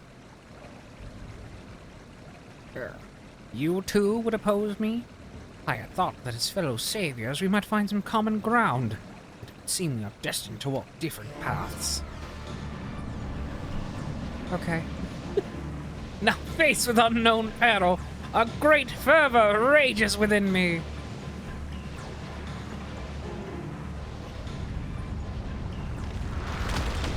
It's like not... It's... What the fuck? It's like... However, here is not where we shall match wits. No, a more fitting battleground is order. We'll meet again soon, you have my word. The rock bit is very funny. I think it is extremely funny. Shut up! Okay. Okay, hold on. Maybe I spoke too soon. That was fucking hilarious. Oh my god. I love that. Okay. I was literally about to say, like, the rock thing is funny. The fact that the artifact literally just moves existing rocks is really silly and is about the level of, like, irreverence that I was expecting from these quest lines. I will say, everything else so far has been, like, so middling. Like, so far, it's, like, it's silly enough that it's, like, you can't take it seriously, but it's, like, not so silly that it's, like, full of fun and whimsy and wonder like I was hoping it would be. Like, it's very dry so far in a way that's kind of frustrating me. Anyway. So can you tell us what happened here?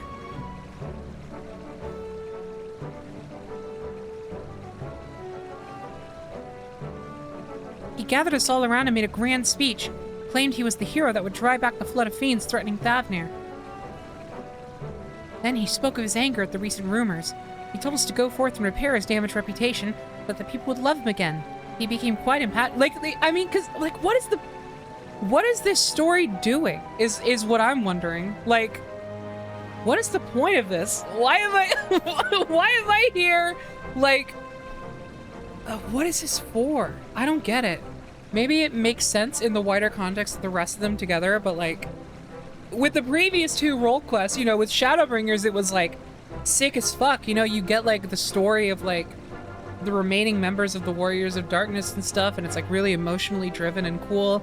And then in Endwalker, it's a similar thing where it's, like, it's wrapping up and, like, sort of following up on, like, side stories from previous expansions, and, like,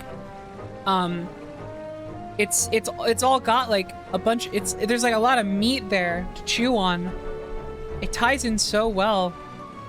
I'm just like, with this one, it's like they want it to be like a Hildebrand type thing, but it's not nearly as committed to that bit as Hildebrand. So it genuinely, I'm just, like, bored to tears right now. I, like, do not give a shit about anything that's happening right now. I'm gonna be honest. Which sucks. I hate that. Why am I here? Why is this happening? Anyway. He spoke of his anger at the recent rumors. He told us to go forth and repair his damaged reputation so that the people would love him again. He became quite impassioned, in fact. As for us two, we were here to teach him a lesson, biding our time until his back was turned. We couldn't stomach his self-righteous drivel any longer. He acts like he's a god come to grace Thavnir, but most people have grown wise to his tricks, including the Radiant Host. We stepped forward and told him as much, and demanded that he admit he's been pulling the wool over everyone's eyes. That's when he started waving that thing about. We soon learned that the rumors of its power were true, and rocks started falling down around us. Even us true believers were not spared. There was nowhere to run. The Justiciar said such power cannot be fettered, and that sacrifices are unavoidable. All the while, he was laughing. We pleaded with him for mercy. That just made him angrier. He flourished the object again, and yet more rocks assailed us. It was horrible. Stones big and small raining down endlessly. Till you two appeared, that is. It's just rocks. It's like, it's so fucking... It's so silly. It's just rocks all the way down. Thank you for telling us what happened. I only wish we could have arrived sooner. I don't get it. Like, am I supposed to find this just completely ridiculous? Or, like, do they want me to kind of, like, are they trying to lead to some emotional thing or whatever with this guy? Because, like, oh, I don't get it. Now let's just set things straight. It was you two that brandished your weapons first, yes? Well, I won't deny that. We were only trying to bring the truth of his misdeeds to light, though we might have had some personal scores to settle on top of that. Before I left Pelakistan, I asked the Radiant Host there to look out for anyone returning from the wilderness. I suggest you head there and seek their aid. While you're there, share with them what you just told us. And as for the pair of you, don't even think about running away, or you'll have us to deal with. Oh no.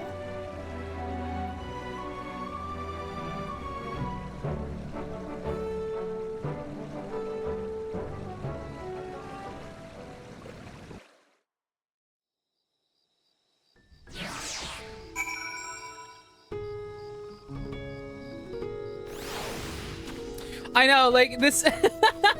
It's the final stretch of the MSQ is gonna be so fucking sweet after this. You're right. Everyone is returned to the care of the Radiant host.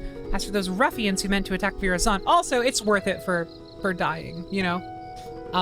Dying clothes, that is. Seems they had a history of violence for which they may soon answer.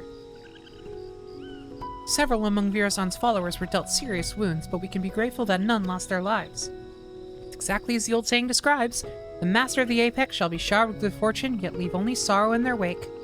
Part about sorrow certainly seems true at least. We can but hope that Virazon's spell over the people will be broken at last, and word of what transpired here becomes common knowledge. Let that buoy our spirits as we return to Yedlamad.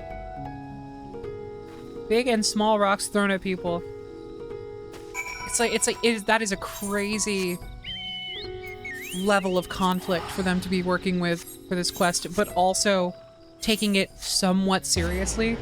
I don't, like, it's, like, maybe I'm insane, I'm sorry, I really shouldn't be harping on this so much, but, like, I just don't get, like, they have Hildebrand. They, like, know what it takes to, like, fully sell a quest line that does not take itself seriously and is like a goddamn cartoon. Why is this shit, like, so in the middle and dry and just, like, there's no character to this?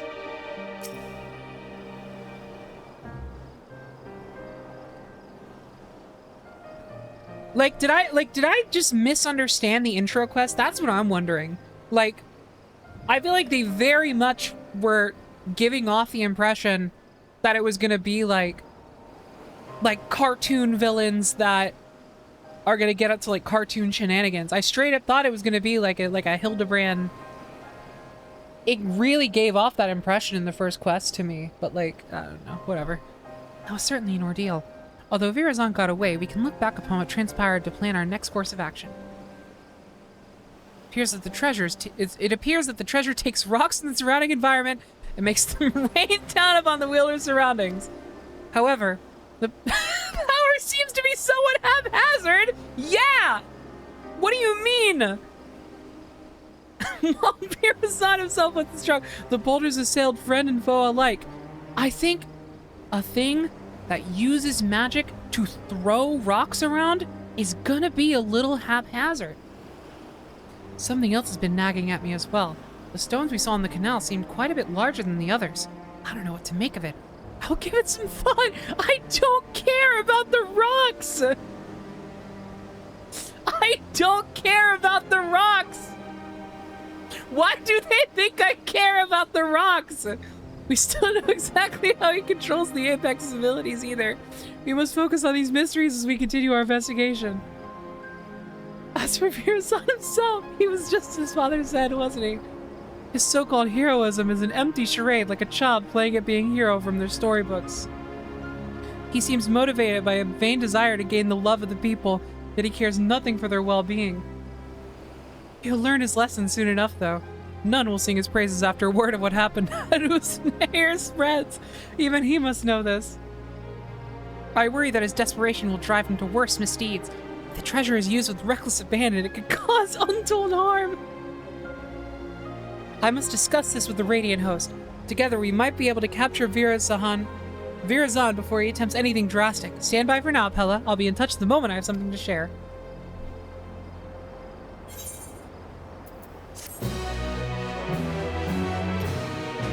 Romancer, thank you so much for the raid. How's it going? Thank you, thank you. Welcome in, everybody.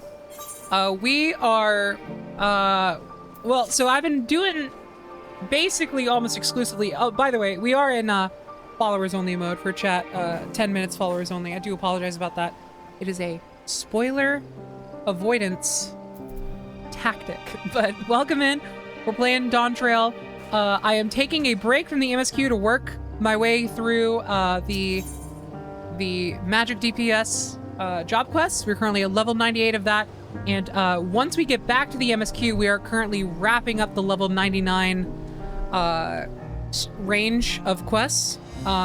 So yeah, so please, if you at all are, you know, sensitive to spoilers from the MSQ, definitely be wary of that. We are going to be entering the final zone very soon. I will say no more than that for a little bit, but just a fair warning. But otherwise, you are welcome to tag along, hang out. Thank you so much for dropping by. I hope you all had a great time with whatever you were up to. I will admit, you're coming in on a weird vibe because I cannot wrap my brain around what this quest line specifically is trying to get me to feel. I like genuinely am not having a good time, and I'm sorry about that vibe. If you enjoyed this quest line or something, I don't understand what is happening right now, but we're gonna keep it rolling anyway. We're almost done, so.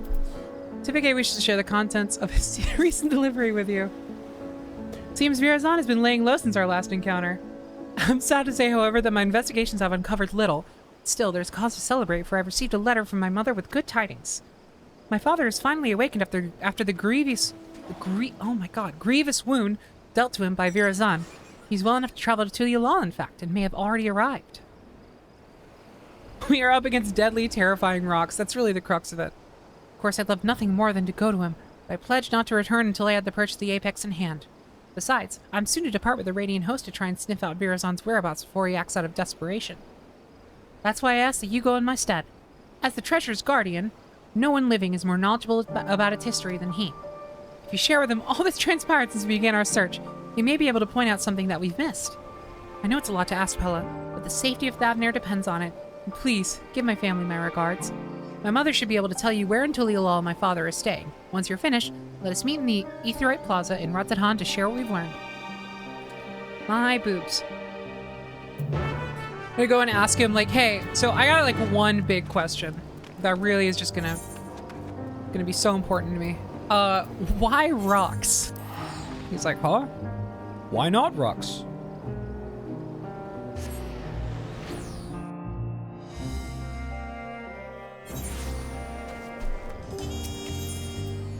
Na, na, na, na. Maybe I should lift follower only mode for a little bit. You know what? Let's bring it down to 0 minutes. So as long as you're followed, you can hang. If we hit a danger zone though in terms of spoiler content, I will have to bump it back up. But yeah, we'll do standard followers only. Tsue. Oh, it isn't Bella, but I don't see Tepeke with you. Did she come alone? Glad to hear my letter arrived safely, and that Tepeke seems to be as tenacious as ever in our search. Her father, Nitze, has already arrived here in Tuliyalal, but has barely stayed in one place since. He seems desperate to help Tepeke from a distance in whatever way he can. He told me he was traveling to the Pyarionan plain in search of information he assured me was quite vital. If you wish to speak with him, he'll doubtless be in the area. Oh, wait, where are we headed? We are headed to... Yes, Shaloni, let's go! Shaloni moment.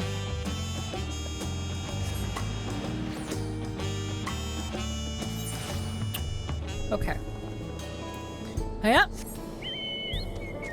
Oh, we got ourselves a dust storm. Love that. It's a very, very cool vibe. Land of great music. I know that's right. Ooh, I should pick this up on the way. Just while we're at it. Still working on shared fate grinding. Slow DPS, please! Oh. I don't know if it's happening. Well, maybe I get silver, which is not enough for shared progress, but whatever.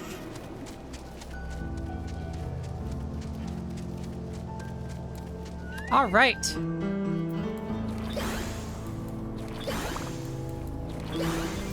Yep.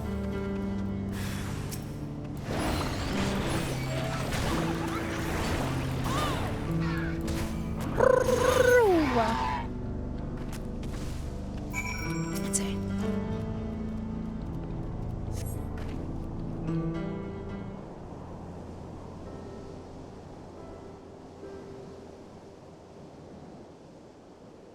Thank you, traveler. I overextended myself. I've but recently recovered from a severe injury. I was a fool to confront such a beast alone. Lazarus, thank you so much for the bits. I appreciate it. The way the Vanguard music is just this zone, but electric guitar is so chef's kiss. I know. I know. The entire, like, all of the duty music for the last, like, third of this expansion is insane. Insanely good. So you're the Bella I've heard so much about. I owe you many thanks for all you've done to recover the perch of the Apex. News of your progress in Thavnir is most heartening. Despite my positions as its guardian, I never knew it could rain down stones from the heavens. So no one can answer my question. No one knows why rocks. Since arriving in Tuliolal, I've done what I can to shed light upon the Zoraal Ja sealed within the treasure. After the nations of Zoraal were unified, some left our village to build new homes in the city. I've sought them out to see if they know anything of use. Unfortunately, none could offer insight into the treasure's magics. One of them told me that owls lurked around this place.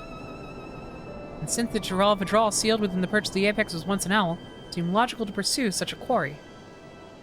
I thought perhaps I could glean something about the ancient beasts and their behavior.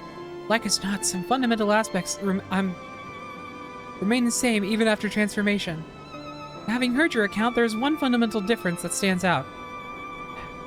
As far as I'm aware, no owl native to these lands possesses the ability to hurl rocks, large or otherwise. No doubt the Zoraal Ja gained this power following its metamorphosis. I do believe, however, that it would retain an owl's core instincts. That one you fought didn't strike unprovoked. Instead, it watched me from afar with fear in its eyes. While this is normal behavior for most animals, I was surprised by how suddenly it descended upon me the moment I started approaching.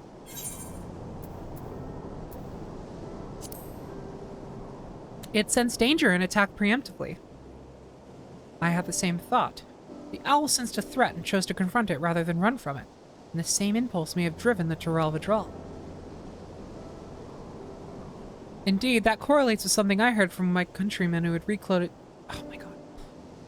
That correlates with something I had heard from one of my countrymen who had relocated to Tuliolal. He spoke of a continuation of the tales passed down from the elders.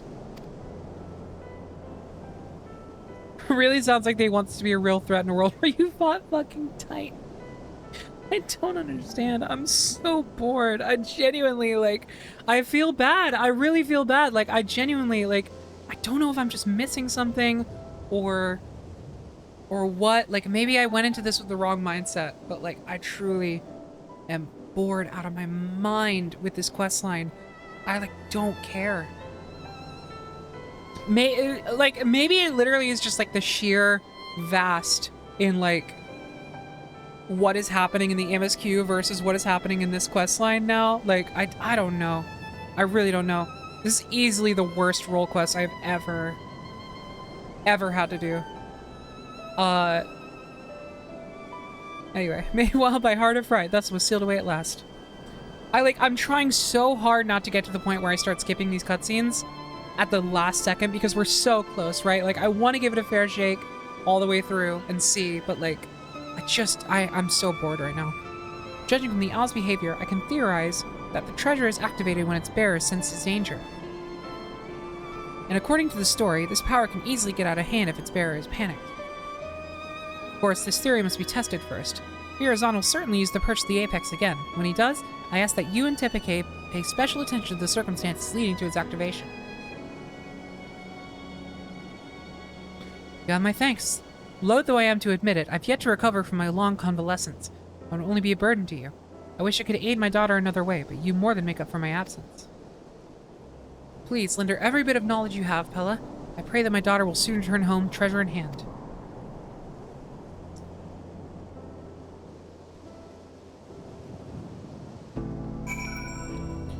Yeah, this expansion is very dialogue heavy in general, and that's not even something that I am not down for. I've been totally into it for the most part in the MSQs, like, removed from the fact that having to read out loud so much because I'm streaming it can be a little exhausting sometimes. It's been fine, but, like, holy moly. The intro really oversold them on the tone. I know, like, I feel like I'm crazy. I feel like I'm going insane. I thought it was a joke. I thought we were doing the fucking League of Super Evil, you know? Like, what is happening?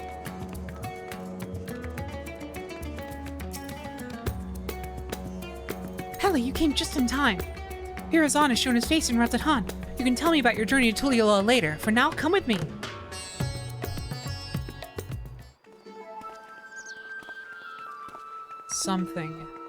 Something happen now.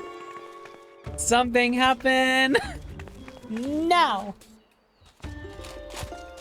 Yay!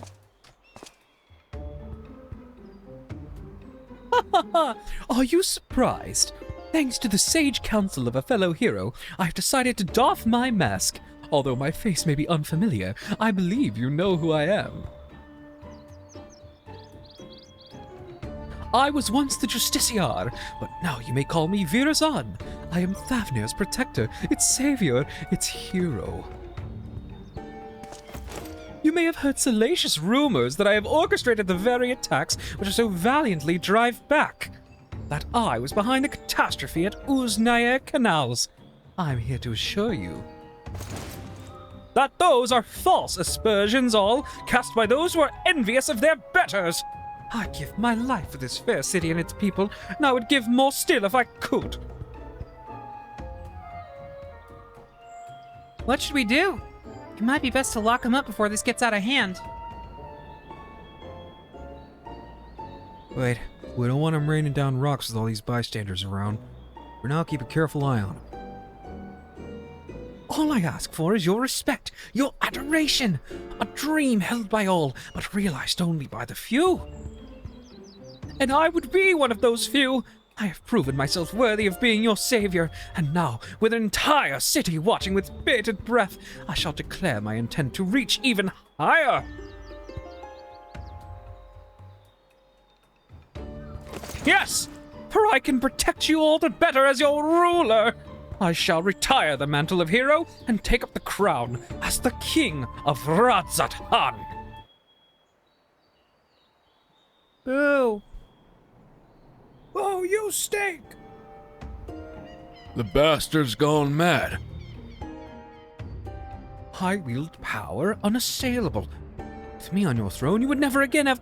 Power unassailable, motherfucker! You are a boulder mover. You would never again have cause to fear.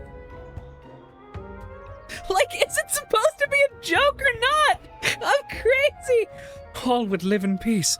All would shower me with love. They would shout it to the heavens. And from that love would spring a new Ratatan. A greater Ratatan. Enough of your lies, Virazan. The power you wield protects none but yourself. To everyone else, it brings only ruin.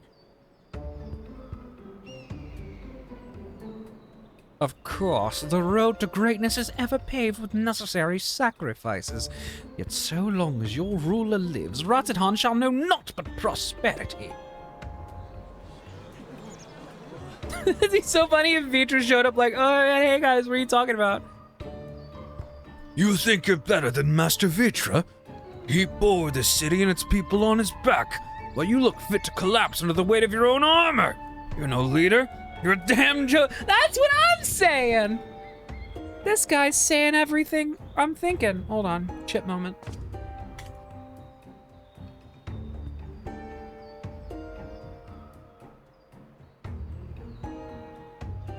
Does this man speak for you all?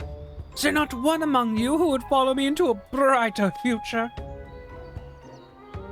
Ah, I'm nothing if not magnanimous. Until you find the wisdom to accept me as ruler, I shall continue to stand vigilant as your eternal shield. Not even the NPCs care about this quest. That's what's killing me. Stop this, Virazan. You're only making it worse for yourself.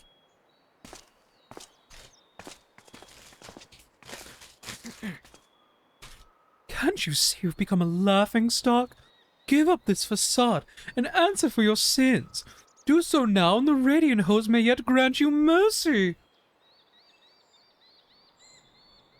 My sins? Are you not the one poisoning the people against me? Do your worst, I dare you. It will only make me more powerful. I know not what is in your heart, but please end this madness. End it and return to me, my son.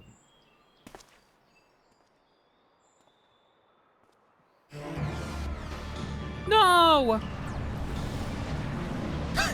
He's gonna throw a rock at him. Don't get any closer! He's gonna throw a rock. You two? Why are you? He's gonna throw a rock.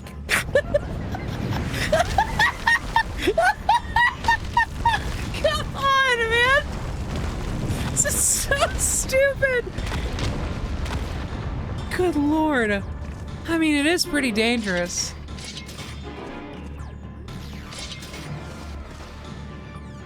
Don't! If we fight here, there's no telling how many oh, wait. Oh, this will be wounded.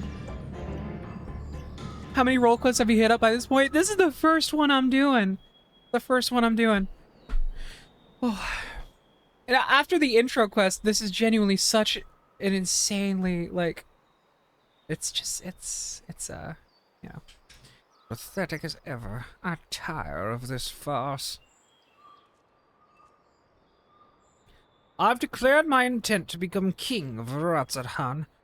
As for you two, this is no place for... Sorry, it's so... There's no place for a battle between heroes. We shall meet again, mark my words. We shall decide who is the mightier.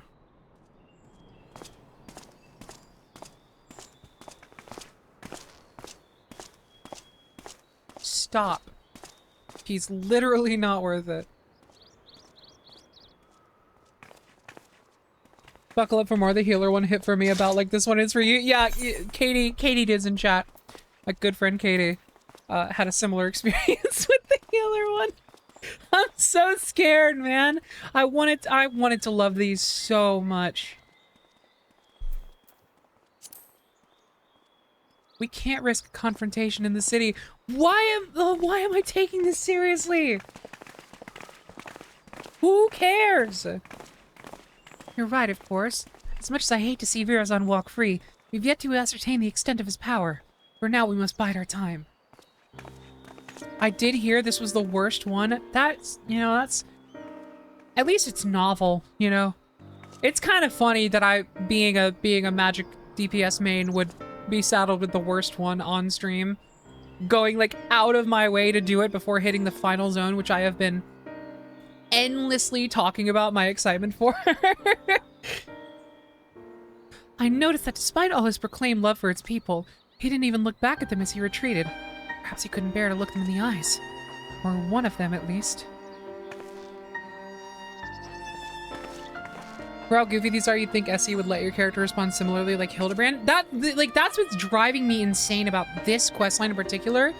Like, it feels like the intro quest feels like they understand how silly the setup is, but then the moment you start doing this questline, they start taking it weirdly seriously after like that first cutscene, and it genuinely makes me wonder if like the writers and I are not on the same page about how fucking silly this is, and like it's so hard to get through because I'm like, I don't know if they want me to take it seriously or not, and I'm leaning towards the fact that they want me to take this somewhat seriously because we know what it looks like when they don't want us to take something seriously.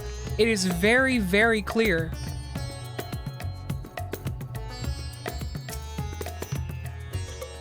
That was a disaster. Virazon is truly lost. At the very least, he's committed himself to fomenting unrest within Ratzahan. Yeah, no, I mean, like, he is dangerous. Like, throwing rocks everywhere absolutely could hurt people, but like at this point I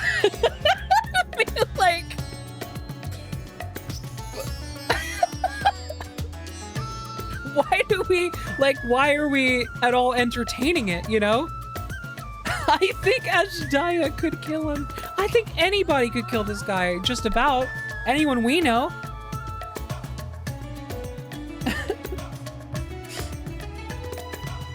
Although he's my son, I cannot condone his actions. His words are grand but empty, and that ridiculous armor is nothing more than a gaudy decoration. He's truly the embodiment of false heroism. What's more, this latest debacle is surely made of a criminal in the eyes of the Radiant Host. All I can do now is beg them to grant my son some small degree of clemency. Before you go, may I ask you something?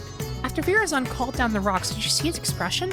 I thought it peculiar, but I'm curious as to what his father saw in that face. Ah, it was a familiar look. When I used to scold him for losing himself in make-believe, he would get that same cast in his eyes. A look of petulant rage, as if he resented me for pulling him out of his reverie into harsh reality. He hasn't changed. Oh, so like how I'm feeling right now! Apologies, but I must go. That's exactly what this questline did to me. Just as I thought. Even clad in his shining armor, he can't bear to be told no. Now his childish games have taken a malevolent turn. But for now, we should return to Yedlamon. I still have yet to hear what you learned in Tuliolal, after all. The thing that upsets me most is that he gets to wear a maiming gear while playing Bard, but I don't. This is like 5 quests trying to take a knife from a baby, but significantly less urgent or dangerous. It's like an extended, just long-winded, let me see what you have, a knife, no, you know? Oh my god. I'm so curious. Like, I don't know. I'm like scared. I'm scared that I'm wrong, you know? Like I'm scared that I'm making an ass of myself right now. I just don't know how else to respond to this.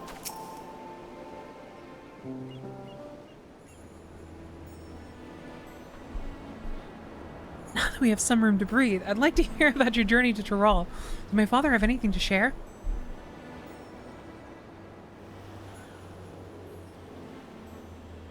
I'm hard to know he's well enough to go chasing after owls and such. I wish you'd take more care. Thank you for saving him and for bringing me his theory concerning the treasure. If it really is triggered by a sense of impending danger, that might explain why Virazon had trouble using it the first time. I just have to keep remembering. It's for glam. It's for glam. It's all for glam. It's all for glam. I'm doing it for the glam. It's all for the glam. It's helping me get through it. He wasn't truly afraid of that small fungi until it was almost upon him. Plus explains how he can wield the Apex's powers despite having no training in magic. He responds to emotion, not intent. So much is falling into place. He goaded the Radiants into apprehending him because he knew the threat would be answered. He saw how nonchalantly he quit that plaza, almost as if defying someone to stop him. Virazon truly believes himself to be untouchable. I think its words and deeds align with the theory well enough. As for that curious fragment of a story, seemed to imply that the Zoraal Vidral lost control in a panic. Perhaps its strength rose in proportion to the danger it senses. And when that danger is too great, well... You saw what happened at the Uznair canals in Ratzahan. You were present both times, as were others who wished Virazon ill. Both times we saw stones much larger than we've seen before. One day he'll throw a stone the size of the moon! Now I understand why he's so eager to face you. An opponent of your caliber will strike fear into the Virazon's very core. And that fear will summon a power greater than any he's ever known. Power enough to bring a hero to her knees.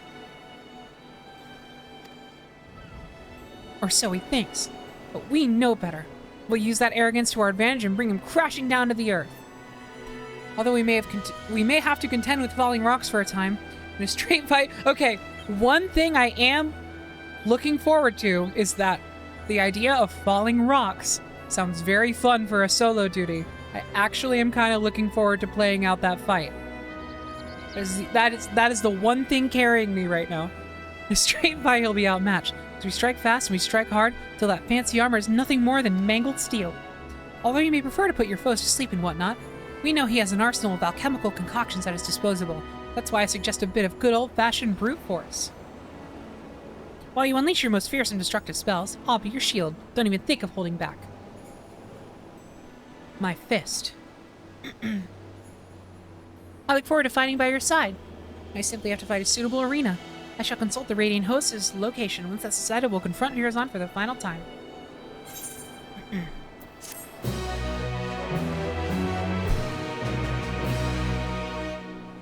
Okay, we're almost done. One more. Radiant Hosts are most helpful in finding a place fit for a duel. When I saw it, I began to even believe our encounter would be one for the songs. This guy hits himself with the sword rods. Speaking of which, seems your name is on the lips of all and sundry. The people already consider you the true savior of Ratzadan and believe you will bring Verasan to this.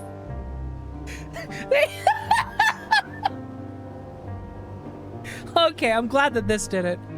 If you will bring Verasan that is evil to justice. We apologize for putting so much weight on your shoulders, but something tells me you're used to it. Final showdown shall take place in the mountain pass leading to Khadgar, where the great crystals will stand as witnesses. Did the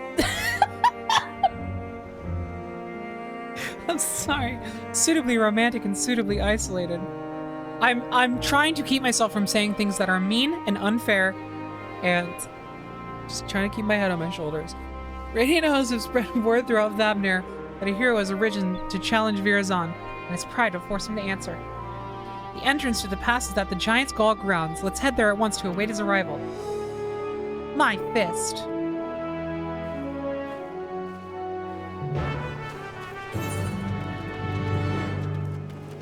Oh boy. Okay. And my food is getting so cold over this too, which is like insult to injury right now.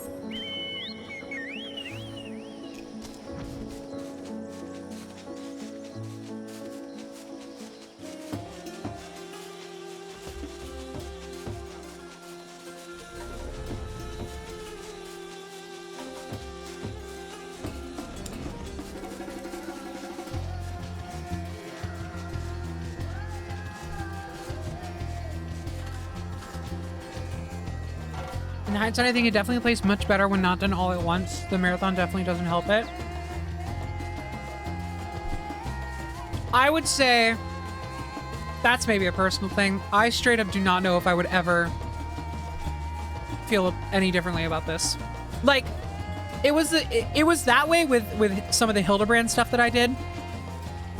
And I definitely can see how doing like a marathon of Hildebrand kind of soured my opinion on some of that stuff. But in this case, I do not know how, honest to God, that would change anything. Because like, honestly, the way I think about it, if I did these as I reached the levels and I had to wait in between like hours upon hours for these quests, I would be like exhausted. Genuinely, it would feel like a nightmare to me, I think.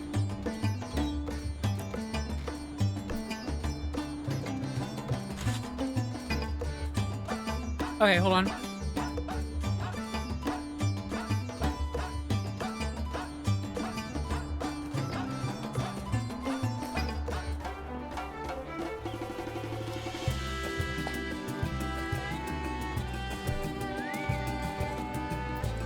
You can't wake up from this one.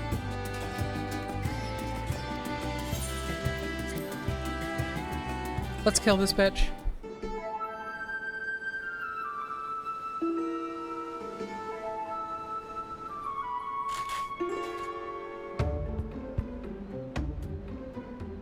There he is. There he is.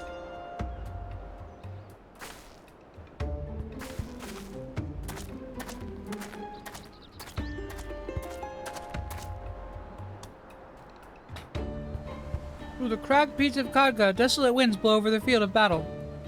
What a fitting location you have chosen for the conclusion of this legendary rivalry.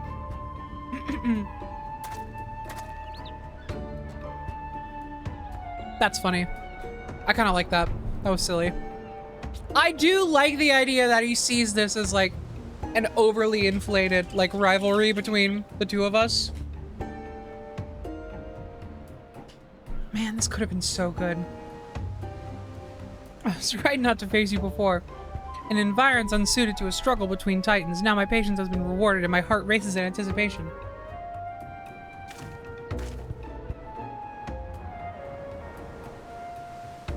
I knew you would answer our challenge. You would never be able to stomach the people calling you Craven. The hunter? Such boldness in the face of impending doom. Have you not realized by now that so long as I wield the perch of the apex, I am invincible? I'll soon put that to the test. Oh, that's funny. Rely too much upon stolen power. It deludes you. You claim to be a savior to the people, but they have seen through your lies. Even your own father can scarcely bear to look at you. You are nothing but a small, small man hiding within the hollow facade of a hero. Today we tear that facade down. Will you now? You may have the medal, but have you the puissance to claim the mantle of hero? My mantle? I don't need your mantle. Do I look like I need your mantle?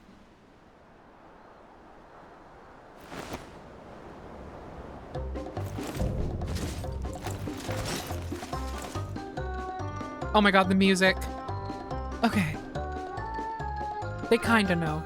A little. Sometimes they know and sometimes they don't, it feels like. Time for words is past. Follow my lead.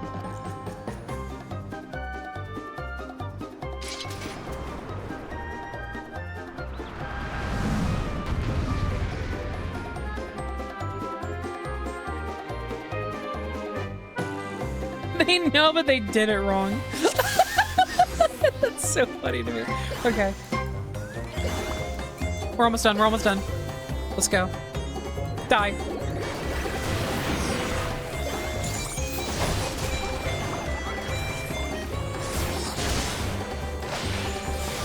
Please start dropping rocks on me. It'll be so fun. Yes.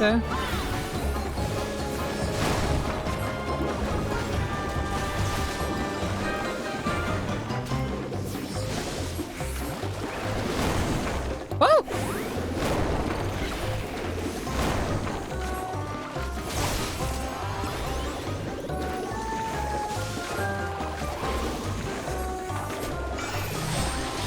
You know what? Maybe the point was to make a quest series that was going to piss me off so that it would be all the more satisfying to kick the shit out of him.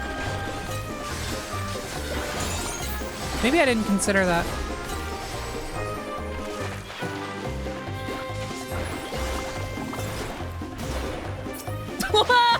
Chemical minions! Speedo.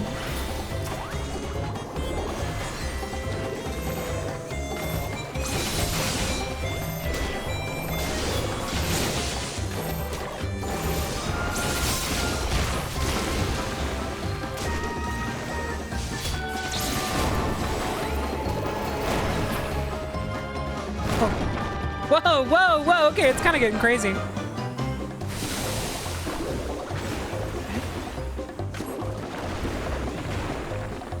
This is kind of fun. I'm glad.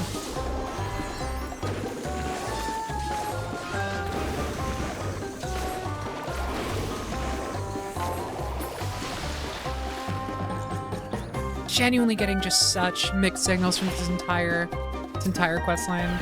It's like this is the problem ultimately, is that I feel like it didn't commit to any bit whatsoever fully.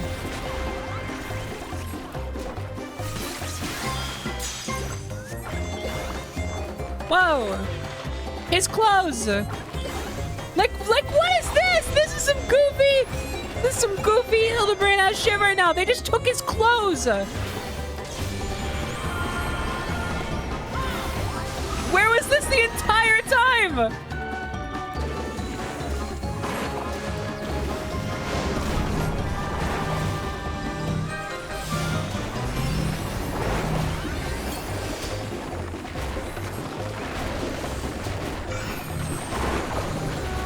Oh, please.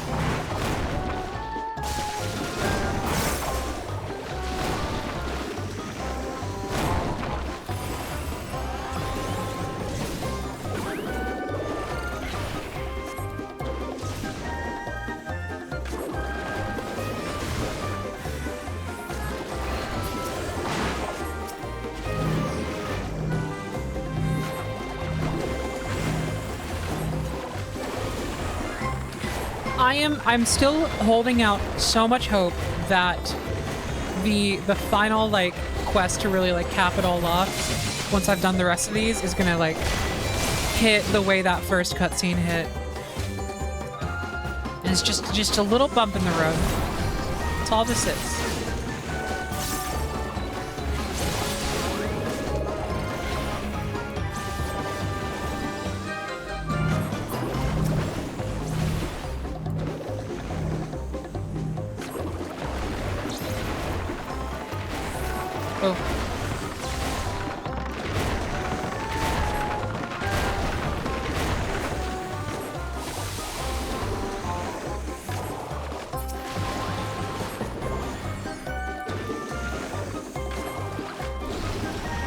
This part is not bad, Patatonium. The problem is that this is, like, so far, one of the only good parts. It's been bad leading up to this. I'm having a great time right now.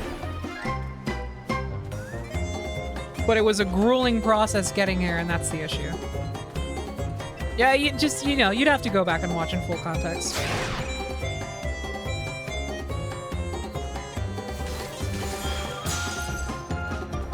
His clothing! Whoa! Oh, that's a good time to do this. We done?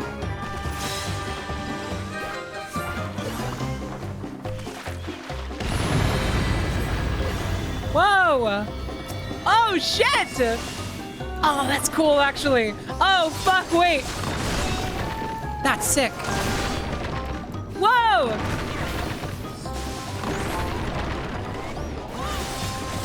Yippee! Stimuli! Developments!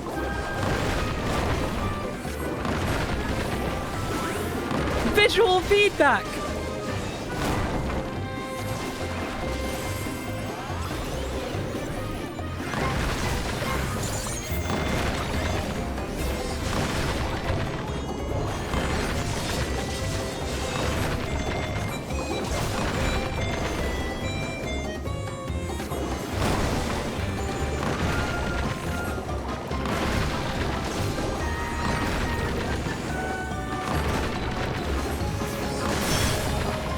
Nice.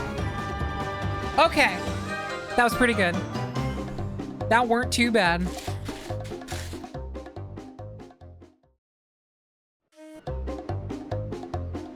Bing bong bing.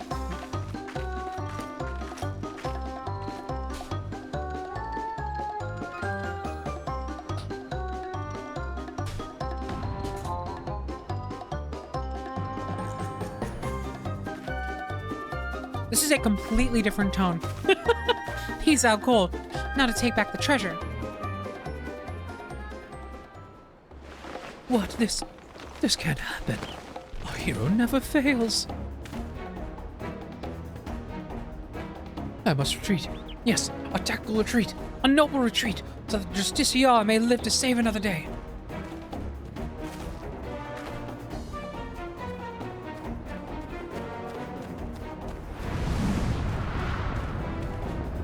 Huh?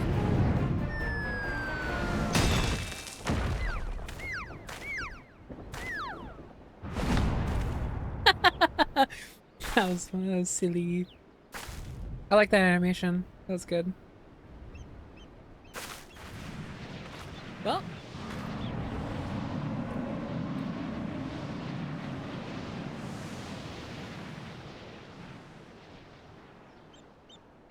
Oh.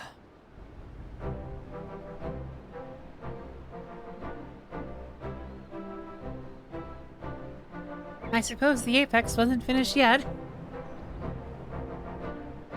And it seems that Virazon in his cowardly haste neglected to look skyward. Was it an unfortunate accident?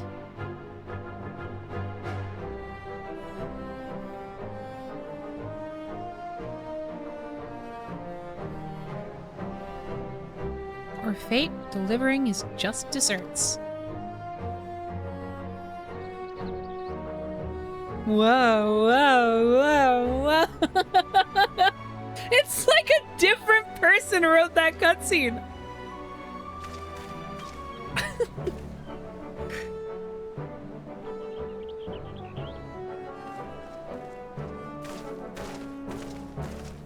It's like they had the same person write the intro and the like outro cutscenes for this, and then everything in the middle was like outsourced to someone who's never played the video game before. He claims to be Razadon's savior, yet he sowed only discontent among its people. Perhaps some days in a sunless jail will give him time to reflect upon the error of his ways.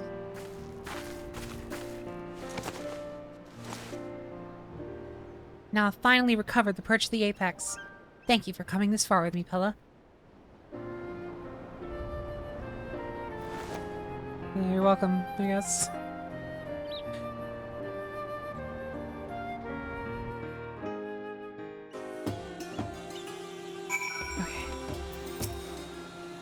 The battle was hard fought, but we made it through.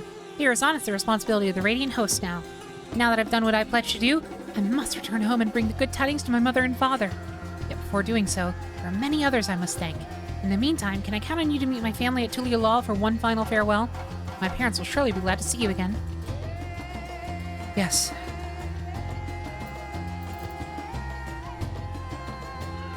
Oh, I love seeing that green.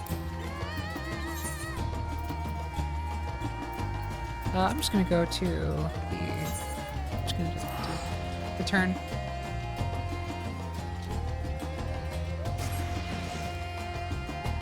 Listen, if you didn't feel like it was that bad, you are allowed that. I loathed that for the most part. I don't know, it's genuinely,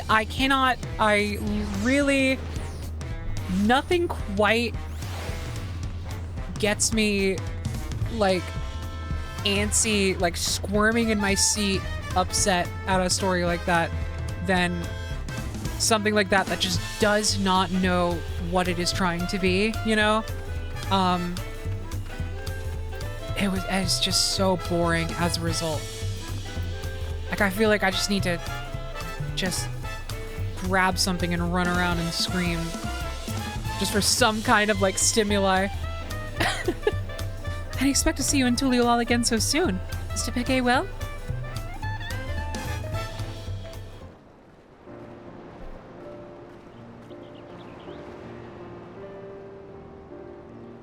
She really did it. And the man who stole our sacred treasure will answer for his deeds. Father! Mother! It's good to see you.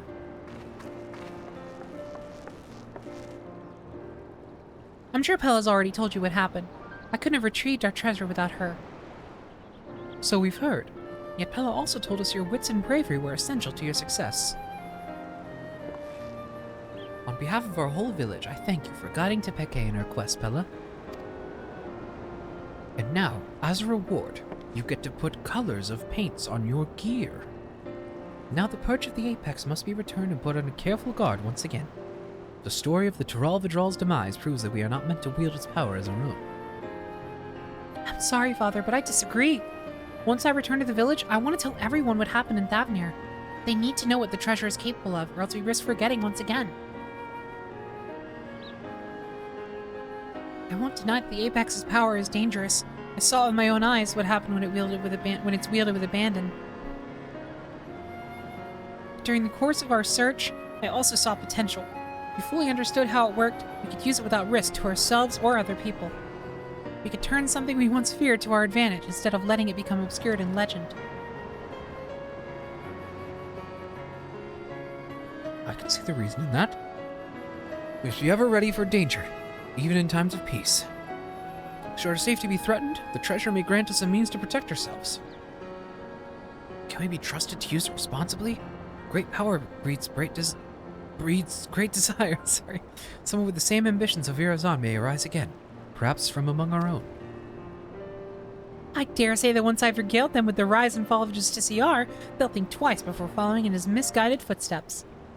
As our forebears relied on the legend of the Zoraal Vidral's fate to forbid the treasure's use, we can rely on the story of Virazon's fate to urge caution. I don't know why I was having with those plural S's. What the fuck is going on with me? And this time we have someone who lived through it to tell the tale. Of course, I'm going to be guiding people in safeties of a potentially dangerous treasure. I see no choice but to inherit my father's position as its guardian. Some may raise their eyebrows at the prospect of loose-lipped Tepeke serving as the perch of the Apex's protector. I've grown from my mistakes. And who better to tell the tale of Virazon and Tepeke's failures?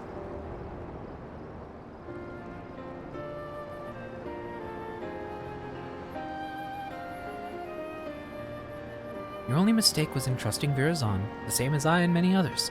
But unlike him, you have the willpower to overcome your own failings. Over the course of your long and arduous journey, you gained a wealth of experiences, and your efforts have finally been rewarded. You took responsibility for your actions. By doing so, proved your conviction to our people. They shall listen to this proposition with open minds, I am certain.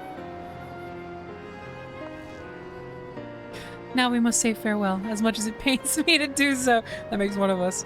I owe you- I'm sorry, it's mean. I owe you a debt I could never hope to repay.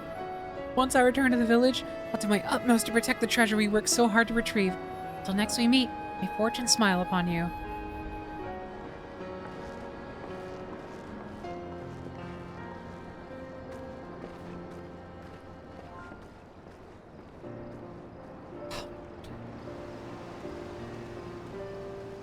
Please end. Please. Please. End.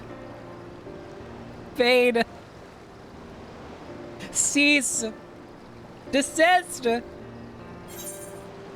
Oh my god. Oh, I get all three.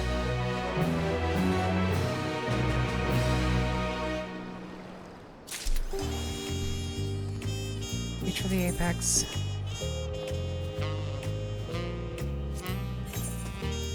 Oh, it was worth it. We did it. Okay. My food is so cold. I am a sad, soaking wet little meow meow right now who just wanted to eat Denny.